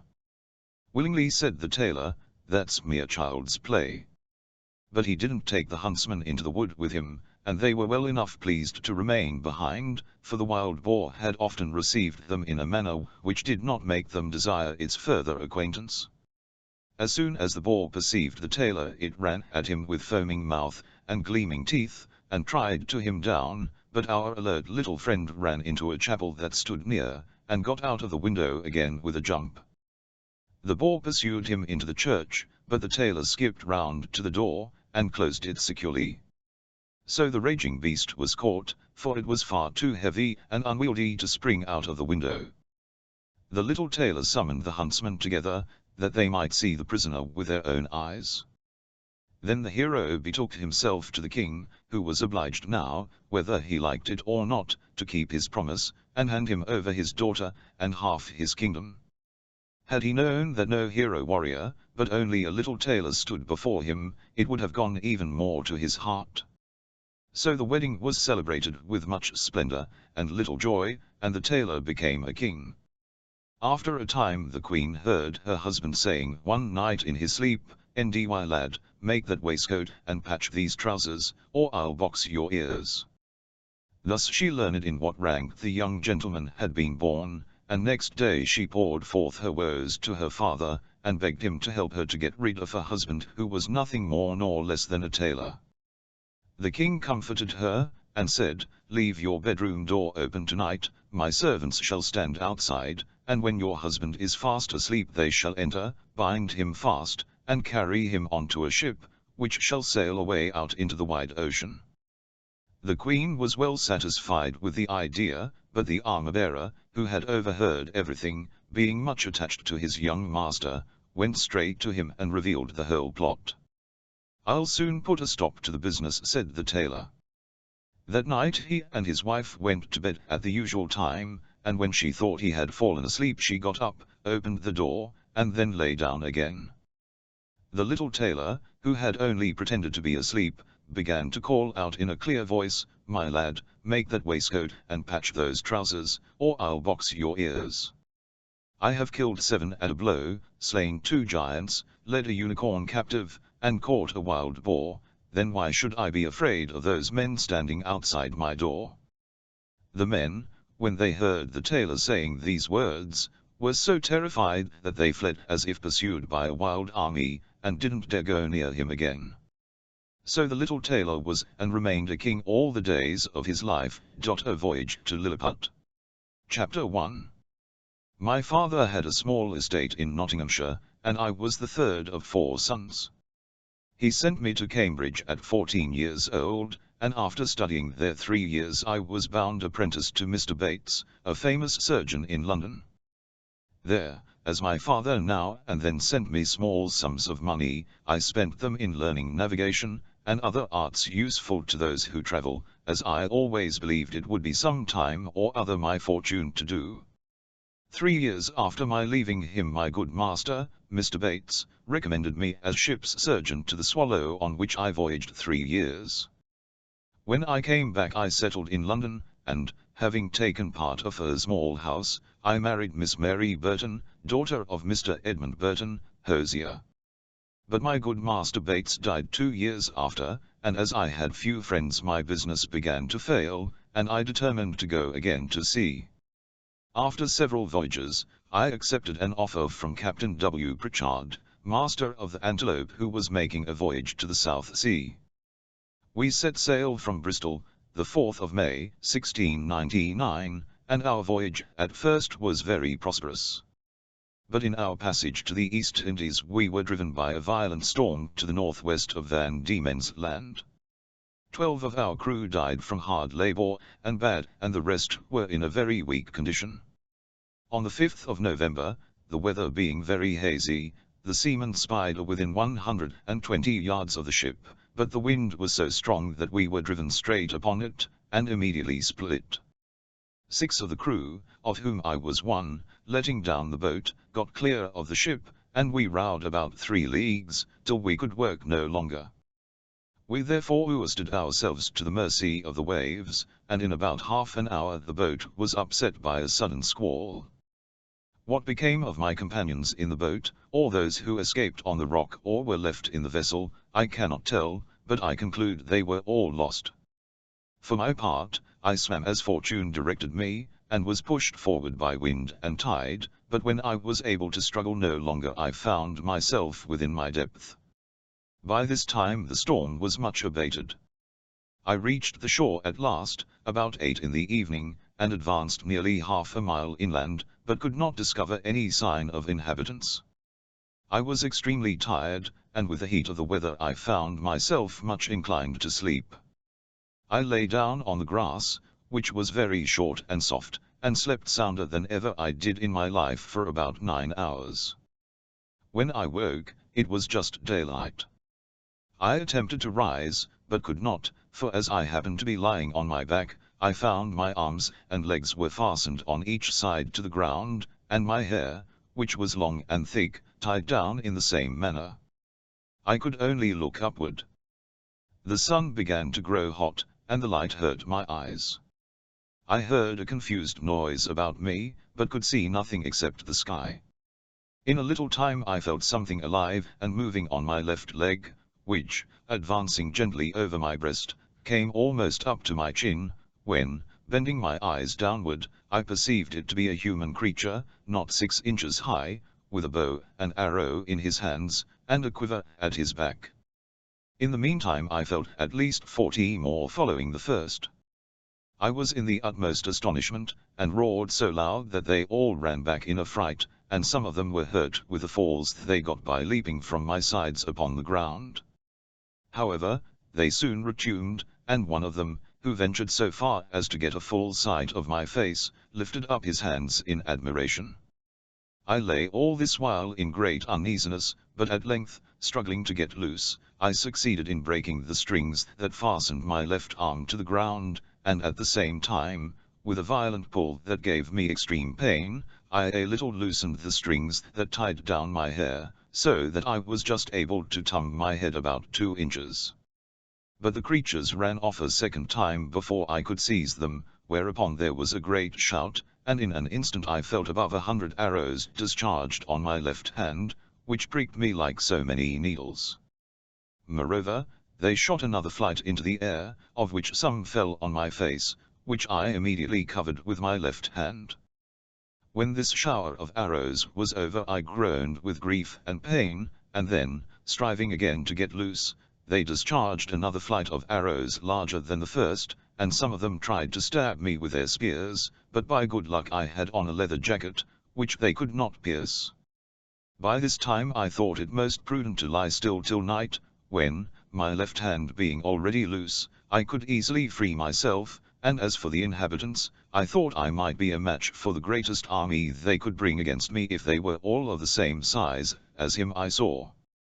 When the people observed that I was quiet they discharged no more arrows, but by the noise I heard I knew that their number was increased, and about 4 yards from me, for more than an hour, there was a knocking, like people at work. Then, turning my head that way as well as the pegs and strings would let me, I saw a stage set up, about 1.5 feet from the ground, with 2 or 3 ladders to mount it.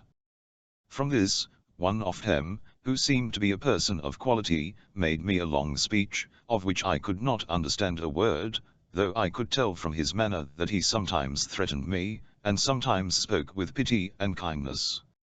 I answered in few words, but in the most submissive manner, and, being almost famished with hunger, I could not help showing my impatience by putting my finger frequently to my mouth, to signify that I wanted food. He understood me very well, and, descending from the stage, commanded that several ladders should be set against my sides, on which more than 100 of the inhabitants mounted, and walked toward my mouth with baskets full of food, which had been sent by the king's orders when he first received tidings of me.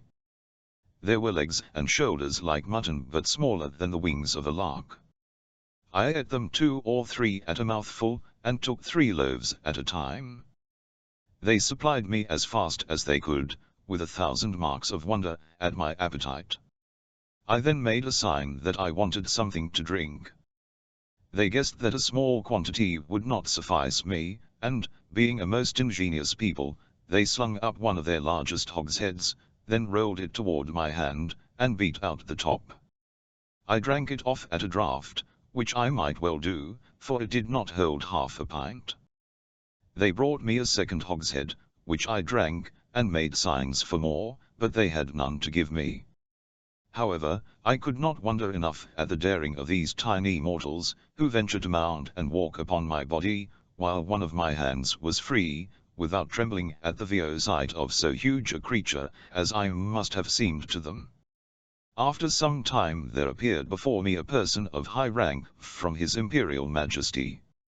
His Excellency, having mounted my right leg, advanced to my face, with about a dozen of his retinue, and spoke about 10 minutes, often pointing forward, which, as I afterward found, was toward the capital city, about half a mile distant, whither it was commanded by His Majesty that I should be conveyed. I made a sign with my hand that was loose, putting it to the other, but over His Excellency's head, for fear of hurting him or his train, to show that I desired my liberty. He seemed to understand me well enough, for he shook his head, though he made other signs to let me know that I should have meat and drink enough, and very good treatment. Then I once more thought of attempting to escape, but when I felt the smart of their arrows on my face and hands, which were all in blisters, and observed likewise that the number of my enemies increased, I gave tokens to let them know that they might do with me what they pleased. Then they daubed my face and hands with a sweet-smelling ointment, which in a few minutes removed all the smarts of the arrows. The relief from pain and hunger made me drowsy, and presently I fell asleep. I slept about 8 hours, as I was told afterward, and it was no wonder, for the physicians, by the emperor's orders, had mingled a sleeping draught in the hogsheads of wine. It seems that, when I was discovered sleeping on the ground after my landing, the emperor had early notice of it, and determined that I should be tied in the manner I have related, which was done in the night, while I slept, that plenty of meat and drink should be sent me, and a machine prepared to carry me to the capital city. 500 carpenters and engineers were immediately set to work to prepare the engine. It was a frame of wood, raised 3 inches from the ground, about 7 feet long and 4 wide, moving upon 22 wheels. But the difficulty was to place me on it.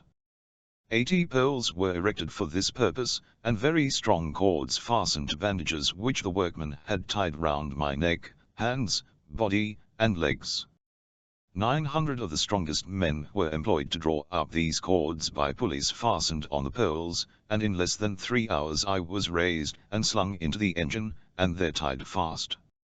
1,500 of the emperor's largest horses, each about 4 inches and a half high, were then employed to draw me toward the capital. But while all this was done I still lay in a deep sleep, and I did not wake till 4 hours after we began our journey. The emperor and all his court came out to meet us when we reached the capital, but his great officials would not suffer His Majesty to risk his person by mounting on my body. Where the carriage stopped there stood an ancient temple, supposed to be the largest in the whole kingdom, and here it was determined that I should lodge. Near the great gate, through which I could easily creep, they fixed 91 chains, like those which hang to a lady's watch, which were locked to my left leg with 36 padlocks, and when the workmen found it was impossible for me to break they cut all the strings that bound me. Then I rose up, feeling as melancholy as ever I did in my life. But the noise and astonishment of the people on seeing me rise and walk were inexpressible. The chains that held my left leg were about 2 yards long, and gave me not only freedom to walk backward and forward in a semicircle, but to creep in and lie at full length inside the temple. The emperor, advancing toward me from among his courtiers, almost magnificently clad, surveyed me with great admiration, but kept beyond the length of my chain. He was taller by about the breadth of my nail than any of his court, which alone was enough to strike awe into the beholders, and graceful and majestic. The better to behold him, I lay down on my side, so that my face was level with his, and he stood 3 yards off. However, I have had him since many times in my hand, and therefore cannot be deceived. His dress was view simple, but he wore a light helmet of gold, adorned with jewels and a plume. He held his sword drawn in his hand, to defend himself if I should break loose. It was almost 3 inches long, and the hilt was of gold, enriched with diamonds. His voice was shrill, but very clear. His Imperial Majesty spoke often to me, and I answered, but neither of us could understand a word. Chapter 2. After about 2 hours the court retired, and I was left with a strong guard to keep away the crowd, some of whom had had the impudence to shoot their arrows at me as I sat by the door of my house. But the colonel ordered 6 of them to be seized and delivered bound into my hands. I put 5 of them into my coat pocket, and as to the 6th, I made a face as if I would eat him alive. The poor man screamed terribly, and the colonel and his officers were much distressed, especially when they saw me take out my penknife. But I soon set them at ease, for, cutting the strings he was bound with, I put him gently on the ground, and away he ran. I treated the rest in the same manner, taking them one by one out of my pocket, and I saw that both the soldiers and people were delighted at this mark of my kindness. Toward night I got with some difficulty into my house, where I lay on the ground, as I had to do for a fortnight, till a bed was prepared for me out of 600 beds of the ordinary measure.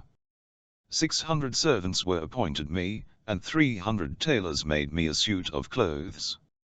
Moreover, 6 of His Majesty's greatest scholars were employed to teach me their language, so that soon I was able to converse after a fashion with the emperor, who often honored me with his visits. The first words I learned were to desire that he would please to give me my liberty, which I every day repeated on my knees, but he answered that this must be a work of time, and that first I must swear a peace with him and his kingdom. He told me also that by the laws of the nation I must be searched by 2 of his officers, and that as this could not be done without my help, he trusted them in my hands, and whatever they took from me should be returned when I left the country. I took up the 2 officers, and put them into my coat pockets. These gentlemen, having pen, ink, and paper about them, made an exact list of everything they saw, which I afterward translated into English, and which ran as follows: in the right coat pocket off Great Man Mountain we found only one great piece of coarse cloth, large enough to cover the carpet of your Majesty's chief room of state. In the left pocket we saw a huge silver chest, with a silver cover, which we could not lift. We desired that it should be opened, and one of us stepping into it found himself up to the mid-leg in a sort of dust, some of which flying into our faces sent us both into a fit of sneezing. In his right waistcoat pocket we found a number of white thin substances, folded one over another, about the size of 3 men, tied with a strong cable, and marked with black figures, which we humbly conceive to be writings. In the left there was a sort of engine, from the back of which extended 20 long poles, with which, we conjecture, the man mountain combs his head. In the smaller pocket on the right side were several round flat pieces of white and red metal, of different sizes. Some of the white, which appeared to be silver, were so large and heavy that my comrade and I could hardly lift them. From another pocket hung a huge silver chain, with a wonderful kind of engine fastened to it, a globe half silver and half of some transparent metal, for on the transparent side we saw certain strange figures, and thought we could touch them till we found our fingers stopped by the shining substance. This engine made an incessant noise, like a watermill, and we conjecture it is either some unknown animal, or the god he worships, but probably the latter, for he told us that he seldom did anything without consulting it. This is a list of what we found about the body of the man mountain, who treated us with great civility. I had one private pocket which escaped their search, containing a pair of spectacles, and a small spyglass, which, being of no consequence to the emperor, I did not think myself bound in honor to discover. Chapter 3. My gentleness and good behavior gained so far on the emperor and his court, and, indeed, on the people in general, that I began to have hopes of getting my liberty in a short time. The natives came by degrees to be less fearful of danger from me. I would sometimes lie down and let 5 or 6 of them dance on my hand, and at last the boys and girls ventured to come and play at hide-and-seek in my hair. The horses of the army and of the royal stables were no longer shy, having been daily led before me, and one of the emperor's huntsmen, on a large courser, took my foot, shoe and all, which was indeed a prodigious leap. I amused the emperor one day in a very extraordinary manner. I took 9 sticks, and fixed them firmly in the ground in a square. Then I took 4 other sticks, and tied them parallel at each corner, about 2 feet from the ground.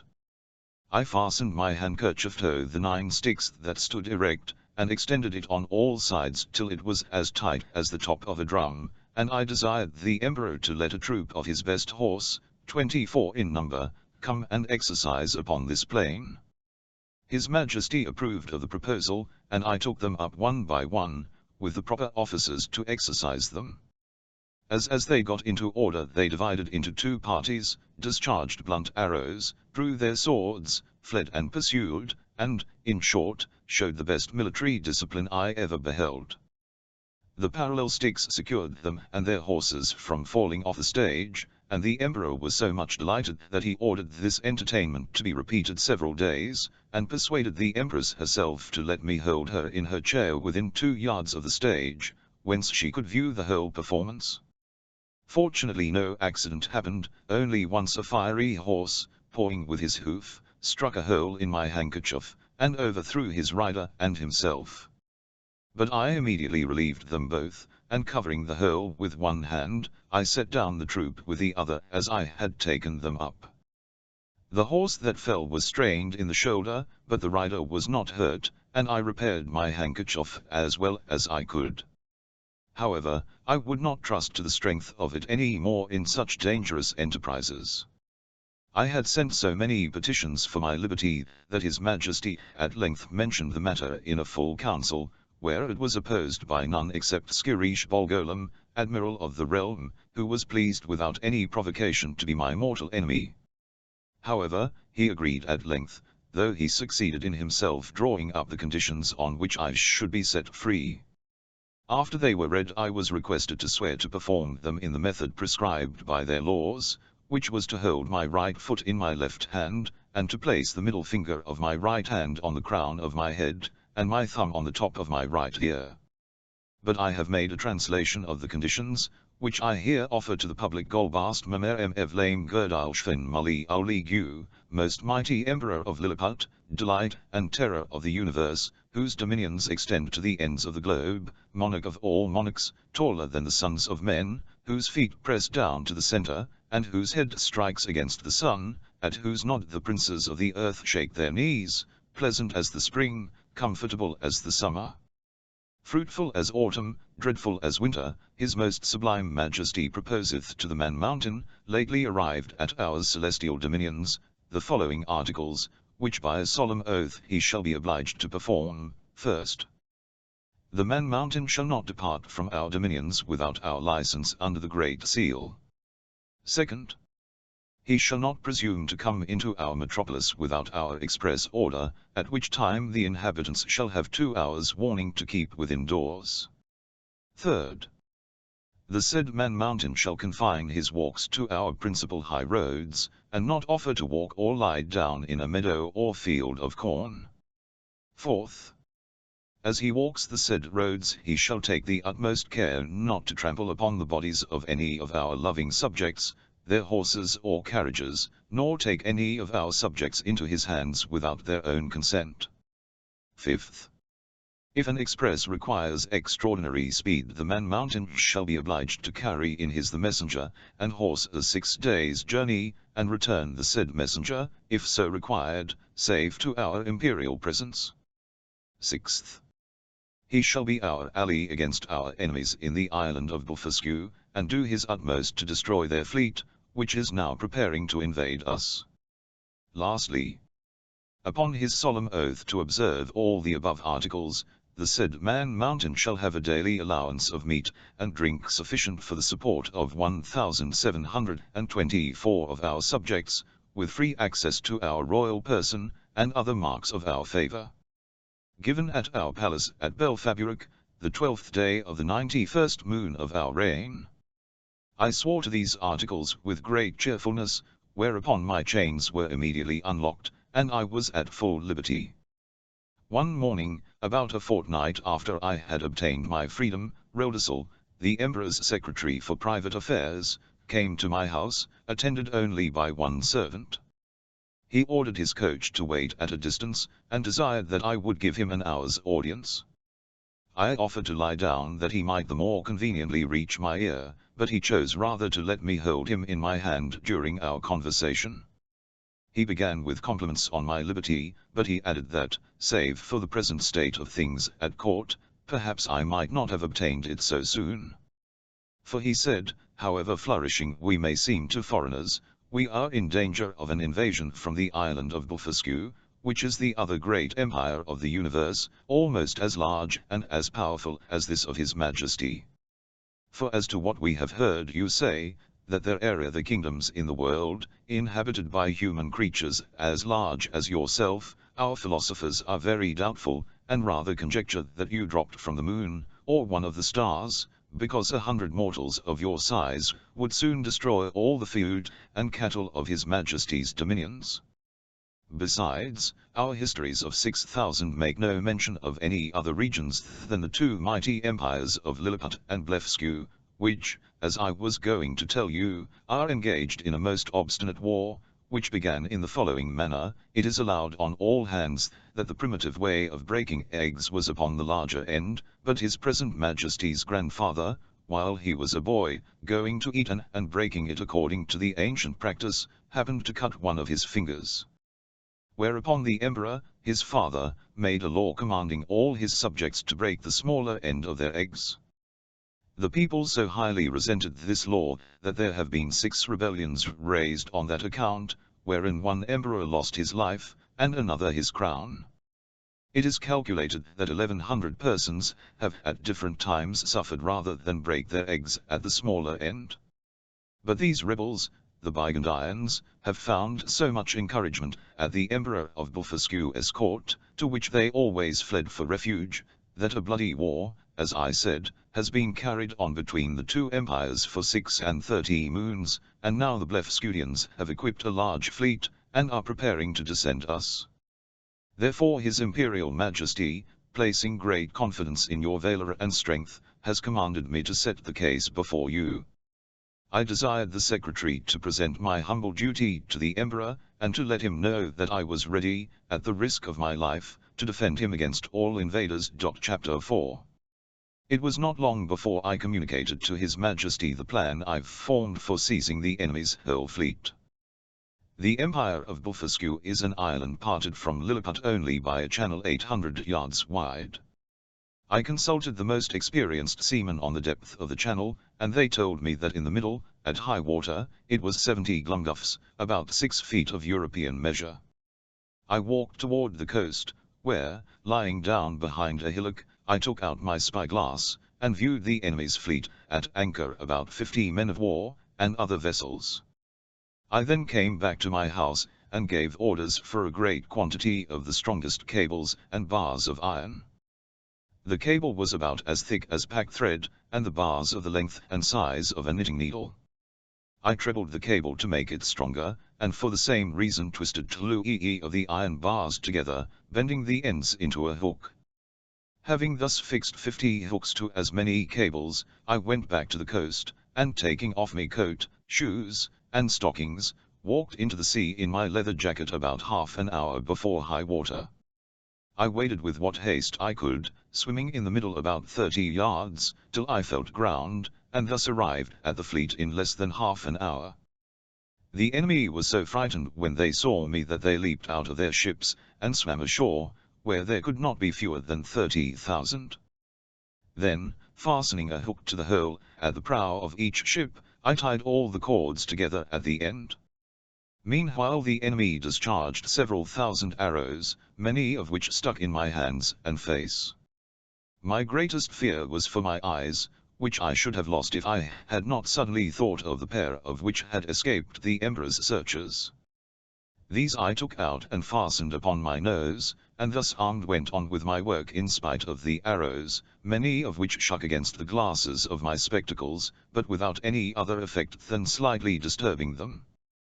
Then, taking the knot in my hand, I began to pull, but not a ship would stir, for they were too fast held by their anchors. Thus the boldest part of my enterprise remained.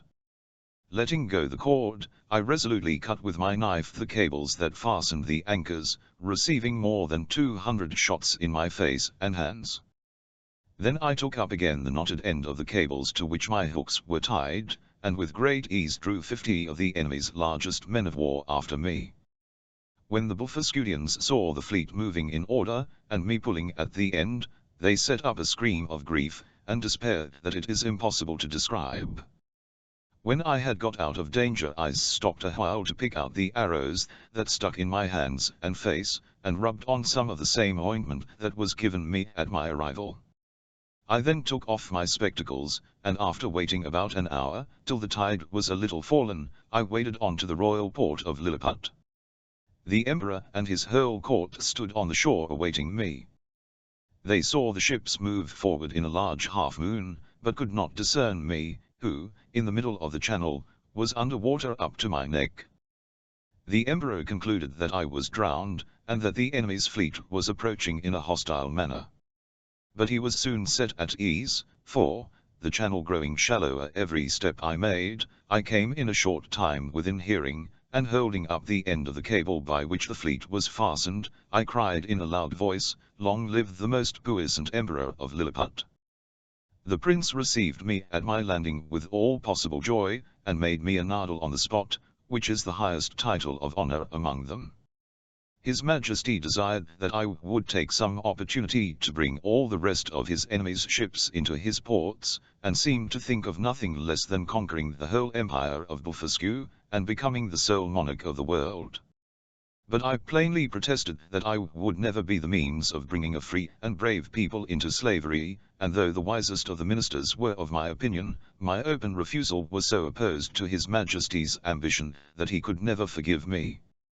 And from this time a plot began between himself and those of his ministers who were my enemies, that nearly ended in my utter destruction. About 3 weeks after this exploit there arrived an embassy from Blefuscu, with humble offers of peace, which was soon concluded, on terms very advantageous to our emperor. There were 6 ambassadors, with a train of about 500 persons, all very magnificent. Having been privately told that I had befriended them, they made me a visit, and paying me many compliments on my valor and generosity, invited me to their kingdom in the emperor their master's name. I asked them to present my most humble respects to the emperor their master, whose royal person I resolved to attend before I returned to my own country. Accordingly, the next time I had the honor to see our emperor I desired his general permission to visit the Blefuscudian monarch. This he granted me, but in a very cold manner, of which I afterward learned the reason. When I was just preparing to pay my respects to the Emperor of Blefuscu, a distinguished person at court, to whom I had once done a great service, came to my house very privately at night, and without sending his name desired admission. I put his lordship into my coat and, giving orders to a Uasti's servant to admit no one, I fastened the door, placed my visitor on the table, and sat down by it. His lordship's face was full of trouble, and he asked me to hear him with patience, in a matter that highly concerned my honor, and my life. "You are aware," he said, "that Skirish Bolgolam has been your mortal enemy ever since your arrival, and his hatred is increased since your great success against Blefuscu, by which his glory as admiral is obscured. This lord and others have accused you of treason, and several councils have been called in the most private manner on your account. Out of gratitude for your favors I procured information of the whole proceedings, venturing my head for your service, and this was the charge against you first, that you, having brought the imperial fleet of Blefuscu into the royal port, were commanded by his majesty to seize all the other ships, and put to death all the Burgundian exiles, and also all the people of the empire who would not immediately consent to break their eggs at the smaller end. And that, like a false traitor to his most serene majesty, you excused yourself from the service on pretence of unwillingness to force the consciences and destroy the liberties and lives of an innocent people. Again, when ambassadors arrived from the court of Blefuscu, like a false traitor, you aided and entertained them, though you knew them to be servants of a prince lately in open war against his imperial majesty. Moreover, you are now preparing, contrary to the duty of a faithful subject, to voyage to the court of Blefuscu. In the debate on this charge my friend continued, his majesty often urged the services you had done him, while the admiral and treasurer insisted that you should be put to a shameful death. But Rodesel, secretary for private affairs, who has always proved himself your friend, suggested that if his majesty would please to spare your life, and only give orders to put out both your eyes, justice might in some measure satisfied. At this Bolgolam rose up in fury, wondering how the secretary dared desire to preserve the life of a traitor, and the treasurer, pointing out the expense of keeping you, also urged your death. But his majesty was graciously pleased to say that since the council thought the loss of your eyes too easy a punishment, some other might afterward be inflicted. And the secretary, humbly desiring to be heard again, said that as to expense your allowance might be gradually lessened, so that, for want of sufficient food you should grow weak and faint, and die in a few months, when his majesty's subjects might cut your flesh from your bones, and bury it, leaving the skeleton for the admiration of posterity. Thus, through the great friendship of the secretary, the affair was arranged. It was commanded that the plan of starving you by degrees should be kept a secret, but the sentence of putting out your eyes was entered on the books. In 3 days your friend the secretary will come to your house, and read the accusation before you, and point out the great mercy of his majesty, that only condemns you to the loss of your eyes, which, he does not doubt, you will submit to humbly and gratefully. 20 of his majesty's surgeons will attend, to see the operation well performed, by discharging very sharp-pointed arrows into the balls of your eyes, as you lie on the ground. I leave you, said my friend, to consider what measures you will take, and, to escape suspicion, I must immediately return, as secretly as I came. His lordship did so, and I remained alone, in great perplexity. At first I was bent on resistance, for while I had liberty I could easily with stones pelt the metropolis to pieces, but I soon rejected that idea with honor, remembering the oath I had made to the emperor, and the favors I had received from him. At last, having his majesty's leave to pay my respects to the emperor of Blefuscu, I resolved to take this opportunity. Before the 3 days had passed I wrote a letter to my friend the secretary telling him of my resolution, and, without waiting for an answer, went to the coast, and entering the channel, between wading and swimming reached the port of Blefuscu, where the people, who had long expected me, led me to the capital. His Majesty, with the royal family, and great officers of the court, came out to receive me, and they entertained me in a manner suited to the generosity of so great a prince. I did not, however, mention my disgrace with the Emperor of Liliput, since I did not suppose that prince would disclose the secret while I was out of his power.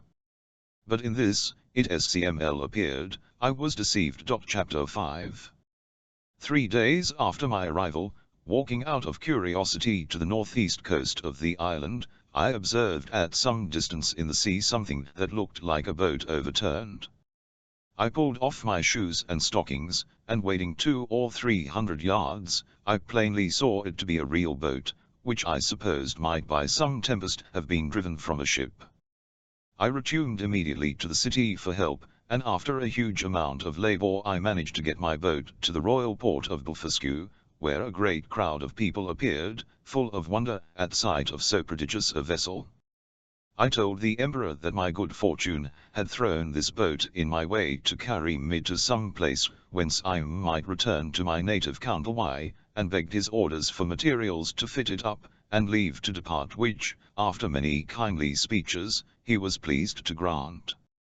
Meanwhile the Emperor of Liliput, uneasy at my long absence, but never imagining that I had the least notice of his designs, sent a person of rank to inform the Emperor of Blefuscu of my disgrace.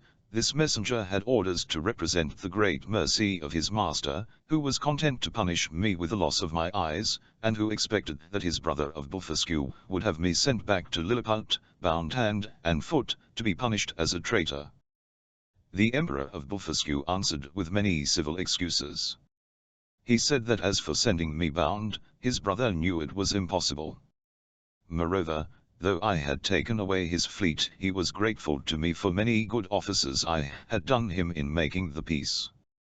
But that both their majesties would soon be made easy, for I had found a prodigious vessel on the shore, able to carry me on the sea, which he had given orders to fit up, and he hoped in a few weeks both empires would be free from. With this answer the messenger returned to Liliput, and I, though the monarch of Blefuscu secretly offered me his gracious protection if I would continue in his service, hastened my departure, resolving never more to put confidence in princes. In about a month I was ready to take leave. The Emperor of Blefuscu, with the Empress and the royal family, came out of the palace, and I lay down on my face to kiss their hands, which they graciously gave me. His Majesty presented me with 50 purses of sprugs, their greatest gold coin, and his picture at full length, which I put immediately into one of my gloves, to keep it from being hurt. Many other ceremonies took place at my departure.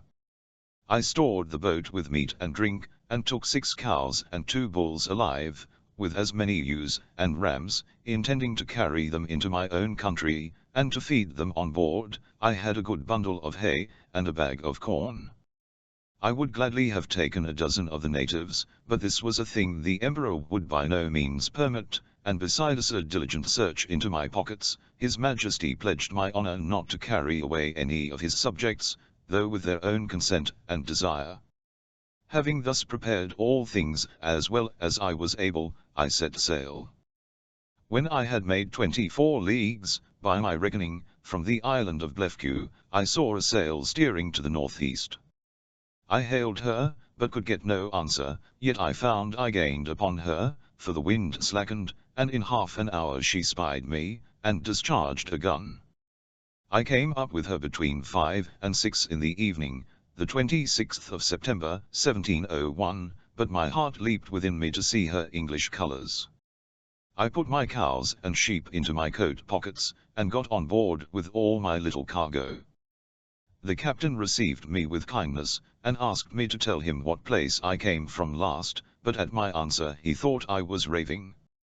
However, I took my black cattle and sheep out of my pocket, which, after great astonishment, clearly convinced him we arrived in England on the 13th of April, 1702. I stayed 2 months with my wife and family, but my eager desire to see foreign countries would suffer me to remain no longer. However, while in England I made great profit by showing my cattle to persons of quality and others, and before I began my second voyage I sold them for 6,001. I left 5001 with my wife, and fixed her in a good house, then taking leave of her and my boy and girl, with tears on both sides, I sailed on board the Adventure. L1 Swift. The Princess on the Glass Hill. Once upon a time there was a man who had a meadow which lay on the side of a mountain, and in the meadow there was a bam in which he stored hay. But there had not been much hay in the bam for the last 2 years, for every St. John's Eve, when the grass was in the height of its vigor, it was all eaten clean up, just as if a whole flock of sheep had gnawed it down to the ground during the night.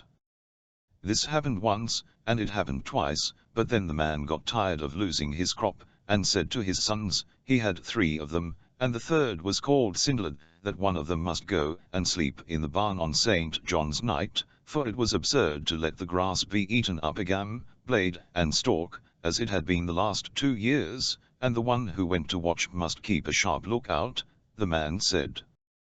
The eldest was quite willing to go to the meadow, he would watch the grass, he said, and he would do it so well that neither man, nor beast, nor even the devil himself should have any of it.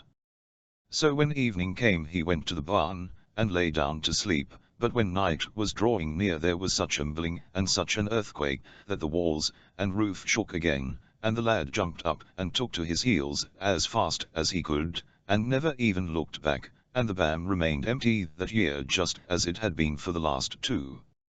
Next street. John's Eve. The man again said that he could not go on in this way, losing all the grass in the outlying field year after year, and that one of his sons must just go there and watch it, and watch well too. So the next oldest son was willing to show what he could do. He went to the barn and lay down to sleep, as his brother had done, but when night was drawing near there was a great rumbling, and then an earthquake, which was even worse than that on the former St. John's night, and when the youth heard it he was terrified, and went off, running as if for a wager. The year after, it was Cinderella's turn, but when he made ready to go the others laughed at him, and mocked him. "Well, you are just the right one to watch the hay, you who have never learned anything but how to sit among the ashes, and bake yourself," said they. Cinderella, however, did not trouble himself about what they said, but when evening drew near rambled away to the outlying field. When he got there he went into the barn, and lay down, but in about an hour's time the rumbling and creaking began, and it was frightful to hear it. Well, if it gets no worse than that, I can manage to stand it, thought Cinderella.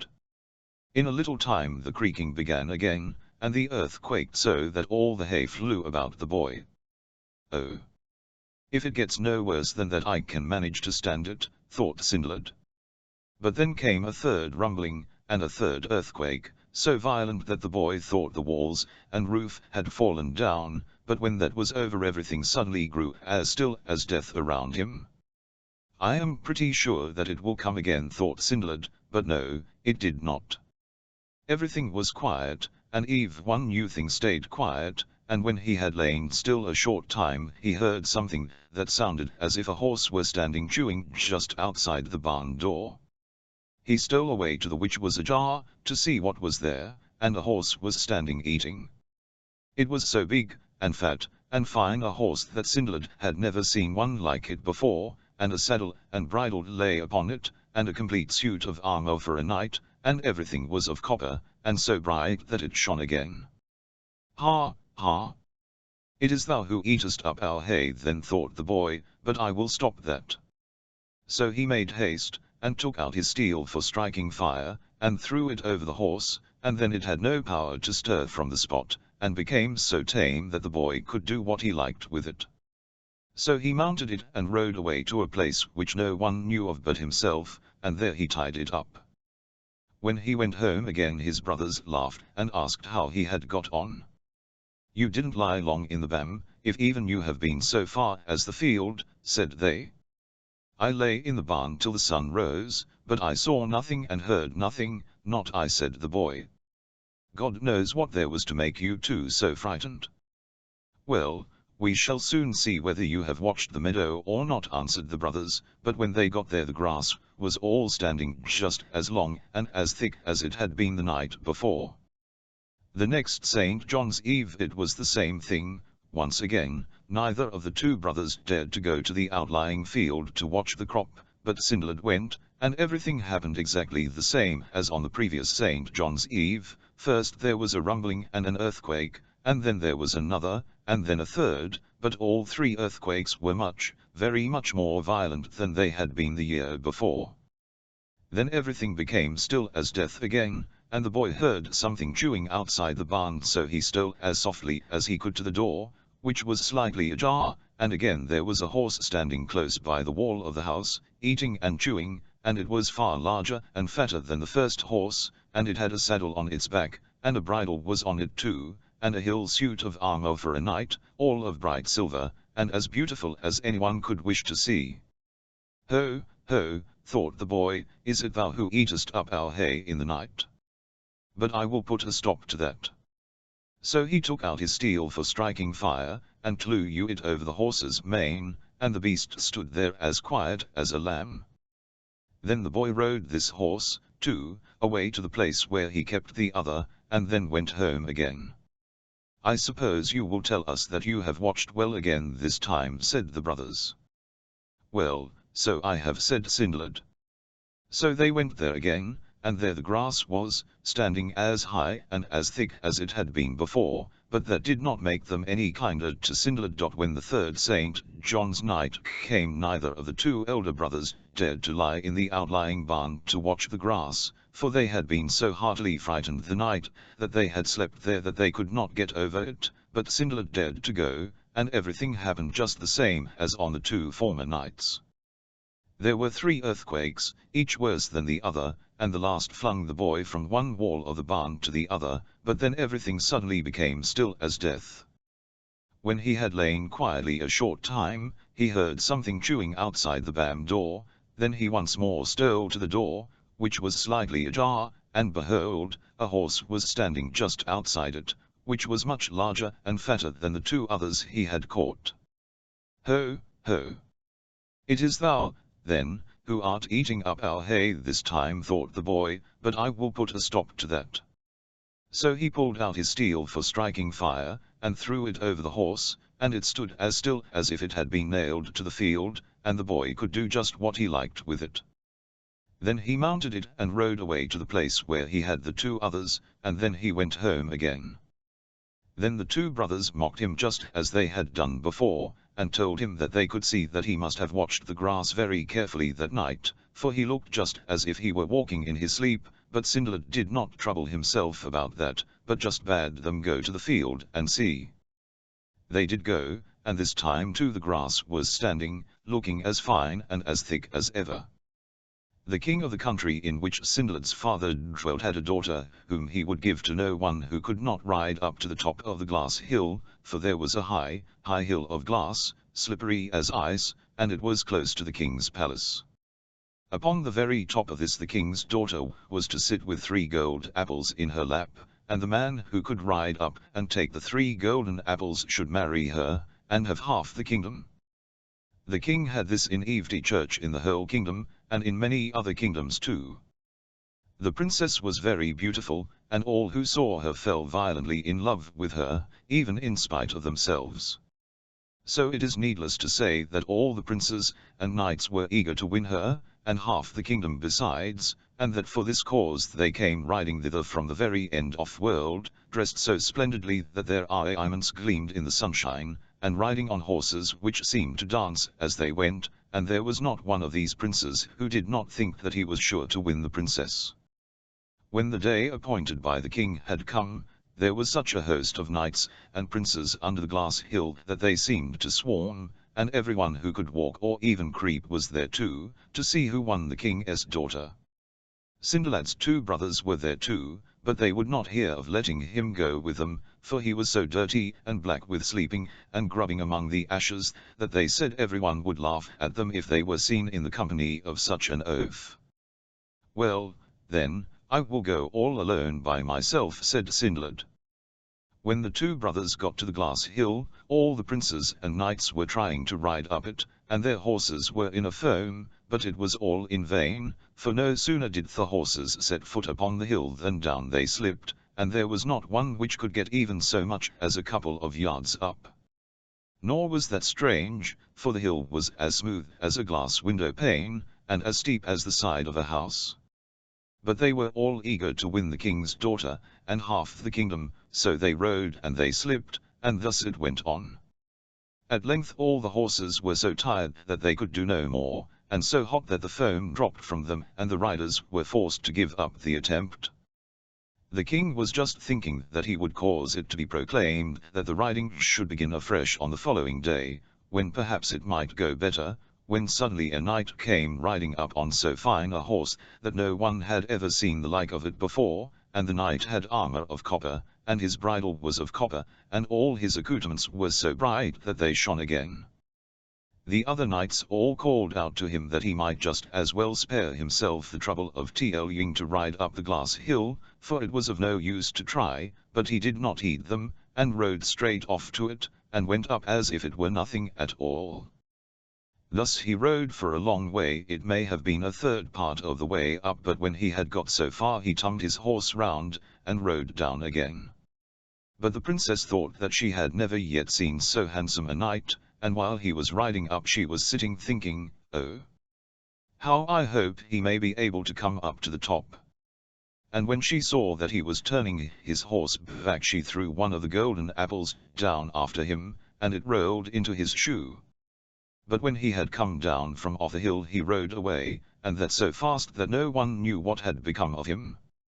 So all the princes and knights were bidden to present themselves before the king that night, so that he who had ridden so far up the glass hill might show the golden apple which the king's daughter had thrown down. But no one had anything to show. One knight presented himself after the other, and none could show the apple. At night, too, Cinderella's brothers came home again, and had a long story to tell about riding up the glass hill.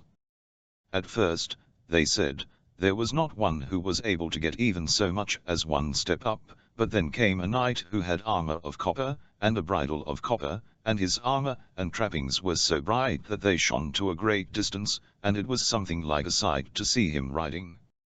He rode 1/3 of the way up the glass hill, and he could easily have ridden the whole of it if he had liked, but he had turned back, for he had made up his mind that that was enough for once. "Oh, I should have liked to see him too, that I should," said Cinderella, who was as usual sitting by the chimney among the cinders. "You, indeed," said the brothers, "you look as if you were fit to be among such great lords, nasty beast that you are to sit there." Next day the brothers were for setting out again, and this time too Cinderella begged them to let him go with them and see who rode, but no, they said he was not fit to do that, for he was much too ugly and dirty. "Well, well, then I will go all alone by myself," said Cinderella. So the brothers went to the glass hill, and all the princes and knights began to ride again, and this time they had taken care to roughen the shoes of the horses, but that did not help them. They rode and they slipped as they had done the day before, and not one of them could get even so far as a yard up the hill. When they had tired out their horses, so that they could do no more, they again had to stop altogether. But just as the king was thinking that it would be well to proclaim that the riding should take place next day for the last time, so that they might have one more chance, he suddenly bethought himself that it would be well to wait a little longer to see if the knight in copper armor would come on this day too. But nothing was to be seen of him. Just as they were still looking for him, however, came a knight riding on a steed that was much, much finer than that which the knight in copper armor had ridden, and this knight had silver armor, and a silver saddle and bridle, and all were so bright that they shone and glistened when he was a long way off.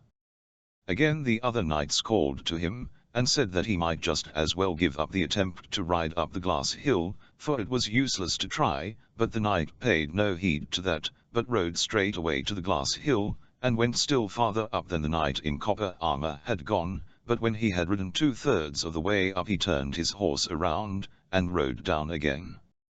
The princess liked this knight still better than she had liked the other, and sat longing that he might be able to get up above, and when she saw him coming back she threw the second apple after him, and it rolled into his shoe, and as soon as he had got down the glass hill he rode away so fast that no one could see what had become of him.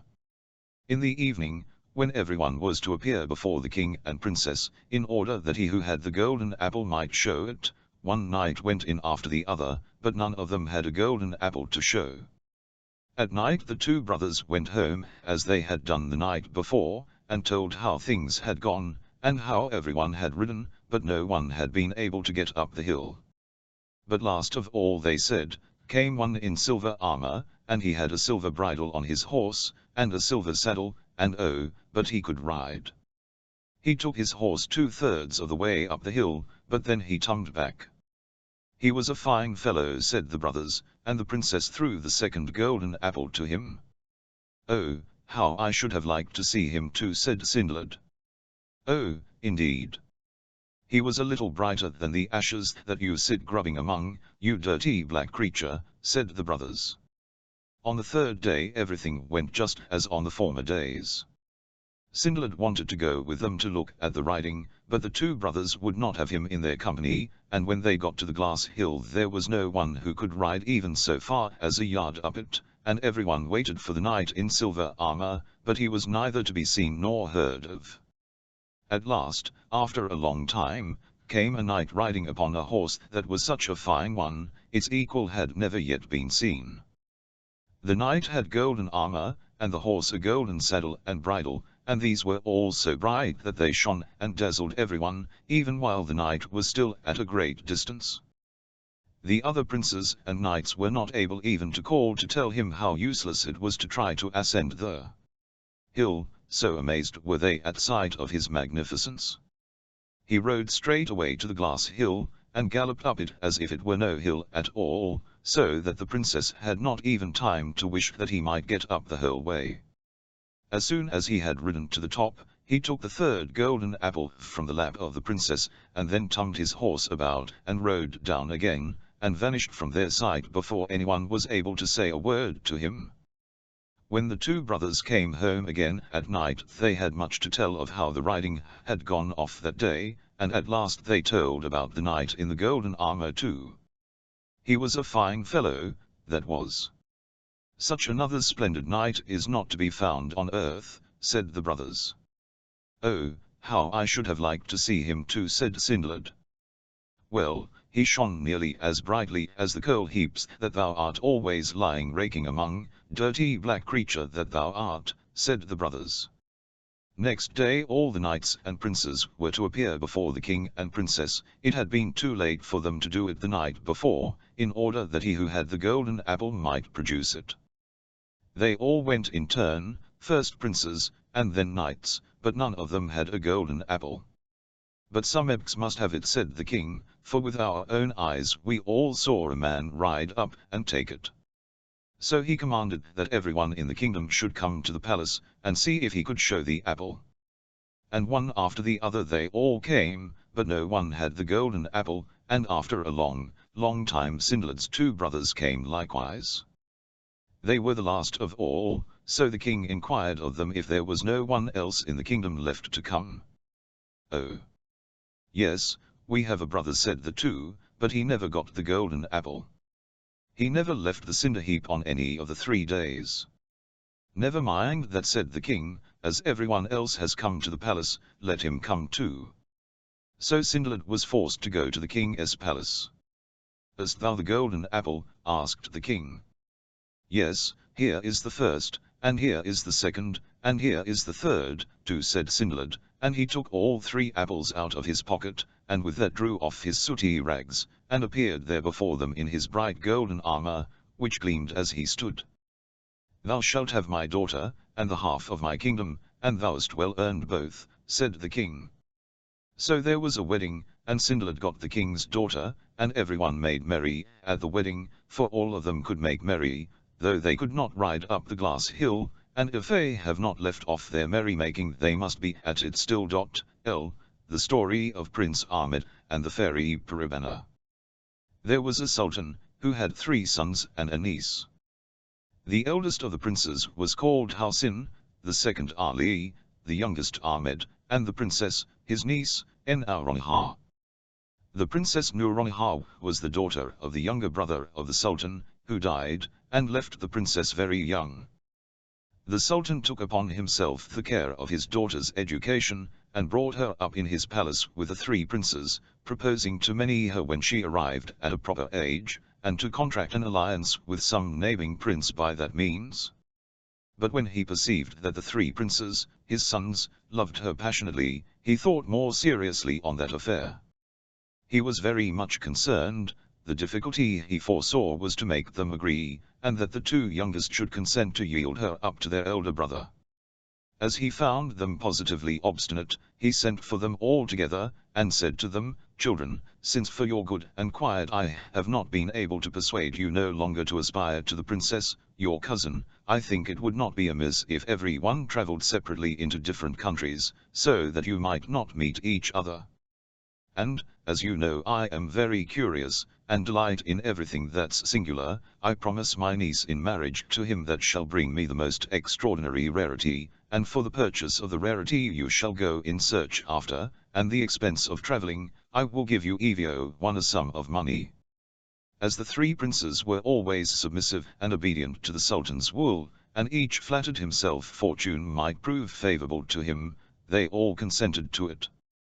The Sultan paid them the money he promised them, and that very day they gave orders for the preparations for their travels, and took their leave of the Sultan, that they might be the more ready to go the next morning. Accordingly they all set out at the same gate of the city, each dressed like a merchant, attended by an officer of confidence dressed like a slave, and all well mounted and equipped. They went the first day's journey together, and lay all at an inn, where the road was divided into 3 different tracts. At night, when they were at slumber together, they all agreed to travel for a year, and to meet at that inn, and that the first that came should wait for the rest, that, as they had all 3 taken their leave together of the Sultan, they might all return together. The next morning by break of day, after they had embraced and wished each other good success, they mounted their horses, and took each a different road. Prince Hyacinth, the eldest brother, arrived at Biznagar, the capital of the kingdom of that name, and the residence of its king. He went and lodged at a khan appointed for foreign merchants, and, having learned that there were 4 principal divisions where merchants of all sorts sold their commodities, and kept shops, and in the midst of which stood the castle, or rather the king's palace, he went to one of these divisions the next day. Prince Halcyon could not view this division without admiration. It was large, and divided into several streets, all vaulted and shaded from the sun, and yet very light too. The shops were all of a size, and all that dealt in the same sort of goods lived in one street, as also the handicraftsmen, who kept their shops in the smaller streets.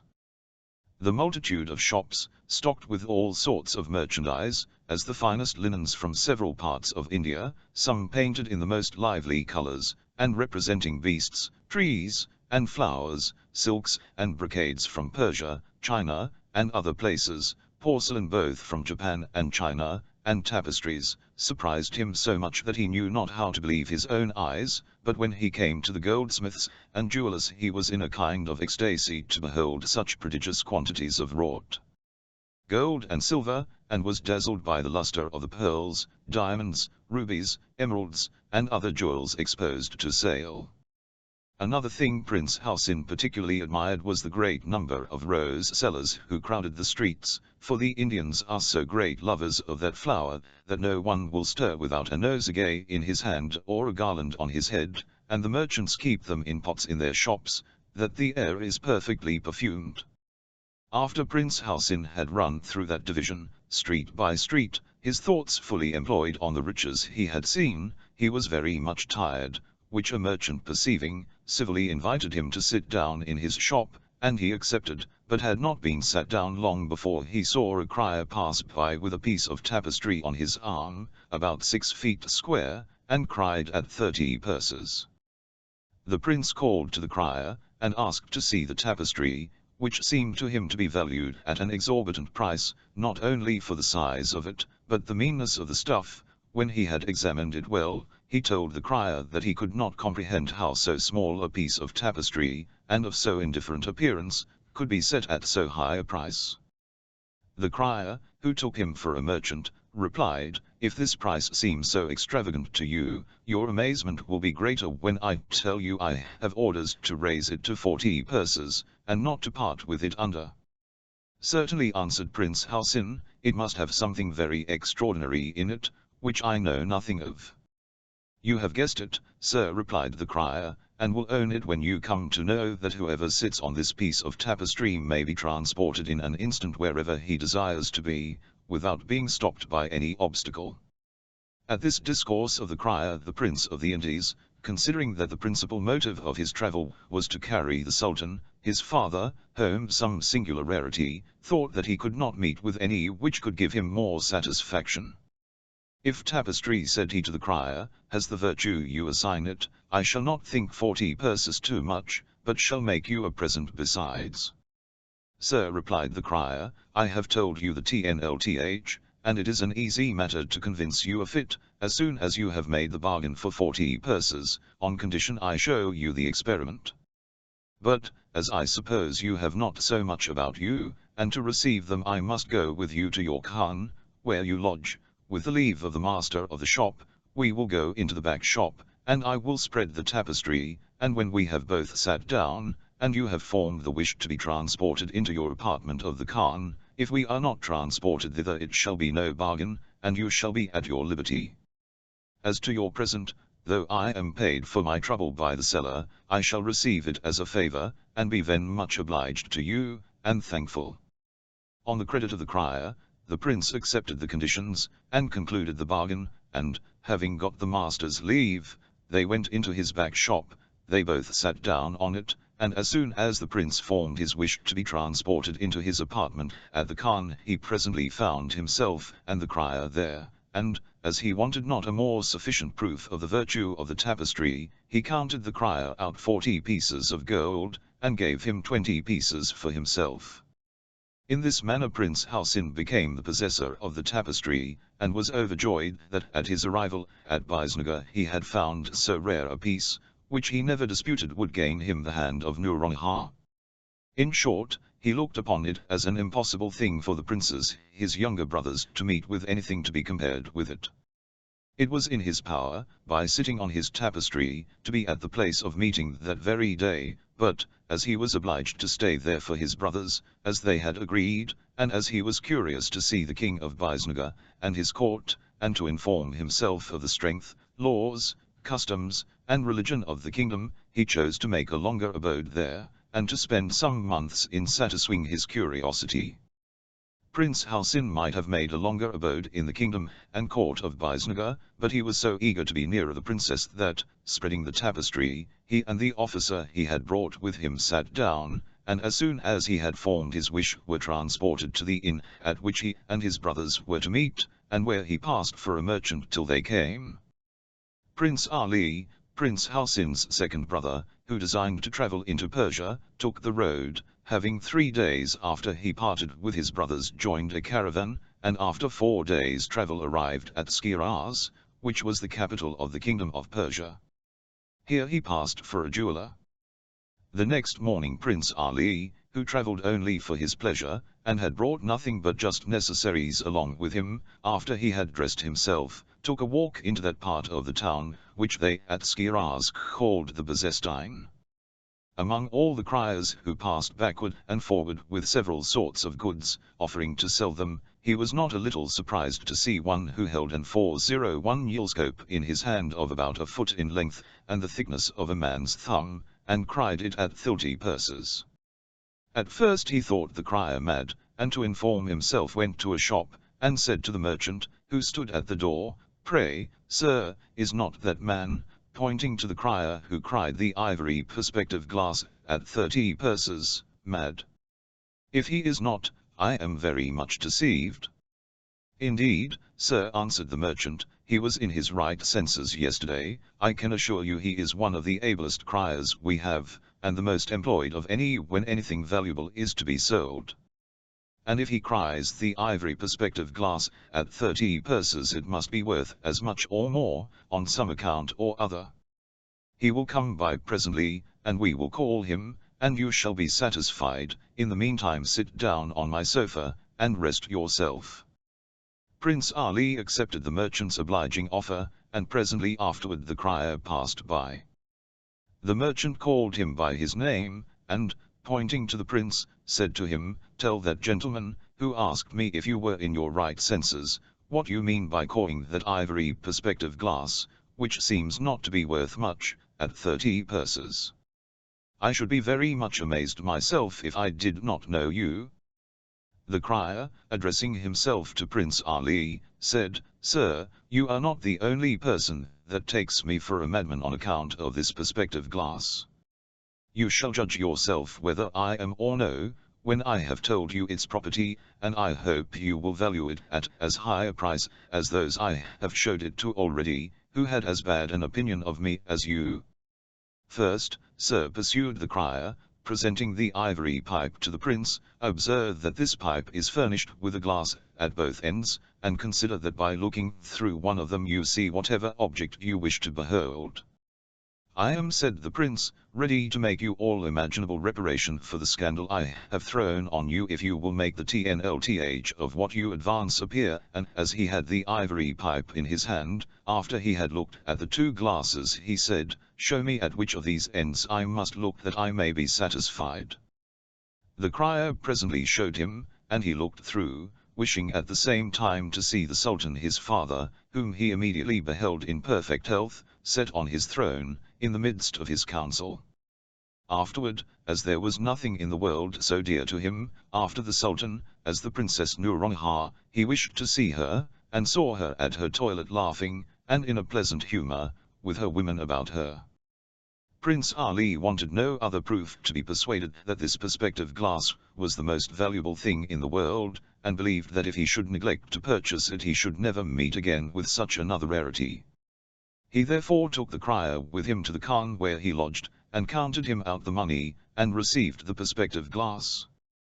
Prince Ali was overjoyed at his bargain, and persuaded himself that, as his brothers would not be able to meet with anything so rare and admirable, the Princess Nouronihar would be the recompense of his fatigue and trouble, that he thought of nothing but visiting the Khan of Persia incognito, and seeing whatever was curious in Sciraz and thereabouts, till the caravan with which he came returned back to the Indies.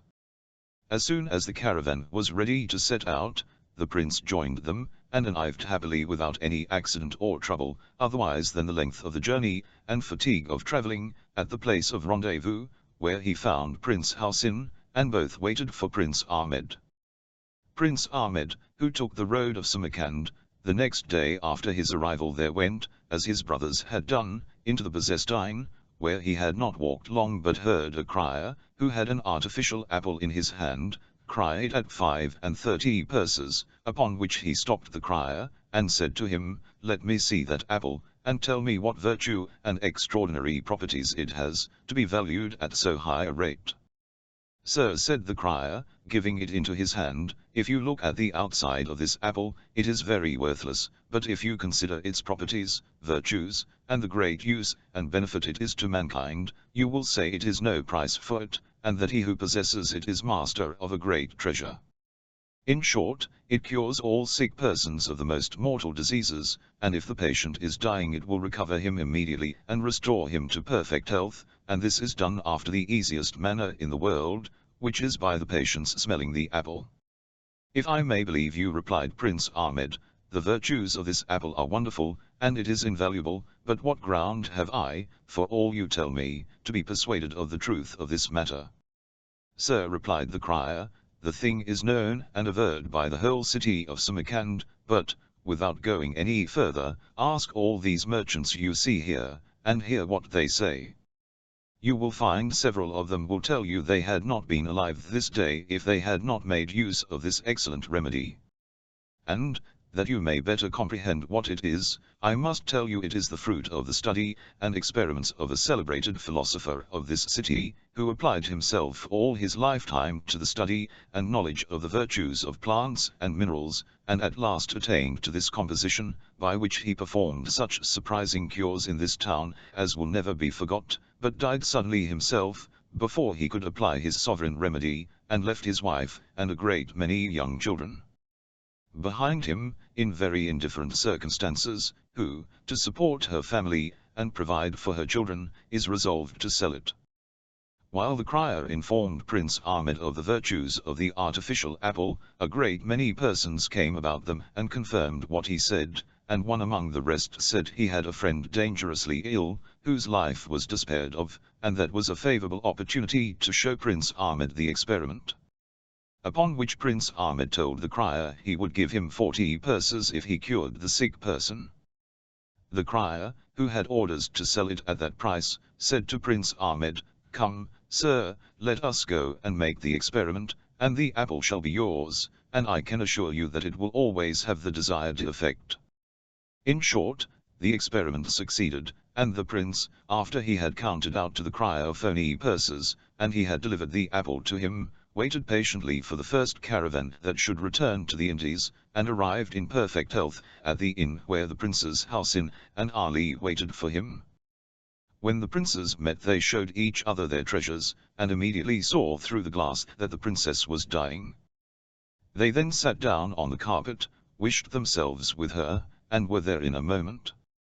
Prince Ahmed no sooner perceived himself in Nouronnihar's chamber, than he rose off the tapestry, as did also the other 2 princes, and went to the bedside, and put the apple under her nose. Some moments after the princess opened her eyes, and turned her head from one side to another, looking at the persons who stood about her, and then rose up in the bed, and asked to be dressed, just as if she had waked out of a sound sleep.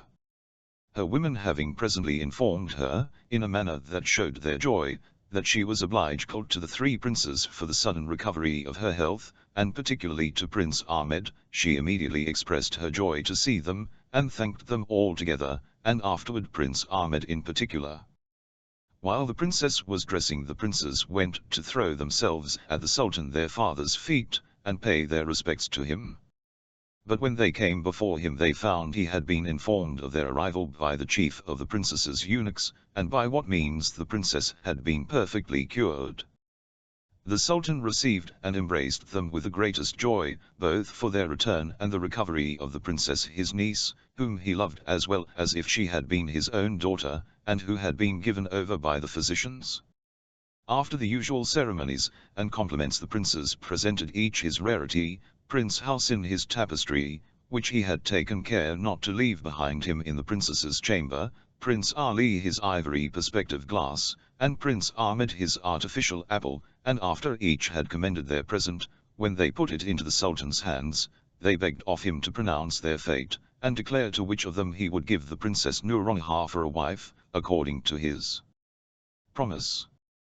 The Sultan of the Indies, having heard, without interrupting them, all that the princes could represent further about their rarities, and being well informed of what had happened in relation to the Princess Nouronihar's cure, remained some time silent, as if he were thinking on what answer he should make. At last he broke the silence, and said to them, "I would declare for one of you children, with a great deal of pleasure if I could do it with justice, but consider whether I can do it or no." "'Tis true, Prince Ahmed, the princess my niece is obliged to your artificial apple for her cure, but I must ask you whether or no you could have been so serviceable to her if you had not known by Prince Ali's perspective glass the danger she was in, and if Prince Hasin's tapestry had not brought you so soon. Your perspective glass, Prince Ali, informed you and your brothers that you were like to lose the princess your cousin, and there you must own a great obligation.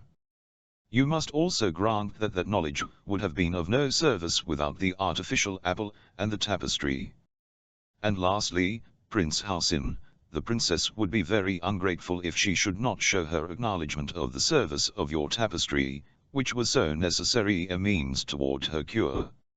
But consider, it would have been of little use if you had not been acquainted with the princess's illness by Prince Ali's glass, and Prince Ahmed had not applied his artificial apple. Therefore, as neither tapestry, ivory perspective glass, nor artificial apple have the least preference one before the other, but, on the contrary, there's a perfect equality, I cannot grant the princess to any one of you, and the only fillet you have reaped from your travels is the glory of having equally contributed to restore her health. If all this be tme, added the Sultan, you see that I must have recourse to other means to determine certainly in the choice I ought to make among you, and that, as there is time enough between this and night, I'll do it today. Go and get each of you a bow and arrow, and repair to the great plain, where they exercise horses. I'll soon come to you, and declare I will give the Princess Nouronihar to him that shoots the farthest." The three princes had nothing to say against the decision of the Sultan. When they were out of his presence they each provided themselves with a bow and arrow, which they delivered to one of their officers, and went to the plain appointed, followed by a great concourse of people. The Sultan did not make them wait long for him, and as he arrived Prince Hasin, as the eldest, took his bow and arrow and shot first, Prince Ali shot next, and much beyond him, and Prince Ahmed last of all, but it so happened that nobody could see where his arrow fell, and, notwithstanding all the diligence that was used by himself and everybody else, it was not to be found far or near. And though it was believed that he shot the farthest, and that he therefore deserved the Princess Nouronihar, it was, however, necessary that his arrows should be found to make the matter more evident and certain, and, notwithstanding his remonstrance, the Sultan judged in favor of Prince Ali, and gave orders for preparations to be made for the wedding, which was celebrated a few days after with great magnificence. Prince Hasin would not honor the feast with his presence. In short, his grief was so violent and insupportable that he left the court, and renounced all right of succession to the crown, to turn hermit. Prince Ahmed, too, did not come to Prince Ali's and the Princess Nouronihar's wedding any more than his brother Hasin, but did not renounce the world as he had done. But, as he could not imagine what had become of his arrow, he stole away from his attendants, and resolved to search after it, that he might not have anything to reproach himself with. With this intent he went to the place where the princes Hasin's and Ali's were gathered up, and, going straight forward from there, looking carefully on both sides of him, he went so far that at last he began to think his labor was all in vain, but yet he could not help going forward till he came to some steep craggy rocks, which were bounds to his journey, and were situated in a barren country, about 4 leagues distant from where he set out. 11 When Prince Ahmed came pretty nigh to these rocks he perceived an arrow, which he gathered up, looked earnestly at it, and was in the greatest astonishment to find it was the same he shot away. Certainly, said he to himself, neither I nor any man living could shoot an arrow so far, and, finding it laid flat, not sticking into the ground, he judged that it rebounded against the rock. There must be some mystery in this, said he to himself again, and it may be advantageous to me. Perhaps fortune, to make me amends for depriving me of what I thought the greatest happiness, may have reserved a greater blessing for my comfort. As these rocks were full of caves, and some of those caves were deep, the prince entered into one, and, looking about, cast his eyes on an iron which seemed to have no but he feared it was fastened. However, thrusting against it, it opened, and discovered an easy descent, but no steps, which he walked down with his arrow in his hand. At first he thought he was going into a dark, obscure place, but presently a quite different light succeeded that which he came out of, and, entering into a large, spacious place, at about 50 or 60 paces distant, he perceived a magnificent palace, which he had not then time enough to look at. At the same time a lady of majestic port and air advanced as far as the porch, attended by a large troop of ladies, so finely dressed and beautiful that it was difficult to distinguish which was the mistress. As soon as Prince Ahmed perceived the lady, he made all imaginable haste to go and pay his respects, and the lady, on her part, seeing him coming, prevented him from addressing his discourse to her first, but said to him, "Come nearer, Prince Ahmed, you are welcome." It was no small surprise to the prince to hear himself named in a place he had never heard of, though so nigh to his father's capital, and he could not comprehend how he should be known to a lady who was a stranger to him.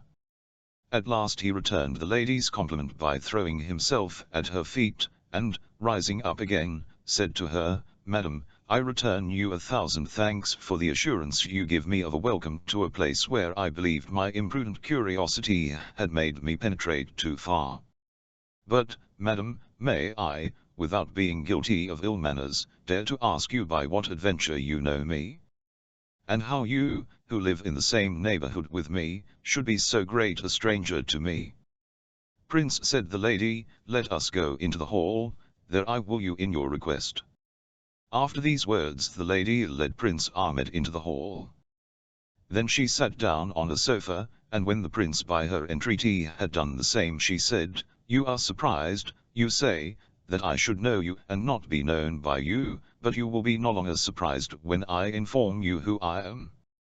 You are undoubtedly sensible that your religion teaches you to believe that the world is inhabited by genies as well as men. I am the daughter of one of the most powerful and distinguished genies, and my name is Paribanou. The only thing that I have to add is, that you seem to me worthy of a more happy fate than that of possessing the Princess Nouronihar, and, that you might attain to it, I was present when you drew your arrow, and foresaw it would not go beyond Prince Hyacinth's. I took it in the air, and gave it the necessary motion to strike against the rocks near which you found it, and I tell you that it lies in your power to make use of the favorable opportunity which presents itself to make you happy." As the Fahi Paribanou pronounced these last words with a different tone, and looked, at the same time, tenderly upon Prince Ahmed, with a modest blush on her cheeks, it was no hard matter for the prince to comprehend what happiness she meant. He presently considered that the Princess Nouronihar could never be his, and that the fairy Paribanou excelled her infinitely in beauty, agreeableness, wit, and, as much as he could conjecture by the magnificence of the palace, in immense riches. He blessed the moment that he thought of seeking after his arrow a second time, and, yielding to his love, "Madam," replied he, "should I all my life have the happiness of being your slave, and the admirer of many charms which ravish my soul, I should think myself most blessed of men. Pardon in me the boldness which inspires me to ask this favor, and don't refuse to admit me into your court, a prince who is entirely devoted to you." "Prince," answered the fairy, "will you not pledge your faith to me, as well as I give mine to you?" "Yes, madam," replied the prince, in an ecstasy of joy, "what can I do better, and with greater pleasure?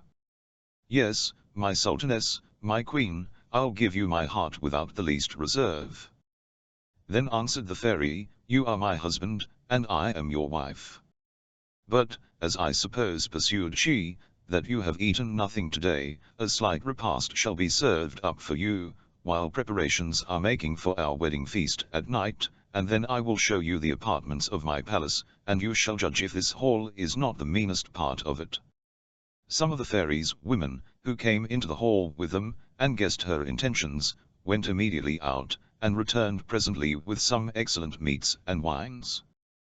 When Prince Ahmed had ate and drunk as much as he cared for, the fairy paribanou carried him through all the apartments, where he saw diamonds, rubies, emeralds, and all sorts of fine jewels, intermixed with pearls, agate, jasper, porphyry, and all sorts of the most precious marbles. But, not to mention the richness of the furniture, which was inestimable, there was such a profuseness throughout that the prince, instead of ever having seen anything like it, owned that he could not have imagined that there was anything in the world that could come up to it. "Prince," said the fairy, "if you admire my palace so much, which is very beautiful, what would you say to the palaces of the chief of our genies, which are much more beautiful, spacious, and magnificent? I could also charm you with my gardens, but we will let that alone till another time. Night draws near, and it will be time to go to supper." The next hall which the fairy led the prince into, and where the cloth was laid for the feast, was the last apartment the prince had not seen, and not in the least inferior to the others. At his entrance into it he admired the infinite number of sconces of wax candles perfumed with amber, the multitude of which, instead of being confused, were placed with so just a symmetry as formed an agreeable and pleasant sight. A large side table was set out with all sorts of gold plate, so finely wrought that the workmanship was much more valuable than the weight of the gold. Several chomses of beautiful women richly dressed, and whose voices were ravishing, began a concert, accompanied with all sorts of the most harmonious instruments, and when they were set down at table the fairy paribanou took care to help Prince Ahmed to the most delicate meats, which she named as she invited him to eat of them, and which the prince found to be so exquisitely nice that he commended them with exaggeration, and said that the entertainment far surpassed those of man. He found also the same excellence in the wines, which neither he nor the fairy tasted of till the dessert was served up, which consisted of the choicest sweetmeats and fruits. The wedding feast was continued the next day, or, rather, the days following the celebration were a continual feast. At the end of 6 months Prince Ahmed, who always loved and honored the Sultan his father, conceived a great desire to know how he was, and that desire could not be satisfied without his going to see. He told the fairy of it, and desired she would give him leave. "Prince," said she, "go when you please. But first, don't take it amiss that I give you some advice how you shall behave yourself where you are going. First, I don't think it proper for you to tell the Sultan your father of our marriage, nor of my quality, nor the place where you have been. Beg of him to be satisfied in knowing you are happy, and desire no more, and let him know that the sole end of your visit is to make him easy, and inform him of your fate." She appointed 20 gentlemen, well mounted and equipped, to attend him. When all was ready Prince Ahmed took his leave of the fairy, embraced her, and renewed his promise to return soon. Then his horse, which was most finely caparisoned, and was as beautiful a creature as any in the Sultan of India's stables, was led to him, and he mounted him with an extraordinary grace, and, after he had bid her a last adieu, set forward on his journey. As it was not a great way to his father's capital, Prince Ahmed soon arrived there. The people, glad to see him again, received him with acclamations of joy, and followed him in crowds to the Sultan's apartment. The Sultan received and embraced him with great joy, complaining at the same time, with a fatherly tenderness, of the affliction his long absence had been to him, which he said was the more grievous for that, fortune having decided in favor of Prince Ali his brother, he was afraid he might have committed some rash action. The prince told us of his adventures without speaking of the fairy, whom he said that he must not mention, and ended, "The only favor I ask of your majesty is to give me leave to come often and pay you my respects, and to know how you do." Son, answered the Sultan of the Indies, I cannot refuse you the leave you ask me, but I should much rather you would resolve to stay with me. At least tell me where I may send to you if you should fail to come, or when I may think your presence necessary. Sir, replied Prince Ahmed, what your majesty asks of me is part of the mystery I spoke to your majesty of. I beg of you to give me leave to remain silent on this head, for I shall come so frequently that I am afraid that I shall sooner be thought troublesome than be accused of negligence in my duty. The Sultan of the Indies pressed Prince Ahmed no more, but said to him, Son, I penetrate no farther into your secrets, but leave you at your liberty, but can tell you that you could not do me a greater pleasure than to come, and by your presence restore to me the joy I have not felt this long time, and that you shall always be welcome when you come, without interrupting your business or pleasure. Prince Ahmed stayed but 3 days, at the Sultan his father's court, and the 4th returned to the fairy paribanou, who did not expect him so soon. A month after Prince Ahmed's return from paying a visit to his father, as the fairy paribanou had observed that the prince, since the time that he gave her an account of his journey, his discourse with his father, and the leave he asked to go and see him often, had never talked of the Sultan, as if there had been no such person in the world, whereas before he was always speaking of him, she thought he forbore on her account, therefore she took an opportunity to say to him one day, Prince, tell me, have you forgot the Sultan your father? Don't you remember the promise you made to go and see him often?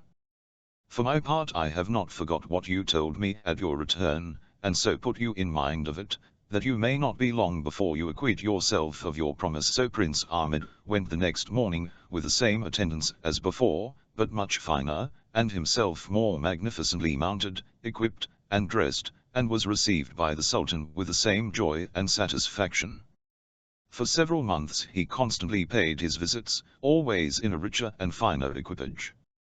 At last some viziers, the Sultan's favorites, who judged of Prince Ahmed's grandeur and power by the figure he cut, made the Sultan jealous of his son, saying it was to be feared he might inveigle himself into the people's favor, and dethrone him.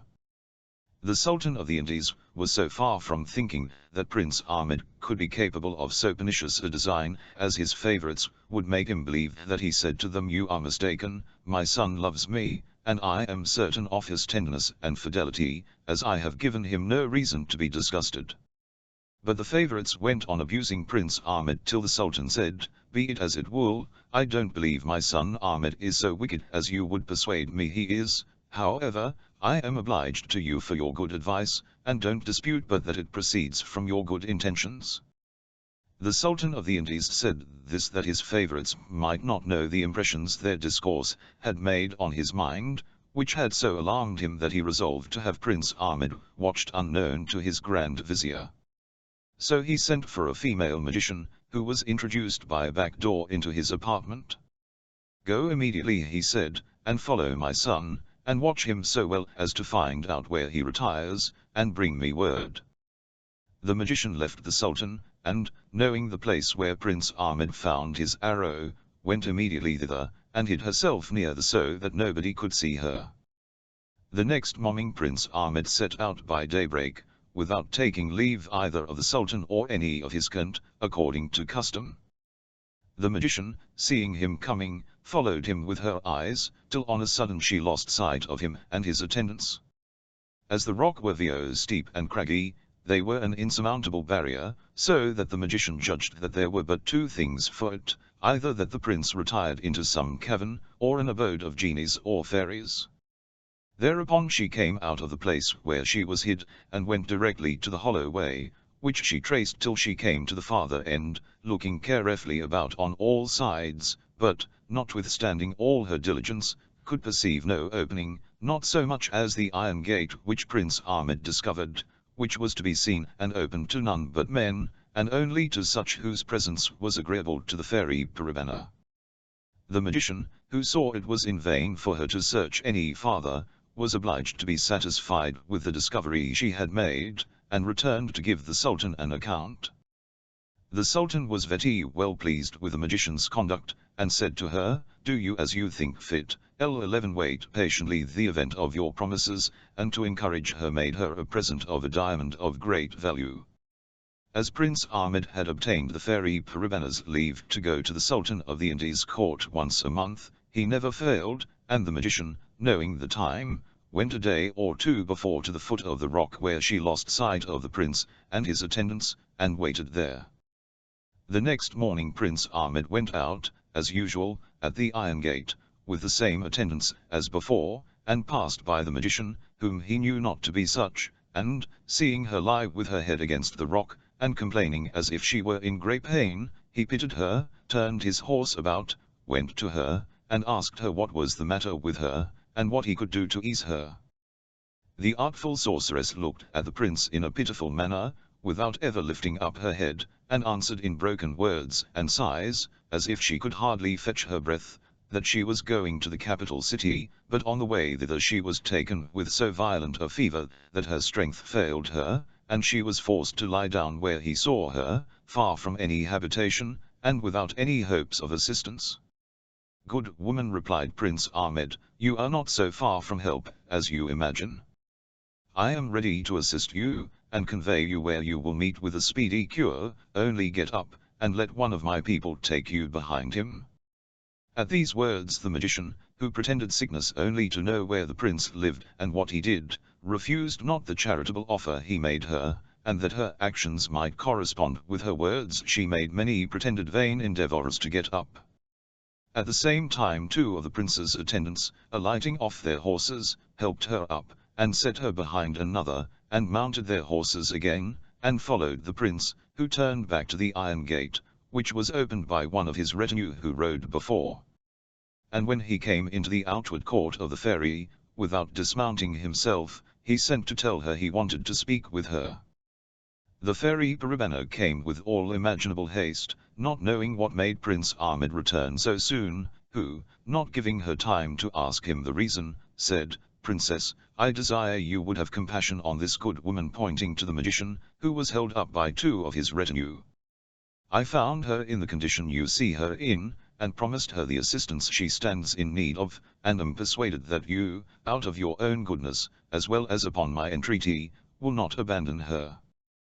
The fairy Paribanou, who had her eyes fixed upon the pretended sick woman all the time that the prince was talking to her, ordered 2 of her women who followed her to take her from the 2 men that held her, and carry her into an apartment of the palace, and take as much care of her as she would herself. While the 2 women executed the fairy's commands, she went up to Prince Ahmed, and, whispering in his ear, said, "Prince, this woman is not so sick as she pretends to be, and I am very much mistaken if she is not an impostor, who will be the cause of a great trouble to you. But don't be concerned, let what will be devised against you, be persuaded that I will deliver you out of all the snares that shall be laid for you. Go and pursue your journey." This discourse of the fairies did not in the least frighten Prince Ahmed. "My princess," said he, "as I do not remember I ever did or designed anybody an injury, I cannot believe anybody can have a thought of doing me one, but if they have I shall not, nevertheless, forbear doing good whenever I have an opportunity." Then he went back to his father's palace. In the meantime the 2 women carried the magician into a fine apartment, richly furnished. First they sat her down upon a sofa, with her back supported with a cushion of gold brocade, while they made a bed on the same sofa before her, the quilt of which was finely embroidered with silk, the sheets of the finest linen, and the coverlet cloth of gold. When they had put her into bed, for the old sorceress pretended that her fever was so violent she could not help herself in the least, one of the women went out, and returned soon again with a china dish in her hand, all of a certain liquor, which she presented to the magician, while the other helped her to sit up. "Drink this liquor," said she, "it is the water of the fountain of lions, and a sovereign remedy against all fevers whatsoever. You will find the effect of it in less than an hour's time." The magician, to dissemble the better, took it after a great deal of entreaty, but at last she took the china dish, and, holding back her head, swallowed down the liquor. When she was laid down again the 2 women covered her up. "Lie quiet," said she who brought her the china cup, "and get a little sleep if you can. We'll leave you, and hope to find you perfectly cured when we come again an hour hence." The two women came again at the time they said they should, and found the magician up and dressed, and sitting upon the sofa. "Oh, admirable potion," she said, "it has wrought its cure much sooner than you told me it would, and I shall be able to prosecute my journey." The two women, who were fairies as well as their mistress, after they had told the magician how glad they were that she was cured so soon, walked before her, and conducted her through several apartments, all more noble than that wherein she lay, into a large hall, the most richly and magnificently furnished of all the palace. Fairy Paribanou sat in this hall on a throne of massive gold, enriched with diamonds, rubies, and pearls of an extraordinary size, and attended on each hand by a great number of beautiful fairies, all richly clothed. At the sight of so much majesty, the magician was not only dazzled, but was so amazed that, after she had prostrated herself before the throne, she could not open her lips to thank the fairy, as she proposed. However, Paribanou saved her the trouble, and said to her, "Good woman, I am glad I had an opportunity to oblige you, and to see you are able to pursue your journey. I won't detain you, but perhaps you may not be displeased to see my palace. Follow my women, and they will show it you." Then the magician went back and related to the Sultan of the Indies all that had happened, and how very rich Prince Ahmed was since his marriage with a fairy, richer than all the kings in the world, and how there was danger that he should come and take the throne from his father. Though the Sultan of the Indies was very well persuaded that Prince Ahmed's natural disposition was good, yet he could not help being concerned at the discourse of the old sorceress, to whom, when she was taking her leave, he said, "I thank thee for the pains thou hast taken, and thy wholesome advice. I am so sensible of the great impenance it is to me that I shall deliberate upon it in council." Now the favorites advised that the prince should be killed, but the magician advised differently, "Make him give you all kinds of wonderful things, by the fairy's help, till she tires of him and sends him away. As, for example, every time your majesty goes into the field, you are obliged to be at a great expense, not only in pavilions and tents for your army, but likewise in mules and camels to carry their baggage. Now, might not you engage him to use his interest with the fairy to procure you a tent, which might be carried in a man's hand, and which should be so large as to shelter your whole army against bad weather?" When the magician had finished her speech, the Sultan asked his favorites if they had anything better to propose, and, finding them all silent, determined to follow the magician's advice, as the most reasonable and most agreeable to his mild government. Next day the Sultan did as the magician had advised him, and asked for the pavilion. Prince Ahmed never expected that the Sultan his father would have asked such a thing, which at first appeared so difficult, not to say impossible. Though he knew not absolutely how great the of genies and fairies was, he doubted whether it extended so far as to compass such a tent as his father desired. At last he replied, "Though it is with the greatest reluctance imaginable, I will not fail to ask the favor of my wife your majesty desires, but will not promise you to obtain it, and if I should not have the honor to come again to pay you my respects, that shall be the sign that I have not had success. But beforehand, I desire you to forgive me, and consider that you yourself have reduced me to this extremity."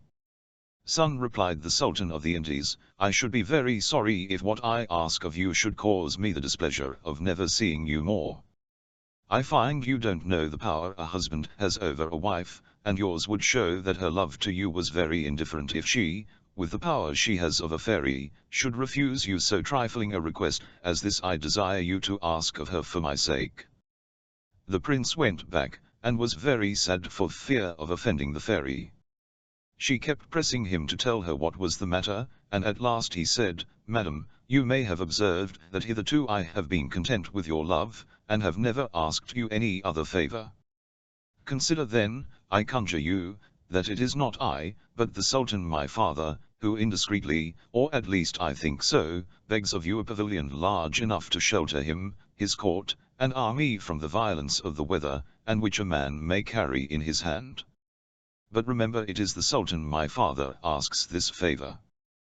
Prince, replied the fairy, smiling, I'm sorry that so small a matter should disturb you, and make you so uneasy as you appeared to me.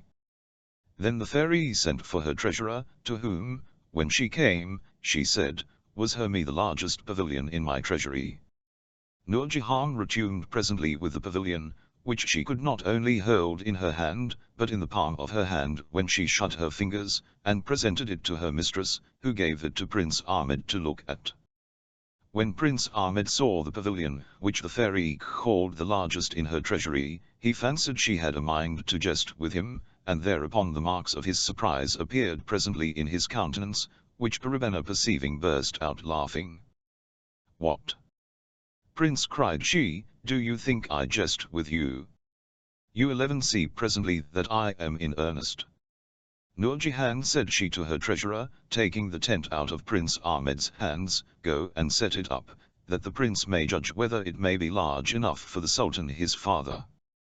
The treasurer went immediately with it out of the palace, and carried it a great way off, and when she had set it up one end reached to the very palace, at which time the prince, thinking it small, found it large enough to shelter 2 greater armies than that of the Sultan his father's, and then said to Paribanou, I ask my princess 1,000 pardons for my incredulity, after what I have seen I believe there is nothing impossible to you. You see, said the fairy, that the pavilion is larger than what your father may have occasion for you must know that it has one property, that it is larger or smaller according to the army it is to cover. The treasurer took down the tent again, and brought it to the prince, who took it, and, without staying any longer than till the next day, mounted his horse, and went with the same attendants to the Sultan his father. The Sultan, who was persuaded that there could not be any such thing as such a tent as he asked for, was in a great surprise at the prince's diligence. He took the tent, and after he had admired its smallness, his amazement was so great that he could not recover himself. When the tent was set up in the great plain, which we have before mentioned, he found it large enough to shelter an army twice as large as he could bring into the field. But the Sultan was not yet satisfied. Son, said he, I have already expressed to you how much I am obliged to you for the present of the tent you have procured me, that I look upon it as the most valuable thing in all my treasury. But you must do one thing more for me, which will be every whit as agreeable to me. I am informed that the fairy, your spouse, makes use of a certain water, called the water of the Fountain of Lions, which cures all sorts of fevers, even the most dangerous, and, as I am perfectly well persuaded my health is dear to you, I don't doubt but you will ask her for a bottle of that water for me, and bring it me as a sovereign medicine, which I may make use of when I have occasion. Do me this other important piece of service, and thereby complete the duty of a good son toward a tender father. The prince returned and told the fairy what his father had said. There's a great deal of wickedness in this demand, she answered, as you will understand by what I am going to tell you. The Fountain of Lions is situated in the middle of a court of a great castle, the entrance into which is guarded by 4 fierce lions, 2 of which sleep alternately, while the other 2 are awake. But don't let that frighten you. I'll give you means to pass by them without any danger. The fairy Paribanou was at that time very hard at work, and, as she had several clues of thread by her, she took up one, and, presenting it to Prince Ahmed, said, First take this clue of thread. I'll tell you presently the use of it. In the second place, you must have 2 horses, one you must ride yourself, and the other you must lead, which must be loaded with a sheep cut into 4 quarters, that must be killed today. In the third place, you must be provided with a bottle, which I will give you, to bring the water in. Set out early tomorrow morning, and when you have passed the iron gate throw the clue of thread before you, which will roll till it comes to the gates of the castle. Follow it, and when it stops, as the gates will be open, you will see the 4 lions, the 2 that are awake will, by their roaring, wake the other 2, but don't be frightened, but throw each of them a quarter of mutton, and then clap spurs to your horse, and ride to the fountain, fill your bottle without alighting, and then return with the same expedition. The lions will be so busy eating they will let you pass by them. Prince Ahmed set out the next morning, at the time appointed by the fairy, and followed her directions exactly.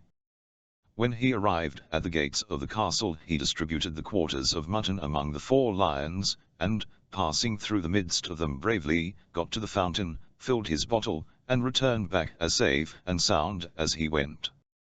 When he had gone a little distance from the castle gates, he turned him about, and, perceiving 2 of the lions coming after him, he drew his saber, and prepared himself for defense.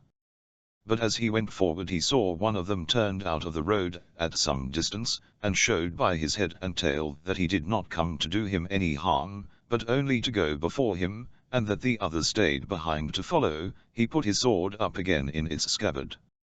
Guarded in this manner, he arrived at the capital of the Indies, but the lions never left him till they had conducted him to the gates of the Sultan's palace, after which they returned the same way they came, though not without frightening all that saw them, for all they went in a very gentle manner, and showed no fierceness. A great many officers came to attend the prince while he dismounted his horse, and afterward conducted him into the Sultan's apartment, who was at that time surrounded with his favorites. He approached toward the throne, laid the bottle at the Sultan's feet, and kissed the rich tapestry which covered his footstool, and then said, "I have brought you, sir, the healthful water which your majesty desired so much to keep among your other rarities in your treasury, but at the same time wish you such extraordinary health as never to have occasion to make use of it." After the prince had made an end of his compliment, the Sultan placed him on his right hand, and then said to him, "Son, I am very much obliged to you for this valuable present, as also for the great danger you have exposed yourself to upon my account, which I have been informed of by a magician who knows the fountain of lions. But do me the pleasure," continued he, "to inform me by what address, or, rather, by what incredible power, you have been secured." "Sir," replied Prince Ahmed, "I have no share in the compliment your majesty is pleased to make me. All the honor is due to the fairy my spouse, whose good advice I followed." Then he informed the Sultan what those directions were, and by the relation of this his expedition let him know how well he had behaved himself. When he had done, the Sultan, who showed outwardly all the demonstrations of great joy, but secretly became more jealous, retired into an inward apartment, where he sent for the magician. The magician, at her arrival, saved the Sultan the trouble to tell her of the success of Prince Ahmed's journey, which she had heard of before she came, and therefore was prepared with an infallible means, as she pretended. This means she communicated to the Sultan, who declared it the next day to the prince, in the midst of all his courtiers, in these words: "Son," said he, "I have one thing more to ask of you, after which I shall expect nothing more from your obedience, nor your interest with your wife. This request is, to bring me a man not above 1.5 feet high, and whose beard is 30 feet long, who carries a bar of iron upon his shoulders of 500 weight, which he uses as a quarterstaff." Prince Ahmed, who did not believe that there was such a man in the world, as his father described, would gladly have excused himself, but the Sultan persisted in his demand, and told him the fairy could do more incredible things. The next day the prince returned to his dear paribanou, to whom he told his father's new demand, which, he said, he looked upon to be a thing more impossible than the 2 first, for, added he, "I cannot imagine there can be such a man in the world. Without doubt, he has a mind to try whether or no I am so silly as to go about it, or he has a design on my ruin. In short, how can he suppose that I should lay hold of a man so well armed, though he is but little? What arms can I make use of to reduce him to my will? If there are any means, I beg you will tell them, and let me come off with honor this time." "Don't affright yourself, Prince," replied the fairy, "you ran a risk in fetching the water of the fountain of irons for your father, but there's no danger in finding out this man, who is my brother Scabar, but is so far from being like me, though we both had the same father, that he is of so violent a nature, that nothing can prevent his giving cruel marks of his resentment for a slight offense, yet, on the other hand, is so good as to oblige anyone in whatever they desire. He is made exactly as the Sultan your father has described him, and has no other arms than a bar of iron of 500 pounds weight, without which he never stirs, and which makes him respected.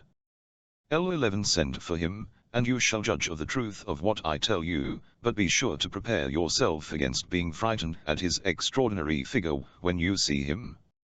What? My queen, replied Prince Ahmed, do you say Skabar is your brother?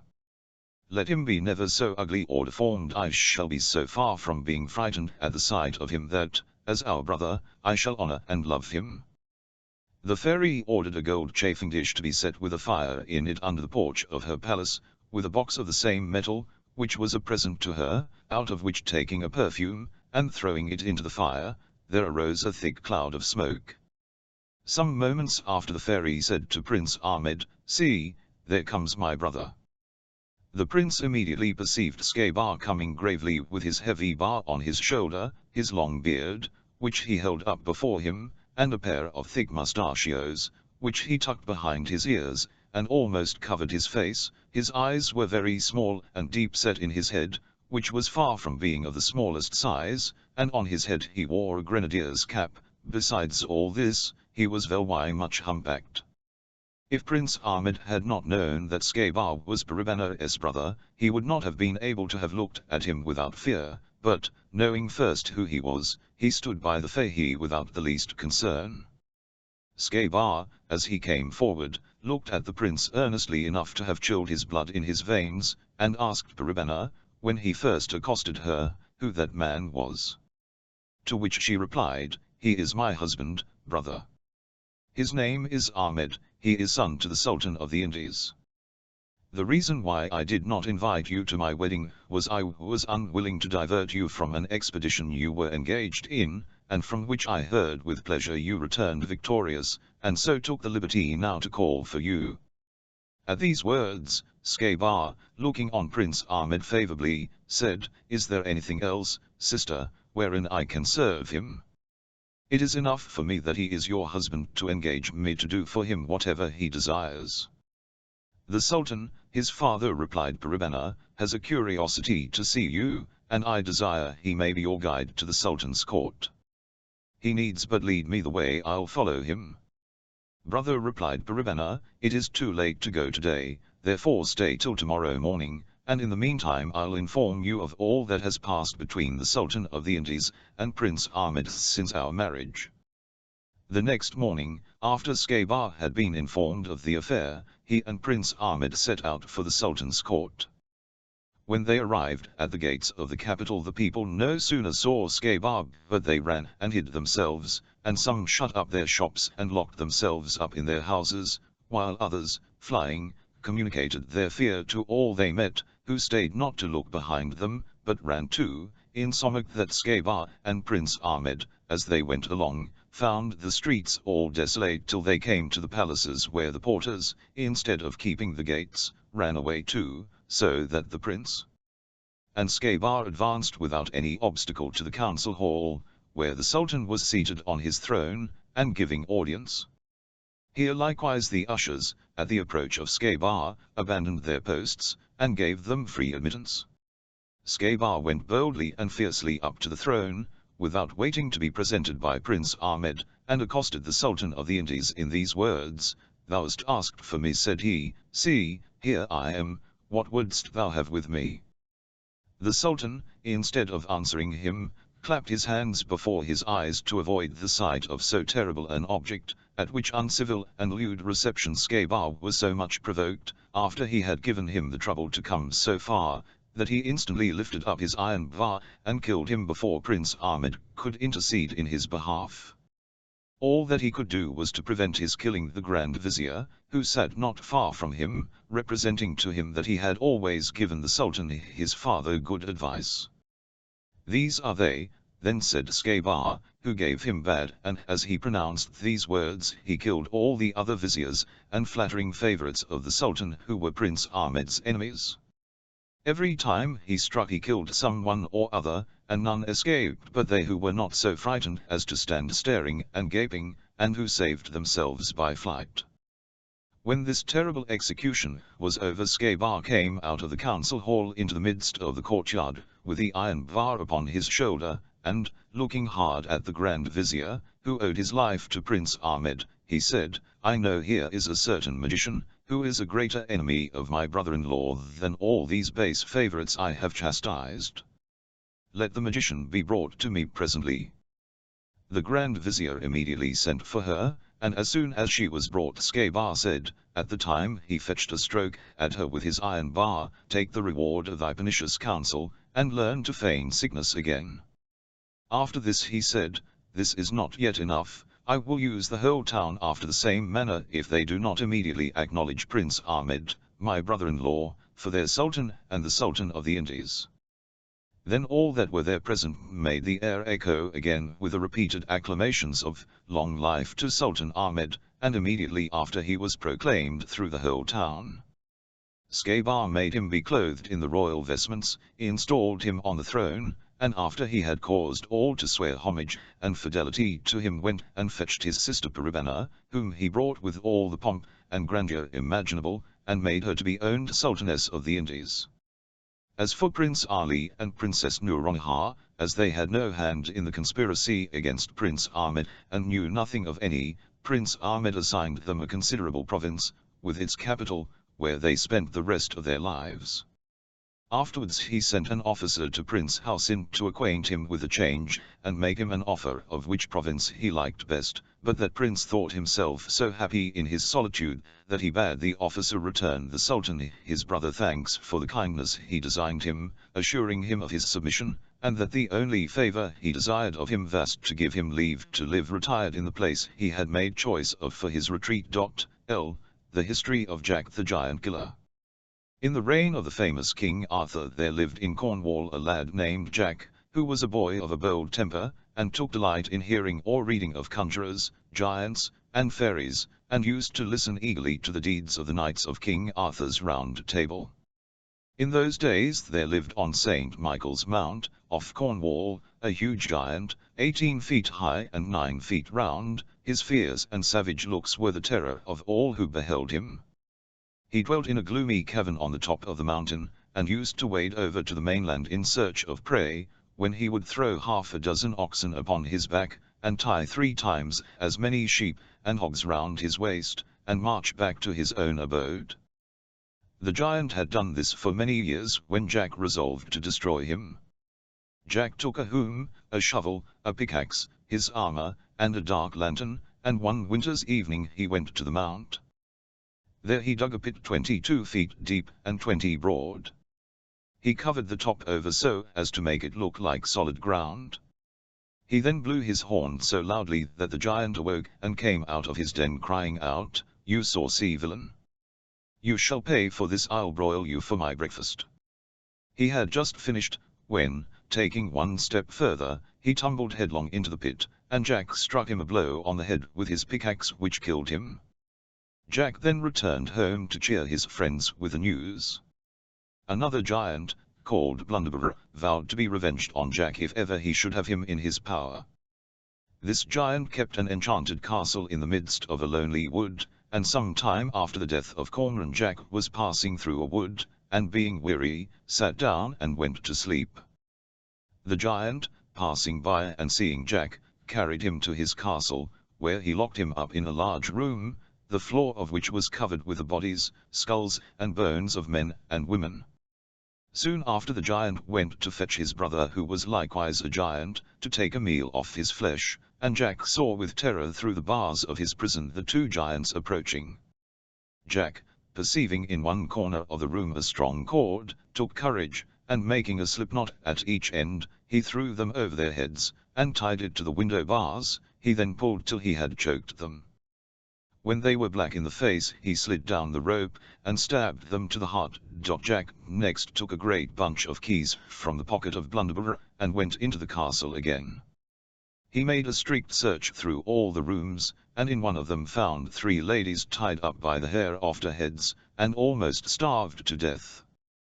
They told him that their husbands had been killed by the giants, who had then condemned them to be starved to death because they would not eat the flesh of their own dead husbands.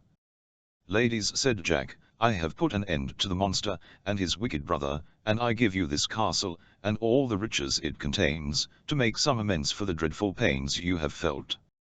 He then politely gave them the keys of the castle, and went further on his journey to Wales.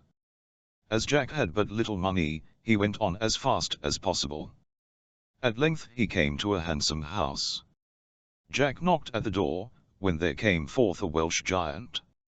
Jack said he was a traveller who had lost his way, on which the giant made him welcome, and led him into a room where there was a good bed to sleep in. Jack took off his clothes quickly, but though he was wean he could not go to sleep. Soon after this he heard the giant walking backward and forward in the next room, and saying to himself, "Chuff, here you lodge with me this night, you shall not see the morning light, my club shall dash brains out quite." "Say you so?" thought Jack. "Are these your tricks upon travellers? But I hope to prove as cunning as you are." Then, getting out of bed, he groped about the room, and at last found a large thick billet of wood. He laid it in his own place in the bed, and then hid himself in a dark corner of the room. The giant, about midnight, entered the apartment, and with his bludgeon struck many blows on the bed, in the very place where Jack had laid the log, and then he went back to his own room, thinking he had broken all Jack's bones. Early in the morning Jack put a bold face upon the matter, and walked into the giant's room to thank him for his lodging. The giant started when he saw him, and began to stammer out, "Oh, dear me, is it you? Pray how did you sleep last night? Did you hear or see anything in the dead of the night?"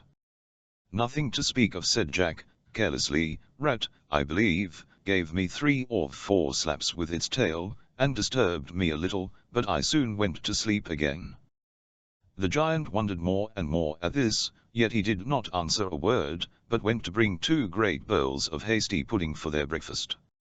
Jack wanted to make the giant believe that he could eat as much as himself, so he contrived to button a leathern bag inside his coat, and slip the hasty pudding into this bag, while he seemed to put it into his mouth. When breakfast was over he said to the giant, "Now I will show you a fine trick. I can cure all wounds with a touch, I could cut off my head in 1 minute, and the next put it sound again on my shoulders. You shall see an example." He then took hold of the knife, ripped up the leathern bag, and all the hasty pudding tumbled out upon the floor.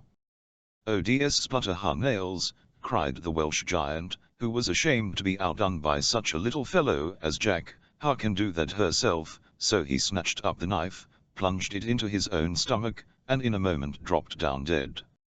Jack, having hitherto been successful in all his undertakings, resolved not to be idle in future. He therefore furnished himself with a horse, a cap of knowledge, a sword of sharpness, shoes of swiftness, and an invisible coat, the better to perform the wonderful enterprises that lay before him. He travelled over high hills, and on the 3rd day he came to a large and spacious forest through which his road lay. Scarcely had he entered the forest, when he beheld a monstrous giant dragging along by the hair of their heads a handsome knight, and his lady. Jack alighted from his horse, and tying him to an oak tree, put on his invisible coat, under which he carried his sword of sharpness. When he came up to the giant he made several strokes at him, but could not reach his body, but wounded his thighs in several places, and at length, putting both hands to his sword, and aiming with all his might, he cut off both his legs.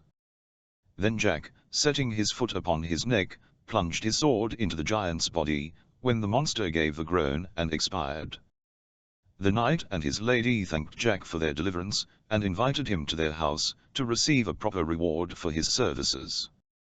"No," said Jack, "I cannot easy till I find out this monster's habitation." So, taking the knight's directions, he mounted his horse, and soon after came in sight of another giant, who was sitting on a block of timber waiting for his brother's return. Jack alighted from his horse, and, putting on his invisible coat, approached and aimed a blow at the giant's head, but, missing his aim, he only cut off his nose.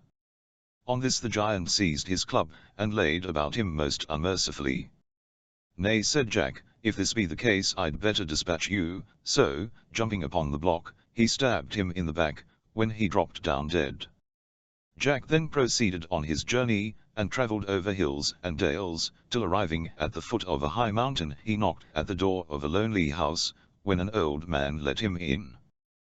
When Jack was seated the hermit thus addressed him, "Son, on the top of this mountain is an enchanted castle, kept by the giant Goldilocks, and a vile magician. I lament the fate of a duke's daughter, whom they seized as she was walking in her father's garden, and brought hither transformed into a deer." Jack promised that in the morning, at the risk of his life, he would break the enchantment, and after a sound sleep he rose early, put on his invisible coat, and got ready for the attempt. When he had climbed to the top of the mountain he saw 2 fiery griffins, but he passed between them without the least fear of danger, for they could not see him because of his invisible coat. On the castle gate he found a golden trumpet, under which were written these lines, "Whoever can this trumpet blow shall cause the giant's overthrow." As Jack had read this he seized the trumpet, and blew a shrill blast, which made the gates fly open, and the very castle itself tremble. The giant and the conjurer now knew that their wicked course was at an end, and they stood biting their thumbs and shaking with fear. Jack, with his sword of sharpness, killed the giant, and the magician was then carried away by a whirlwind, and every knight and beautiful lady who had been changed into birds and beasts returned to their proper shapes. The castle vanished away like smoke, and the head of the giant Goldilocks was then sent to King Arthur. The knights and ladies rested that night at the old man's hermitage, and next day they set out for the court. Jack then went up to the king, and gave his majesty an account of all his fierce battles. Jack's fame had now spread throughout the whole country, and at the king's desire the duke gave him his daughter in marriage, to the joy of all his kingdom. After this the king gave him a large estate, on which he and his lady lived the rest of their days in joy and contentment. 1. Old Chapbook. The Black Bull of Norroway. And many a hunter and jay song they sung, and song of game and glee, then tuned to plaintive strains their tongue, of Scotland's luve and lee. To wilder measures next they turn, i.e. Black Bull of Norroway. Sudden the tapers cease to burn, the minstrels cease to play. I Court of Kielder, by J. plus or minus en in Norroway, lang syne, there lived a certain lady, and she had 3 doctors. The oldest o' them said to her mither, "Mither, bake me a bannock, and roast me a collop, for I'm gone awa' to seek my fortune." Her mither did sae, and the doctor gaed awa' to an old witch washin wife, and told her purpose. The old wife bade her stay that day, and gang and look out o' her back door, and see what she could see. She saw not the first day. The second day she did the same, and saw. On the third day she looked again, and saw a coach and 6 coming along the road. She ran in and told the old wife what she saw. "Or eel," quo the old wife, "yon's for you." Sae they took her into the coach, and galloped aff. The second doctor next says to her mither, "Mither, bake me and roast me a collop, I'm gone awa' to seek my fortune." Her mither did sae, and awa' she gaed to the old wife, as her sister had dune. On the third day she looked out o' the back door, and saw a coach and 4 coming along the road. "Or eel," quo the old wife, "yon's for you." Sae they took her in, and off they set. The third doctor says to her mither, "Mither, bake me and roast me a collop, for I'm gone awa' to seek my fortune." Her mither did sae, and awa' she gaed to the old witch wife. She bade her look out o' her back door, and see what she could see. She did sae, and when she came back said she saw nocht. The second day she did the same, and saw nocht. The third day she looked again, and on coming back said to the old wife she saw nocht but a muckle black bull coming roaring along the road. "Or eel," quo the old wife, "for you." On hearing this she was next to distracted grief and tenor, but she was lifted up and set on his back, and awa' they went. They travelled, and on they travelled, till the lady grew faint wi' hunger. "Eat out o' my right lug," says the black bull, "and drink out o' my left lug, and set by your leavings." Sae she did as he said, and was wonderfully refreshed. And lang they gaed, and so they rad, till they came in sight zero a very big and bonny castle. Yonder we maun be this night, quo the bull, for my old brother lives yonder, and presently they were at the place. They lifted her aff his back, and took her in, and sent him away to a park for the night. In the morning, when they brought the bull hung, they took the lady into a fine shining parlour, and gave her a beautiful apple, telling her no to break it till she was in the greatest strait ever mortal was in the world, and that would bring her ot.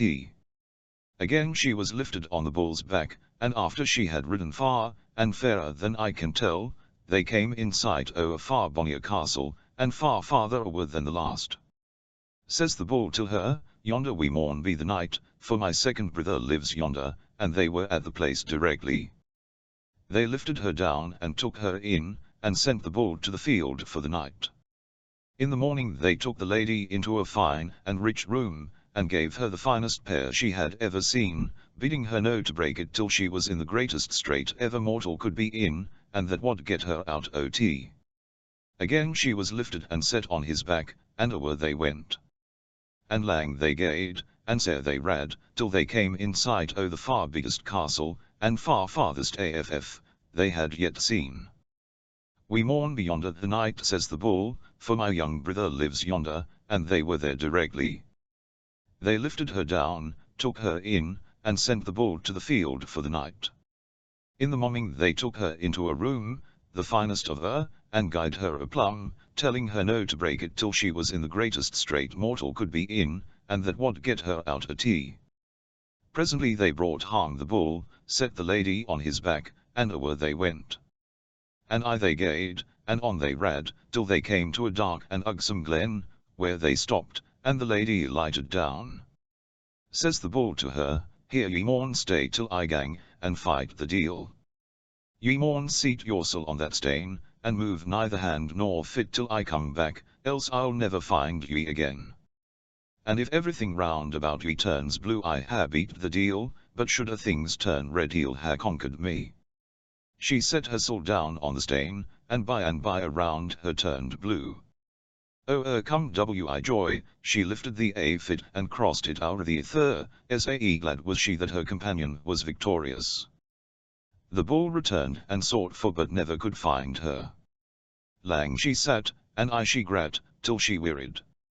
At last she rase and gaed awa, she kedna whar till. On she wandered till she came to a great hill o' glass, that she tried she could to climb, but wasna able.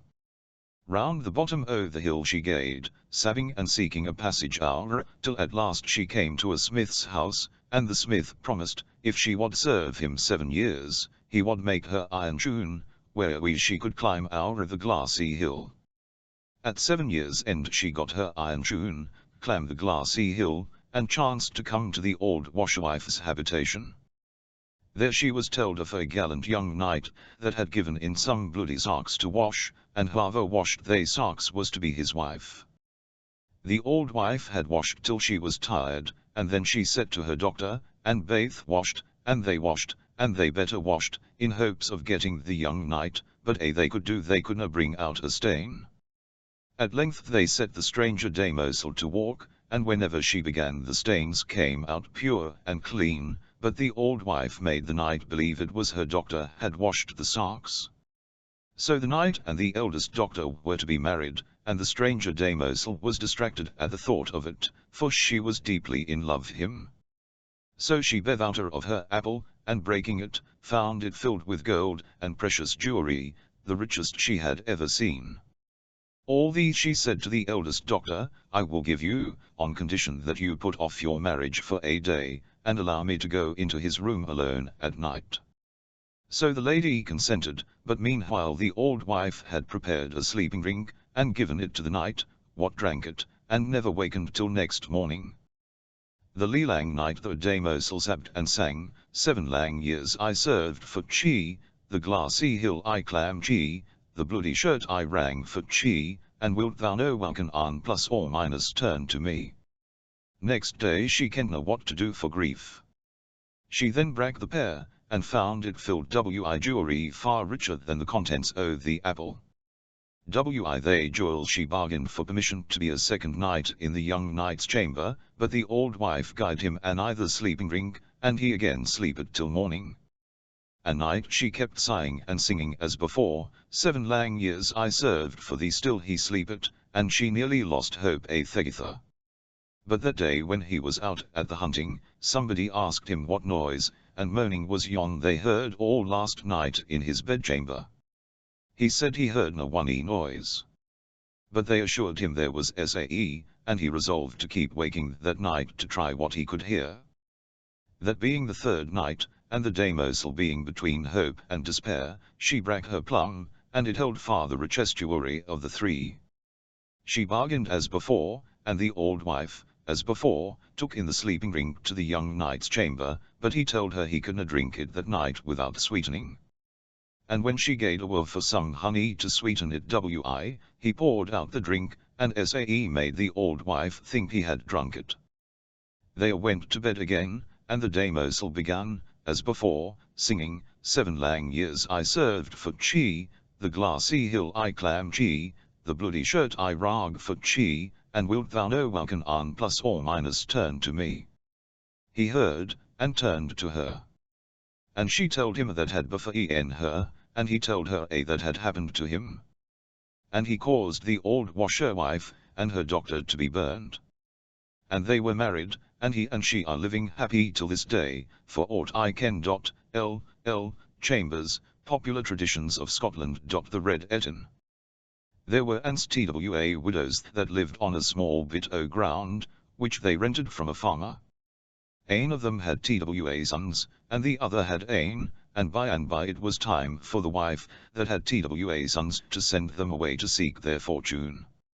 So she told her eldest son a day to take a can and bring her water from the well, that she might bake a cake for him, and however much or however little water he might bring, the cake would be great or small accordingly, and that cake was to be that she could guide him when he went on his travels. The lad gave away the can to the well, and filled it water, and then came away home again, but the can being broken the maist part of the water had run out before he got back. So his cake was very small, yet small as it was, his mother asked if he was willing to take the half of it with her blessing, telling him that, if he chose rather to have the hail, he would only get it her curse.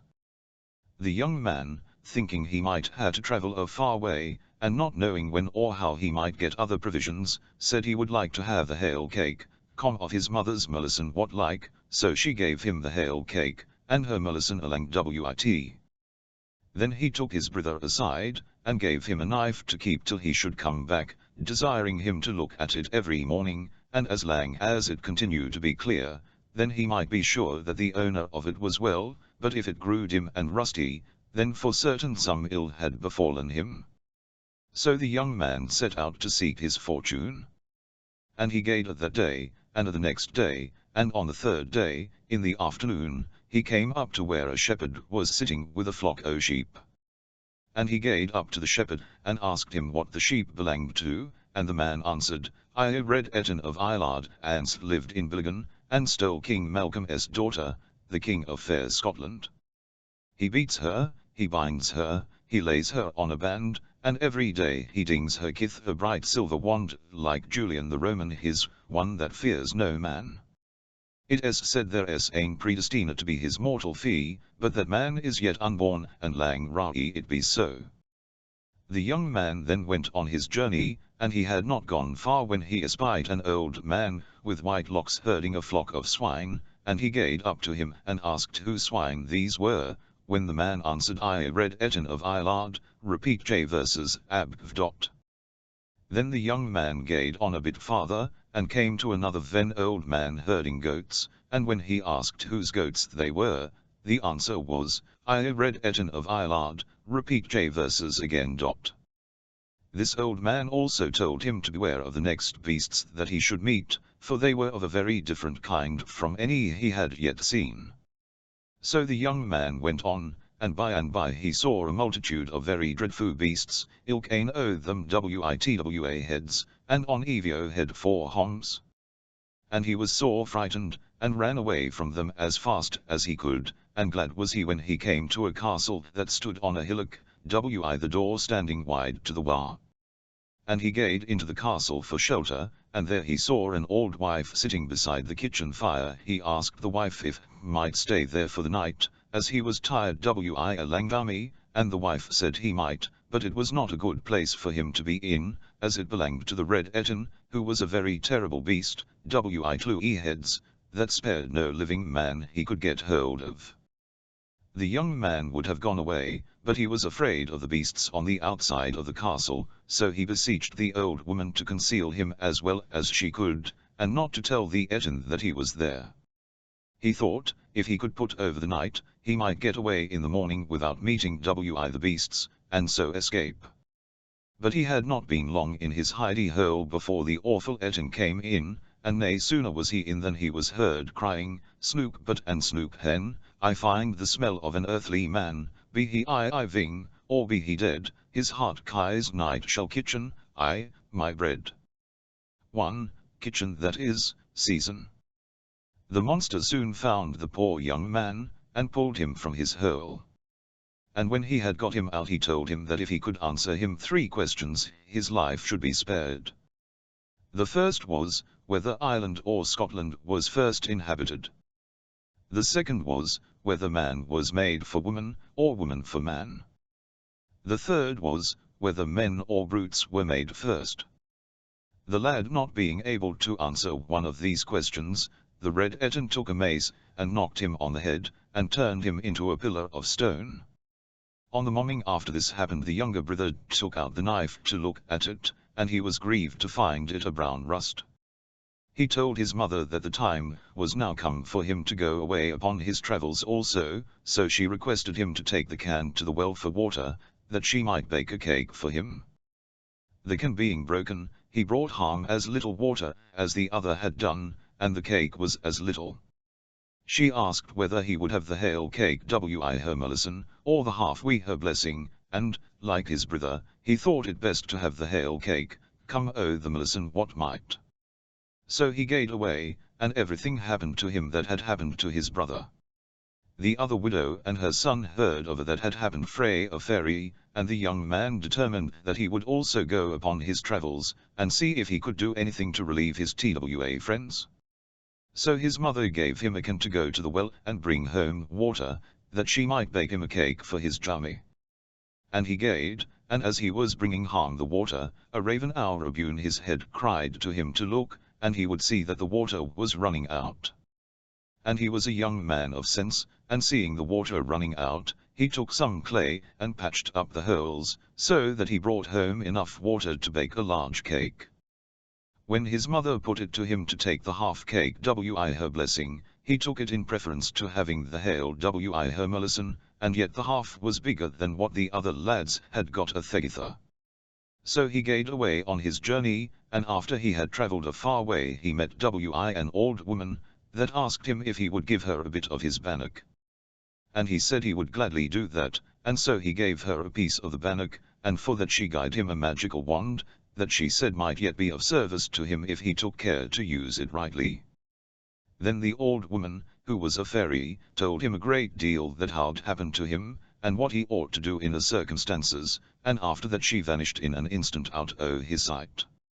He gaed on a great way farther, and then he came up to the old man herding the sheep, and when he asked whose sheep these were, the answer was, "I red etin of Ireland, and lived in Billigan, and stole King Malcolm's daughter, the king of fair Scotland plus or minus.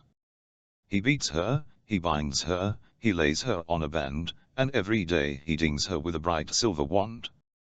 Like Julian the Roman, he's one that fears no man, but now I fear his end is near, and destiny at hand, and you read to be, I plainly see, the heir of all his land." Repeat the same inquiries to the man attending the swine, and the man attending the goats, with the same answer in each case. When he came to the place where the monstrous beasts were standing, he did not stop nor run away, but went boldly through among them. One came up roaring with open mouth to devour him, when he struck it with his wand, and laid it in an instant dead at his feet. He soon came to the etin's castle, where he knocked, and was admitted. The old woman that sat by the fire warned him of the terrible etin, and what had been the fate of the twa brothers, but he was not to be daunted. The monster soon came in, saying, "Snook but and snook hen, I find the smell of an earthly man, be he living, or be he dead, his heart shall be kitchen to my bread." He quickly espied the young man, and bade him come forth on the floor. And then he put the 3 questions to him, but the young man had been told everything by the good fairy, so he was able to answer all the questions. When the etin found this, he knew that his power was gone. The young man then took up the axe, and hewed off the monster's 3 heads. He next asked the old woman to show him where the king's daughters lay, and the old woman took him upstairs, and opened a great many, and out of every door came a beautiful lady who had been imprisoned there by the etin, and ane o' the ladies was the king's daughter. She also took him down into a low room, and there stood 2 stone pillars that he had only to touch with his wand, when his 2 friends and neighbors started into life. And the whole o' the prisoners were overjoyed at their deliverance, which they all acknowledged to be owing to the prudent young man. Next day they set out for the king's court, and a gallant company they made. And the king married his daughter to the young man that had delivered her, and gave a noble's daughter to ilk ane o' the other young men, and so they lived happily the rest o' their days. LL Chambers, Popular Traditions of Scotland.